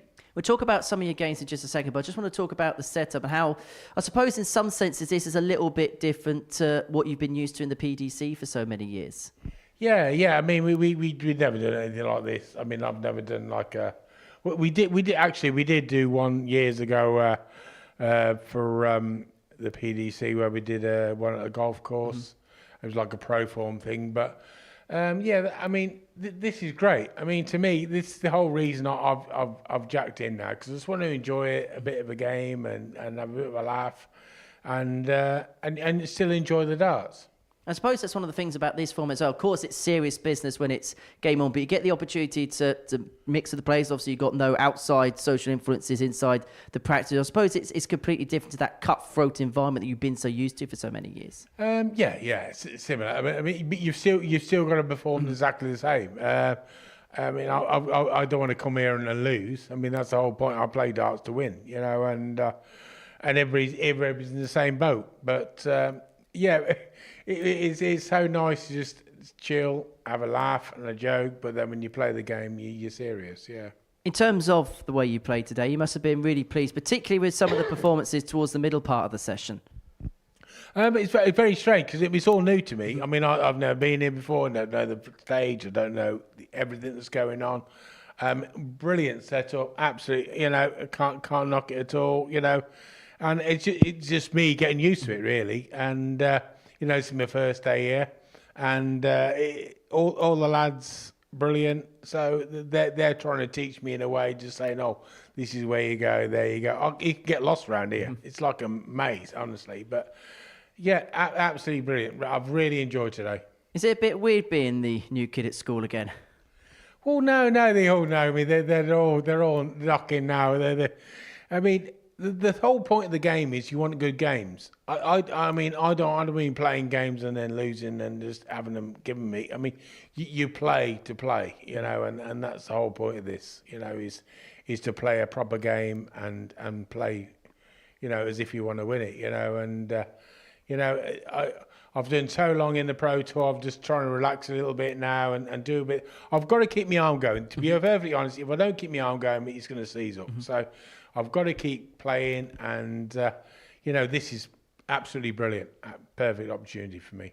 Let's talk about 2025 and the year ahead. Obviously, you're here at the Super Series this week. You've got the World Seniors coming up at the Circus Tavern next month. What does darts look like for Steve Beaton this year, and what would be a happy year for you in the sport? Oh, clear up everything. That would be more happy. Yeah.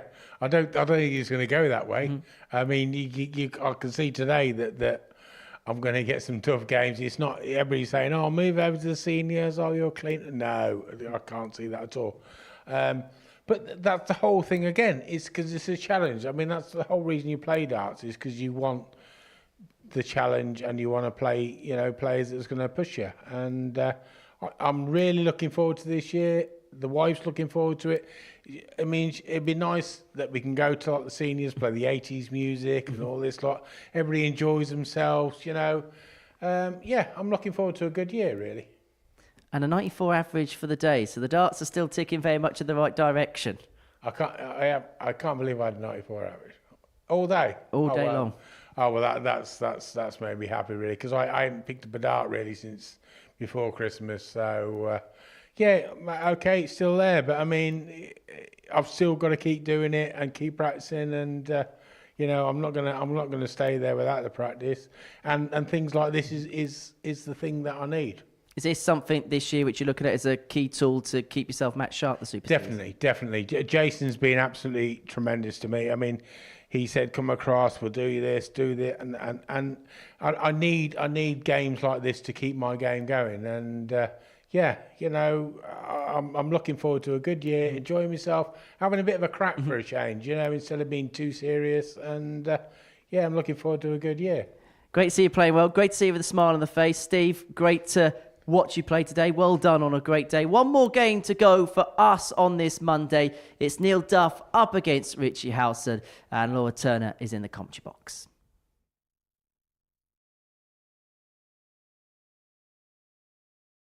That he needed to get used to the Modus Super Series, and well, by all accounts, he's got used to it as far as I'm concerned, really rather quickly up there. Seems very nice and settled.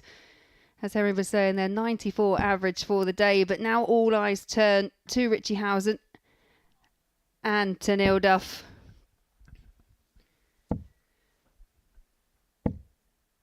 First leg, it's Richie to throw first. Game on. Okay, so Richie Howson does have the advantage of throw in this one, but it is Neil Duff who is sat higher up on the table. 3 wins from 4 so far. How much he'd like to get from the 5 matches. 83.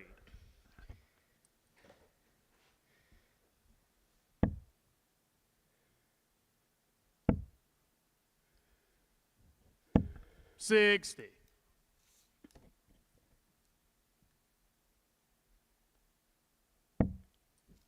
Neil Duff was probably taken aback slightly in his last match. Played Devon Petersen. Petersen up to that point 55. Hadn't picked up a win, but in a performance, 92 average, and was around 30% on the outer ring. But it was Neil Duff that came a cropper there, because he was looking to go for the card, because his best game of the day, the best performance we've seen from any player, has been Neil Duff, averaging just shy of 100 average. 45.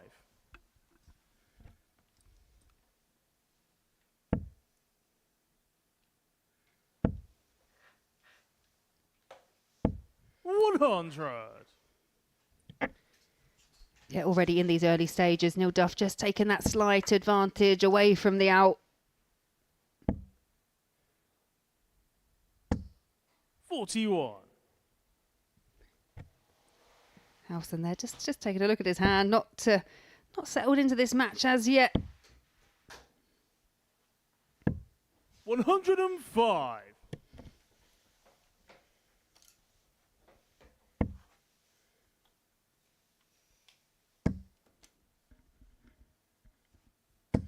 $140.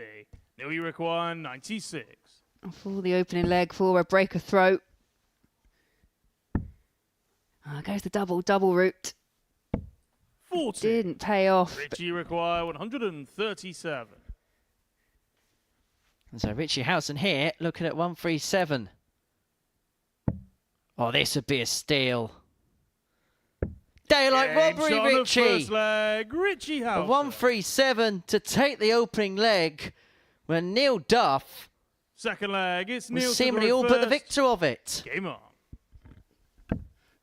Yeah, that's probably one of those legs for Neil Duff there. Probably leaves him scratching his head ever so slightly. Was firmly in control, but clinical finishing from Richie Howson.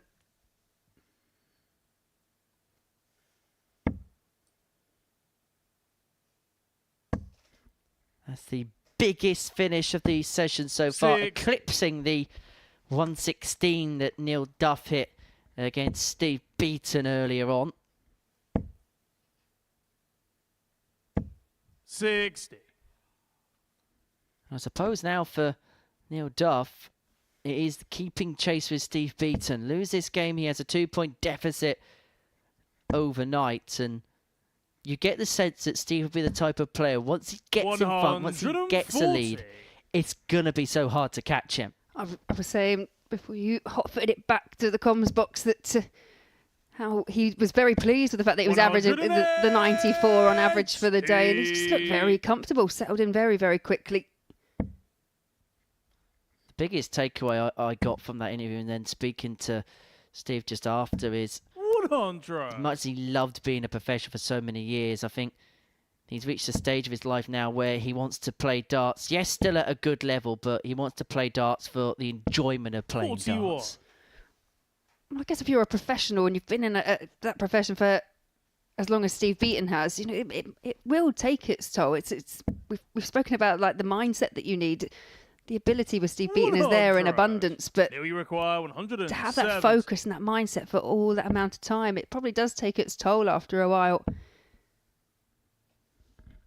Well, Howson can deal a substantial toll to Neil Duff here if he can take out the 101. It'd be to double his lead. It'd be for a second consecutive tub plus checkout. Double 16. High quality finishing from Richie Howson. Back-to-back tub plus checkouts to lead Neil Duff 2-0. Third leg, it's Richie. He is restricting the Duff man to 0 in terms of opportunities. Yeah, Richie Howson kicked us off today. 96. Got that 4-0 win over Devon Petersen, looking to bookend his campaign today with another win.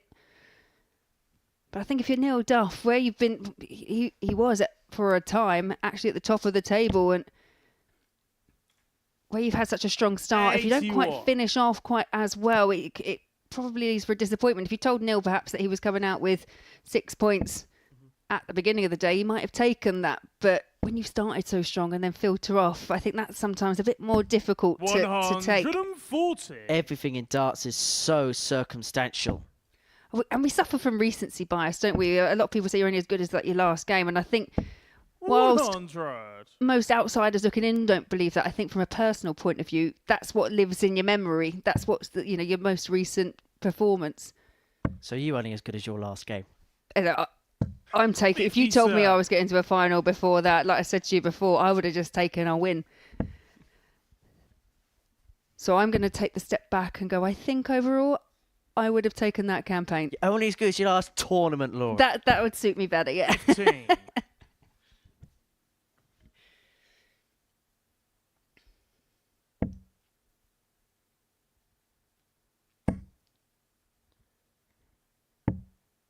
Well, Howson with a couple of ton toppers to suffocate Neil Duff. Now he really is trying to constrict him here. 60. Richie require 40. Yeah, Neil Duff running into two players that perhaps have had mixed results right at the end of the day, and both players just finding their best at the right time. Game shot on the third leg, Richie Howson. Howson with that 15 darter moves 3-0 to the good, averaging 93-94. That's the equivalent of 16 darts per leg. First. Game on. Which means he's hanging around that 5-visit range. Which means for Neil, he's having to be on it leg in, leg out.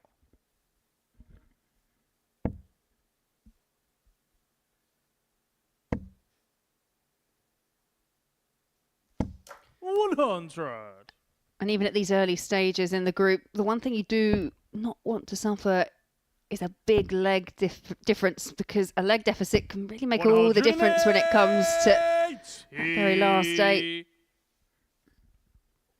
We know about Neil Duff's powers of recovery. Jim McEwen must be sick of me saying this. He was 3-0 down in a lakeside match to Jim in the quarterfinals and then won 4 sets to 3. I should know, because at 3 sets to 0 up, I was ready to take Jim McEwen off stage to some broadcast commitments. I was stood there for a long time.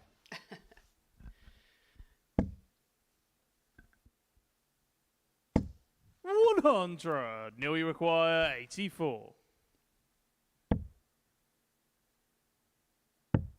Yeah, just looking to set something up is Neil Duff. 52. Double 16 after 12. Just to get the ball rolling. The ball will still very much be in Richie Howson's court, but a start is a start nonetheless.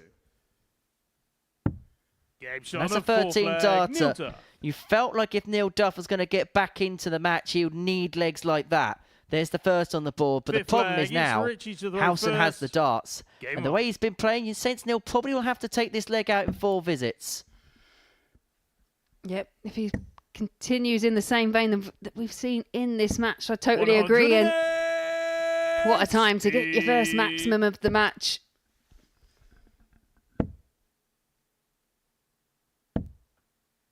$85. Or Neil may have no say altogether about the outcome of this leg.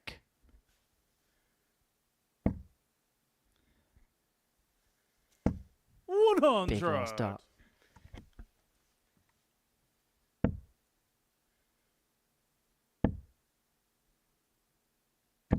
$60.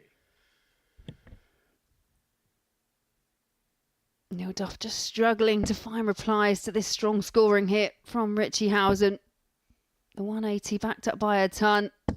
100. And then finds another ton. 121 after 9.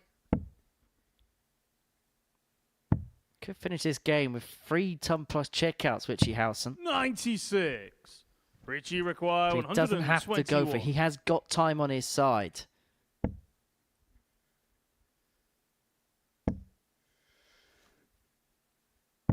I think it depends on your preference, but I often think on 121, when your opponent's not on a finish, perhaps go in that 25 route, because it just then clears you to go treble 20, double 18. 140. Richie requires 62. To end the day on 6 points, and it would send Neil Duff down to 4th in the table. Double 16 30. For the win. Double 16 missed. 120. Oh, but this would be some finish if Neil Duff can pin a treble 20. Shake of their head there, just low of the target. 60. Well, there was a point today you felt Richie Howson could be left stranded in the table. He won his first match, lost a couple thereafter. But a strong end to the day sees Richie Howson end on 6 points. And it means that Neil Duff is going to be left in 4th position, left in the dust at the end of the first day's play. It is very tight at the top of Group A at Legends League, and perhaps that's not a surprise. Howson with the final win of the day, a 4-1 success against Neil Duff. but it is all about Steve Beaton. He got the headlines before a dart was thrown, and when at the hockey, he was the best performer. 4 wins from 5 for the bronzed Adonis. He has arrived on the Live Lounge stage. Myself and Laura Turner will be talking about his day as well as the fortunes of everybody else that's been involved at Legends League after the break here on Pluto TV.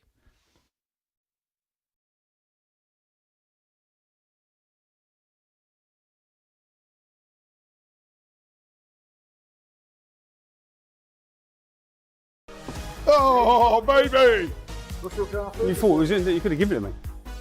I did with Taylor. Where's Ross when you need him? Gibraltar revisited. Right, come here, let's just put a bit of daylight between us. Bigger daylight. I bet you want me to get this, Paul, don't you? I bet you really want me to get this.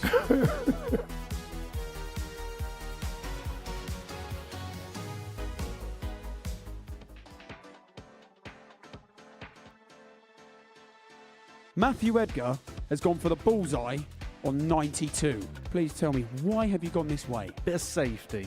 Is that the correct way to go? His next dart would be 17 or treble 17. If he hits the single 17, he's saying he guarantees himself a dart at the ball. It's not quite guaranteed, but the percentage of chances of him getting a dart at the ball is quite high. Now, the alternative is going for the treble, so Matt's on 92. Raymond van Barneveld, I believe, was one of the first players to go the treble 20. His basically reasoning was, as a professional dart player, he backs himself with 2 darts being that good to hit a treble. If they don't hit it and they hit a single 20, this is where the next bit of dilemma comes in. Back in the day, they would have probably gone on to the treble again, okay? Nowadays, we don't really see that very often. The next shot with 72 left, 8, maybe 9 times out of 10 is 2 double 18s. I mean, look at the size of the double segment. This is another fact that it's big. The bullseye's tiny. That's the thing, isn't it? I think to myself, I would personally, if you're a good dart player, I think go the single 2 doubles. And then next thing you know, someone's gone the 25 route and I find myself calling game shot. Which route would you do on the 91s, the 92s, the 93s, the 94s? Should you go for it? Or should you lay up? Your opponent's on 212 points. This is a World Championship semi-final. The fans out there, they're all against you. You need something to get them on your side, perhaps. What would you do? Genuinely, what would you do in this situation? I'd be going for it. Got to go for the bullseye. And what's your reason behind that? Why would you do that? Just got to believe in yourself. Give yourself a little bit of a G up. If you hit it, it's going to look incredible. And if you don't, then you've got time to sort it out. Me, as somebody who likes me mathematics, I would probably say do the sensible thing, lay up. This is a World Championship semi-final. Jared, he wants to get the crowd behind him. So there's 2 options. You might be on 170 thinking about whether to go for it. Your opponent is also on 170 and you're thinking to yourself, he's a great dart player, he's in the World Championship semi-final. Is he really going to take out 170 under this pressure in this occasion? Probably not. So you decide to lay up. Now, we've seen examples of that in the past. I think Mensur Sulovic famously took out 161, I believe it was, against Van Gerwen when he chose to lay up. This happens quite a lot. Most of the time, your opponent's not taking out that 170 when they come back. So laying up probably is the best thing to do, but sometimes it backfires and then, well, fair play. Darts maths!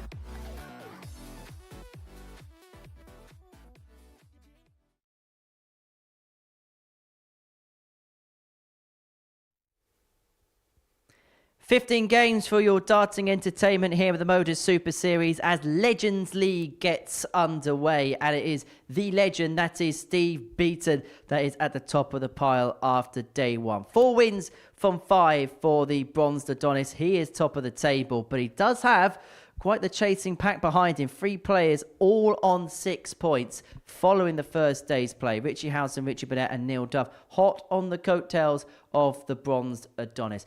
Laura Turner is alongside me here in the studio. Well, we gave Steve Beaton the big build-up and boy did he deliver. Yeah, didn't he just? Not just in terms of results, but actually just the performance levels as well. And it was great to hear you chatting to him afterwards and just hearing how much that he's kind of enjoyed, you know, having a catch up with old friends as well as then putting on some great performances as well. Because I suppose the life of a sports person, particularly someone like Steve that's been at the top level of the sport for 35 years, or the best part of 35 years, particularly 30 years right at the very top of the game. I can imagine that there's there's a mental wane and a mental toll that goes on players. I suppose it's not like a normal job where sometimes you can work in an office 9 to 5 and you can take it home at the weekend, leave it alone, and then come back Monday morning. When you're playing professional sport, it stays with you all day, all night, wherever you are. Yeah, and I guess that's the kind of feedback that we were getting from Steve there, was the fact that, he's played at that top level. It is intense. It has to be intense because, everyone around you is playing at such a high level, and it's got better and better probably throughout the years that Steve Beaton's been playing as well. What I love about Steve is the fact that, he's just still that Mr. Consistent. That he's going to be averaging around the kind of late 80s to mid 90s up to a ton, and we saw it today. But it's nice that he's got this opportunity now. He can go on to the World Seniors, he can come here at the Modus Super Series, and he can still ply his trade, but he can just do it at perhaps a level that isn't as tense as when you're travelling around. You're going to Euro tours, you're going to all these different places across the country. It's a lot of travelling. Now he can kind of pick and choose and do what suits him. And we've mentioned before, haven't we, with Steve, it was his decision to come off. It was his decision to retire. He didn't lose a tour card or anything like that. And you look at the numbers he put in today, 94 was his average over the course of the session. When you compare that to what some of the other great players in this building have done, that's up there with all of them. Absolutely. Yeah, it's going to win you more matches than lose you matches, let's be honest. So, yeah, to see him coming here. And sometimes when you have got that ability to kind of to relax. I mean, I think most people will say that one of the most natural looking throwers anyway is Steve Beaton. It just looks absolutely effortless when he's on top form. So, the fact that he said he still needs to do it, otherwise he might, his arm might stiffen up, but actually hasn't picked anything up since much before Christmas. I think that's just a testament to how good Steve Beaton actually is. Before we move on and talk about the rest of the field, because there is a chasing pack of a few players a couple of points behind, is there a fear if Steve Beaton stretches a lead in this group that he may be just too much to catch? Yeah, absolutely. Because I don't think Steve's one of those players that, he's not going to relax even if he knows he's qualified. He said himself, he's here to win every single game, and that's what he's going to try and do. So it's up to that chasing pack and the rest of the field to try and make sure that he doesn't really stretch away from the rest of them. Otherwise, they're all going to find themselves in B and C quite quickly. Well, let's look at the rest of the day and who else was in action. Richie Howson finishes the day second in Group A. Got a really good start against Devon Petersen. Then hit a bit of a blip in the middle portion of the session, but credit goes where credit's due. He reacted very well towards the end. Yeah, and saved his best performance, arguably, till right at the end there. So, obviously, probably last up against Neil Duff, who's been relatively dominant throughout today. I don't think that was probably quite where Richie Howson wanted to find himself. And there's been times where he's been a bit frustrated, had a few chances at the outer ring and not been able to convert, letting the other player in. So he's kind of started strong, finished strong, and hopefully that's what he'll take into tomorrow. And then Richie Burnett, third place on 6 points as well. I feel harsh asking pundits questions about Richie Burnett because I don't even think Richie Burnett knows what Richie Burnett does at times. But one thing he was very good at key moments, and we're seeing it just down on the VT here, is the ton plus finishing, the key finishing when it mattered. Yeah, he was spot on with his finishing. Like I say, he is one of those players that I think, we know that obviously he's a bit acrobatic, I guess, for want of a better word, on the oche, and he can pull a dart and such a dart. But when it comes to the crunch, Richie Burnett really can pull him out the bag, and we saw it quite a lot today.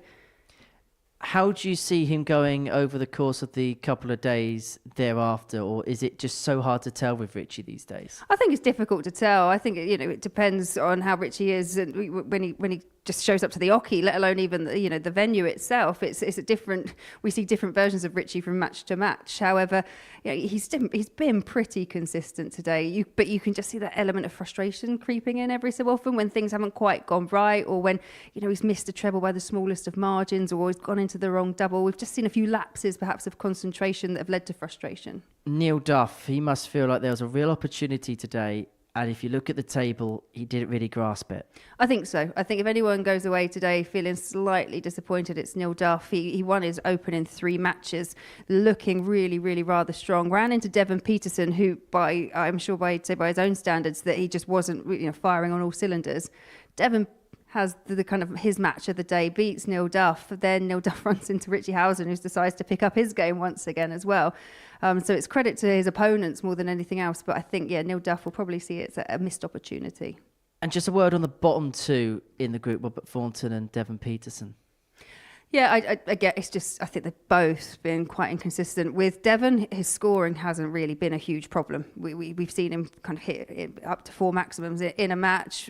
it was just seeing out the legs. The reason he was so good against Neil Duff was because he found the doubles and he found them quickly and efficiently. But in one match, he was 1 from 16, and you can't afford to miss those kind of opportunities against any player. And Devon will be aware of that. But with Robert Thornton, just inconsistent, I think. He will go from hitting a 180 and then following it up with a 7 or a 5. And that's very un-Robert Thornton-like. So just something perhaps that he just needs to look out for tomorrow. So that is the story of today at the Super Series. But a brand new year brings brand new opportunities where players will come and players will go. And the Q School took place over the course of the last week or so. At 21 players who played in this building in 2024 will ply their trade on the PDC Pro Tour in 2025. We'll talk about some of the big names in just a second, but the amount of players that have been here and then gone on to get success, I think it says a lot about the Super Series and the pathway that is in place now for players to take that next step. Yeah, and again, I'll go back to what Steve was saying. What an arena and what a format to play in order to kind of keep. It's not practice. They want to win a tournament, but it just it just raises the standards of the players. And as you say, 21 players to get a tour card that have played here at the Modus Super Series. I think that's an exceptional number and just a testament to the quality that's coming through here in Portsmouth.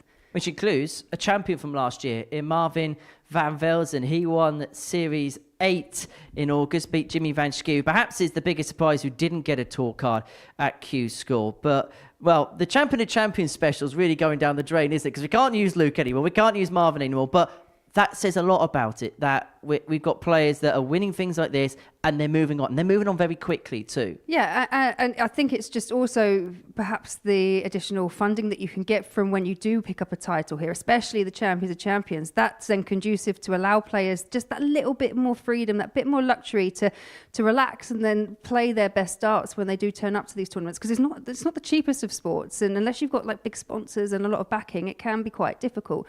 So that win, that check here as well, I think goes a long way to helping these players just achieve their ambitions. Perhaps one of our biggest success stories is Cam Crabtree, who came here 19 years of age, hit 115 average in his first game, and we've been very lucky, and you know him very well for a long time. We've seen really develop in front of our eyes in this building, not just as a player, but as a person too. Yeah, and it's great that, as you say, I'm really pleased for Cam, and the fact that he was one of those people that decided to pick up darts in lockdown. There was, we all kind of try not to remember it, but do remember it that there wasn't a great deal to do. So he picked up these darts, found out that he was actually quite good at it. Mm-hmm. But as you say, he was on a different part of his journey in terms of darts that he's come here and developed. Obviously, we do get the players like Robert Thornton and the legends that are perhaps at the end of their careers, but we get to enjoy them as well. But with Cam, it's great to see him making that next step, getting his tour card, and I wish him all the best and hope he does well at the Pro Tour. When you say lessons learned, and I suppose this is the case for other players as well, what do you think the big lessons that somebody like Cam Crabtree would have learned here that they can then take on to that next step? I think it's under the pressure, when there's been big moments, Cam's been able to really pull out and big performances as well, because he's suffered disappointment here, but he's also had success here as well. So to be able to feel what it's like to pick up the trophy, to win, to do well, but also perform under pressure, that's a really, really good lesson to learn. And you're playing in front of cameras. You speak to the likes of Chris Mason and I have spoken about it quite a lot. When we were kind of playing early doors, there wasn't many opportunities to play in front of cameras or play with a cooler or do all of the stuff that we get to do here. So there's just so much you can learn from the experience that you get. And just very quickly, a word on the likes of Bradley Brooks and Adam Lipscomb. Bradley really improved towards the latter end of last year, and Adam Lipscomb, again, another great success story. Yeah, Bradley Brooks looked like he was going to win outright every day, but just kind of got pipped at the post on a couple of occasions. But his performance levels from the very start were exceptional. So, yeah, he was an absolute shoo-in by, I think, day 2 to pick up a tour card, just through the rankings. But I think the story of Q School, perhaps Adam Lipscomb, who got in by the very, very last person to get in by way of someone else not actually competing in the latter stages of Q School. And then, yeah, just kind of went with it. And, yeah, very, very pleased for Adam Lipscomb, and a fellow Hampshire player as well. So, yeah, it's fantastic. It's a great story. Many congratulations to the 21 players. And we shouldn't discount the players who actually got there through their order of merits as well. Connor Scott, who looks like he's in the race for the World Match Play this year as well. Wesley Plazier, who's been, well, one of the best players on the amateur circuit for the last couple of years. And of course, Sebastian Białecki, who's been a real bastion here at the Super Series over the last few years. Laura, thank you so much for your company. I shall see you later on in the week. Thank you very much for your input today. Before we leave you, Steve Beaton, a reminder, top of the table, 8 points to his name following the first day's place. A chasing pack, though, in amongst him on 6. But that is just about it from us here at the Live Lounge in Portsmouth. We are back at 9:30 tomorrow morning on Pluto TV to see how day 2 goes. But as far as Monday is concerned, well, Steve Beaton made his bow at the Super Series. 4 wins from 5. The Adonis is at the top. Bye from us.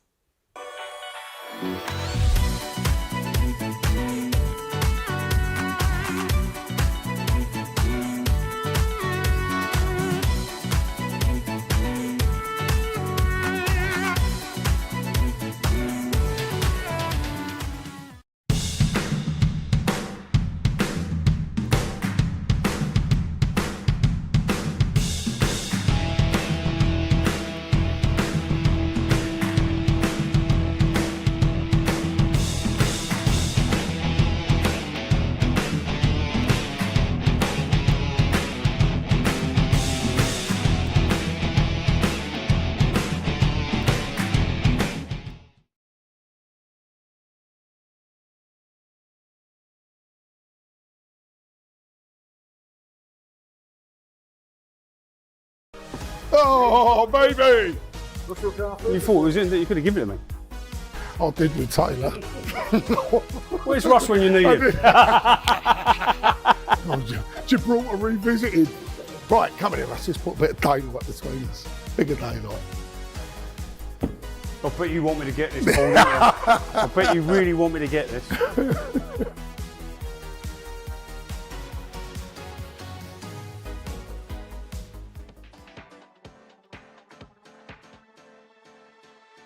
Matthew Edgar has gone for the bullseye on 92. Please tell me, why have you gone this way? Bit of safety. Is that the correct way to go? His next start would be 17 or treble 17. If he hits the single 17, he's saying he guarantees himself a dart at the ball. It's not quite guaranteed, but the percentage chances of him getting a dart at the ball is quite high. Now, the alternative is going for the treble, so Matt's on 92. Raymond van Barneveld, I believe, was one of the first players to go the treble 20. His basically reasoning was, as a professional dart player, he backs himself with 2 darts being that good to hit a treble. If they don't hit it and they hit a single 20, this is where the next bit of dilemma comes in. Back in the day, they would have probably gone on to the treble again, okay? Nowadays, we don't really see that very often. The next shot with 72 left, 8, maybe 9 times out of 10 is 2 double 18s. I mean, look at the size of the double segment. This is another fact that it's big. The bullseye's tiny. That's the thing, isn't it? I think to myself, I would personally, if you're a good dart player, I think go the single 2 doubles. And then next thing you know, someone's gone the 25 route and I find myself calling game shot. Which route would you do on the 91s, the 92s, the 93s, the 94s? Should you go for it? Or should you lay up? Your opponent's on 212 points. This is a World Championship semi-final. The fans out there, they're all against you. You need something to get them on your side, perhaps. What would you do? Genuinely, what would you do in this situation? I'd be going for it. Got to go for the bullseye.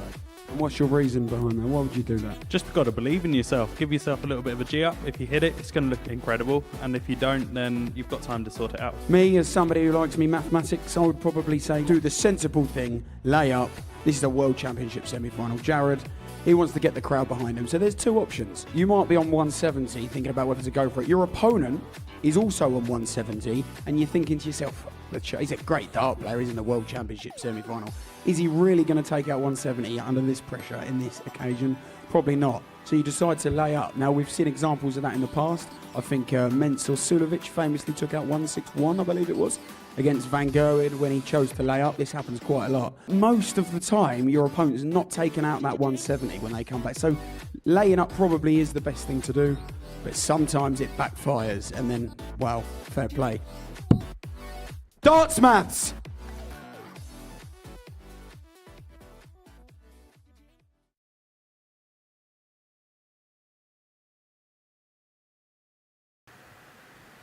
Here with Luke Littler, the champion of Modus Super Series 3. Luke, I just want to take you back to When you came here for the first time, walked into this empty room in your group stage, what were your feelings about just playing in the Modus Super Series? Well, the first time I arrived, it was cold in here. Obviously, it was a new experience, and then obviously I've always topped my group ever since I've been here. But obviously, I think I've just settled, and the stage it's probably one of the best I've played on. You have played on other big stages as well, notably the Lakeside last year. Before you got the invite, how much of an ambition was it to come and be part of this? Because we do tend to get the best players now who don't have PDC Tour cards. Yeah, well, obviously I wouldn't say no to it. Obviously the money's there. Obviously, young age, I can win the money. Obviously I have, and obviously I can't thank you lot enough for inviting me. Just 16 years of age to be doing what you've been doing in darts. How have you felt it's just gone on from this level to be beating players that are much more experienced than you? Well, my form's just gone on, and obviously I see people have bad patches and it can really go downhill, but I've just not had a bad patch, and hopefully I don't get one, fingers crossed. And then I just want to take you back to that Saturday night when you played on the Champions Week. So obviously you've played your first week, then you get through to Champions Week. Saturday night you come in, it was packed, wasn't it? There was a real good atmosphere. Yeah, the atmosphere was good.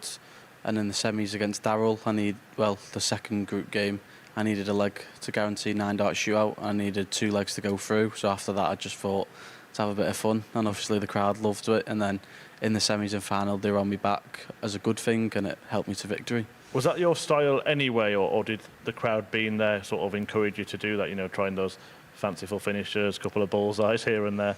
Well, the crowd, obviously, any crowd loves finishes, what I done. But they were making even more noise, and obviously when I pinged the 111, they were even louder. Yeah, and obviously then when they were the most loud was when you won the event, played Jacob Taylor in the final, won it 4-1, fantastic performance as well.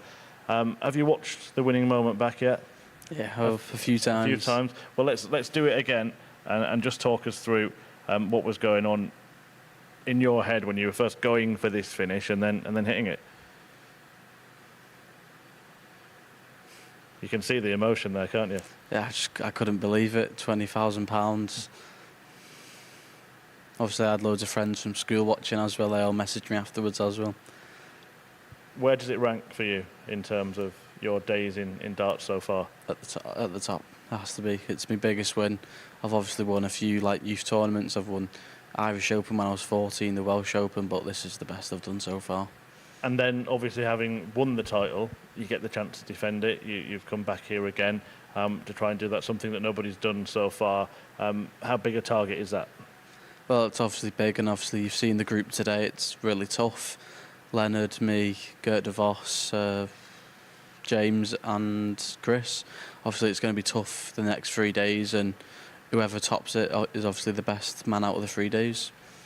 Do you expect from yourself to be, you've been made the favourite to win this group and go on and win the week. Do you expect that from yourself? Well, obviously, I've just got to play my darts and see how we go on. Obviously, I do want to top the group because the day's rest do help, but I've never played Thursday, Friday. It's a strange thing in the Modus Super Series because you don't want to be here sort of next year and the year after. Just tell us about what your ambitions are in the immediate future. Obviously, I'm in a good place for a tour card on the development tour, so obviously that's my aim. But at the start of the year was just development tour was just a learning curve. But obviously, I'm sat in second after 15 events, so I'm in a good position. I've just got to keep it going. I have to say, when I watch you play with a certain sort of maturity, like you belong on the stage, and listening to your talk as well, you have that. How important has it been to have a sort of an older head on young shoulders, and where do you get that from? I couldn't tell you. I just thought I've always been myself. I've always been how I have. And that experience of winning this Champions Week last time and playing here at the Modus Super Series, how much do you think that will do for your career going forward in terms of experience? It's obviously a lot of experience through the week. There's no one here, so you just got to knuckle down and hope you get to Saturday. And obviously I've been to Saturday twice and obviously won the big one, and the crowd was there. It's like 200 people. Sounded a lot more. And you've been, as you said, entertaining the crowd. Is that kind of what you hope to be your identity as a darts player? Of course, first and foremost, you want to win matches, but do you feel that you should entertain? Well, obviously, if I'm confident going for the finishes, then I'll obviously entertain. But I've just got to make sure that I'm not falling behind in a game, and then obviously I'll do what I want. And when you did win, it made quite a lot of headlines. People talking about 16-year-old winning the Modus Super Series. Other people will say, all the people like me and pundits talk about you, and that puts pressure on you. Do you ever feel that? No, obviously I see the betting. Obviously, our favourite to probably win the week twice, but obviously it's not how it goes. Obviously, Andy won 5 out of 5, played brilliant. I've won 4 out of 5. Obviously, there's still another 2 days to go. Yeah, and if you do get through and you get there on the Saturday, make it to Champions Week again. If you do defend that title, how much would that mean to you? Unbelievable. Obviously, Conan couldn't do it. Obviously, I'm next on Modus instead of Raymond Smith. Obviously, he's got a long way to travel if he does get an invite back. But I'd love to. But I've just got to knuckle down for this week now. There is knuckling down, entertaining. I'm sure we'll see plenty more of him at the Modus Super Series. Thanks for your time, Luke. Thank you. Cheers, mate. Top man. Cheers. Thanks for waiting behind as well, mate. No worries.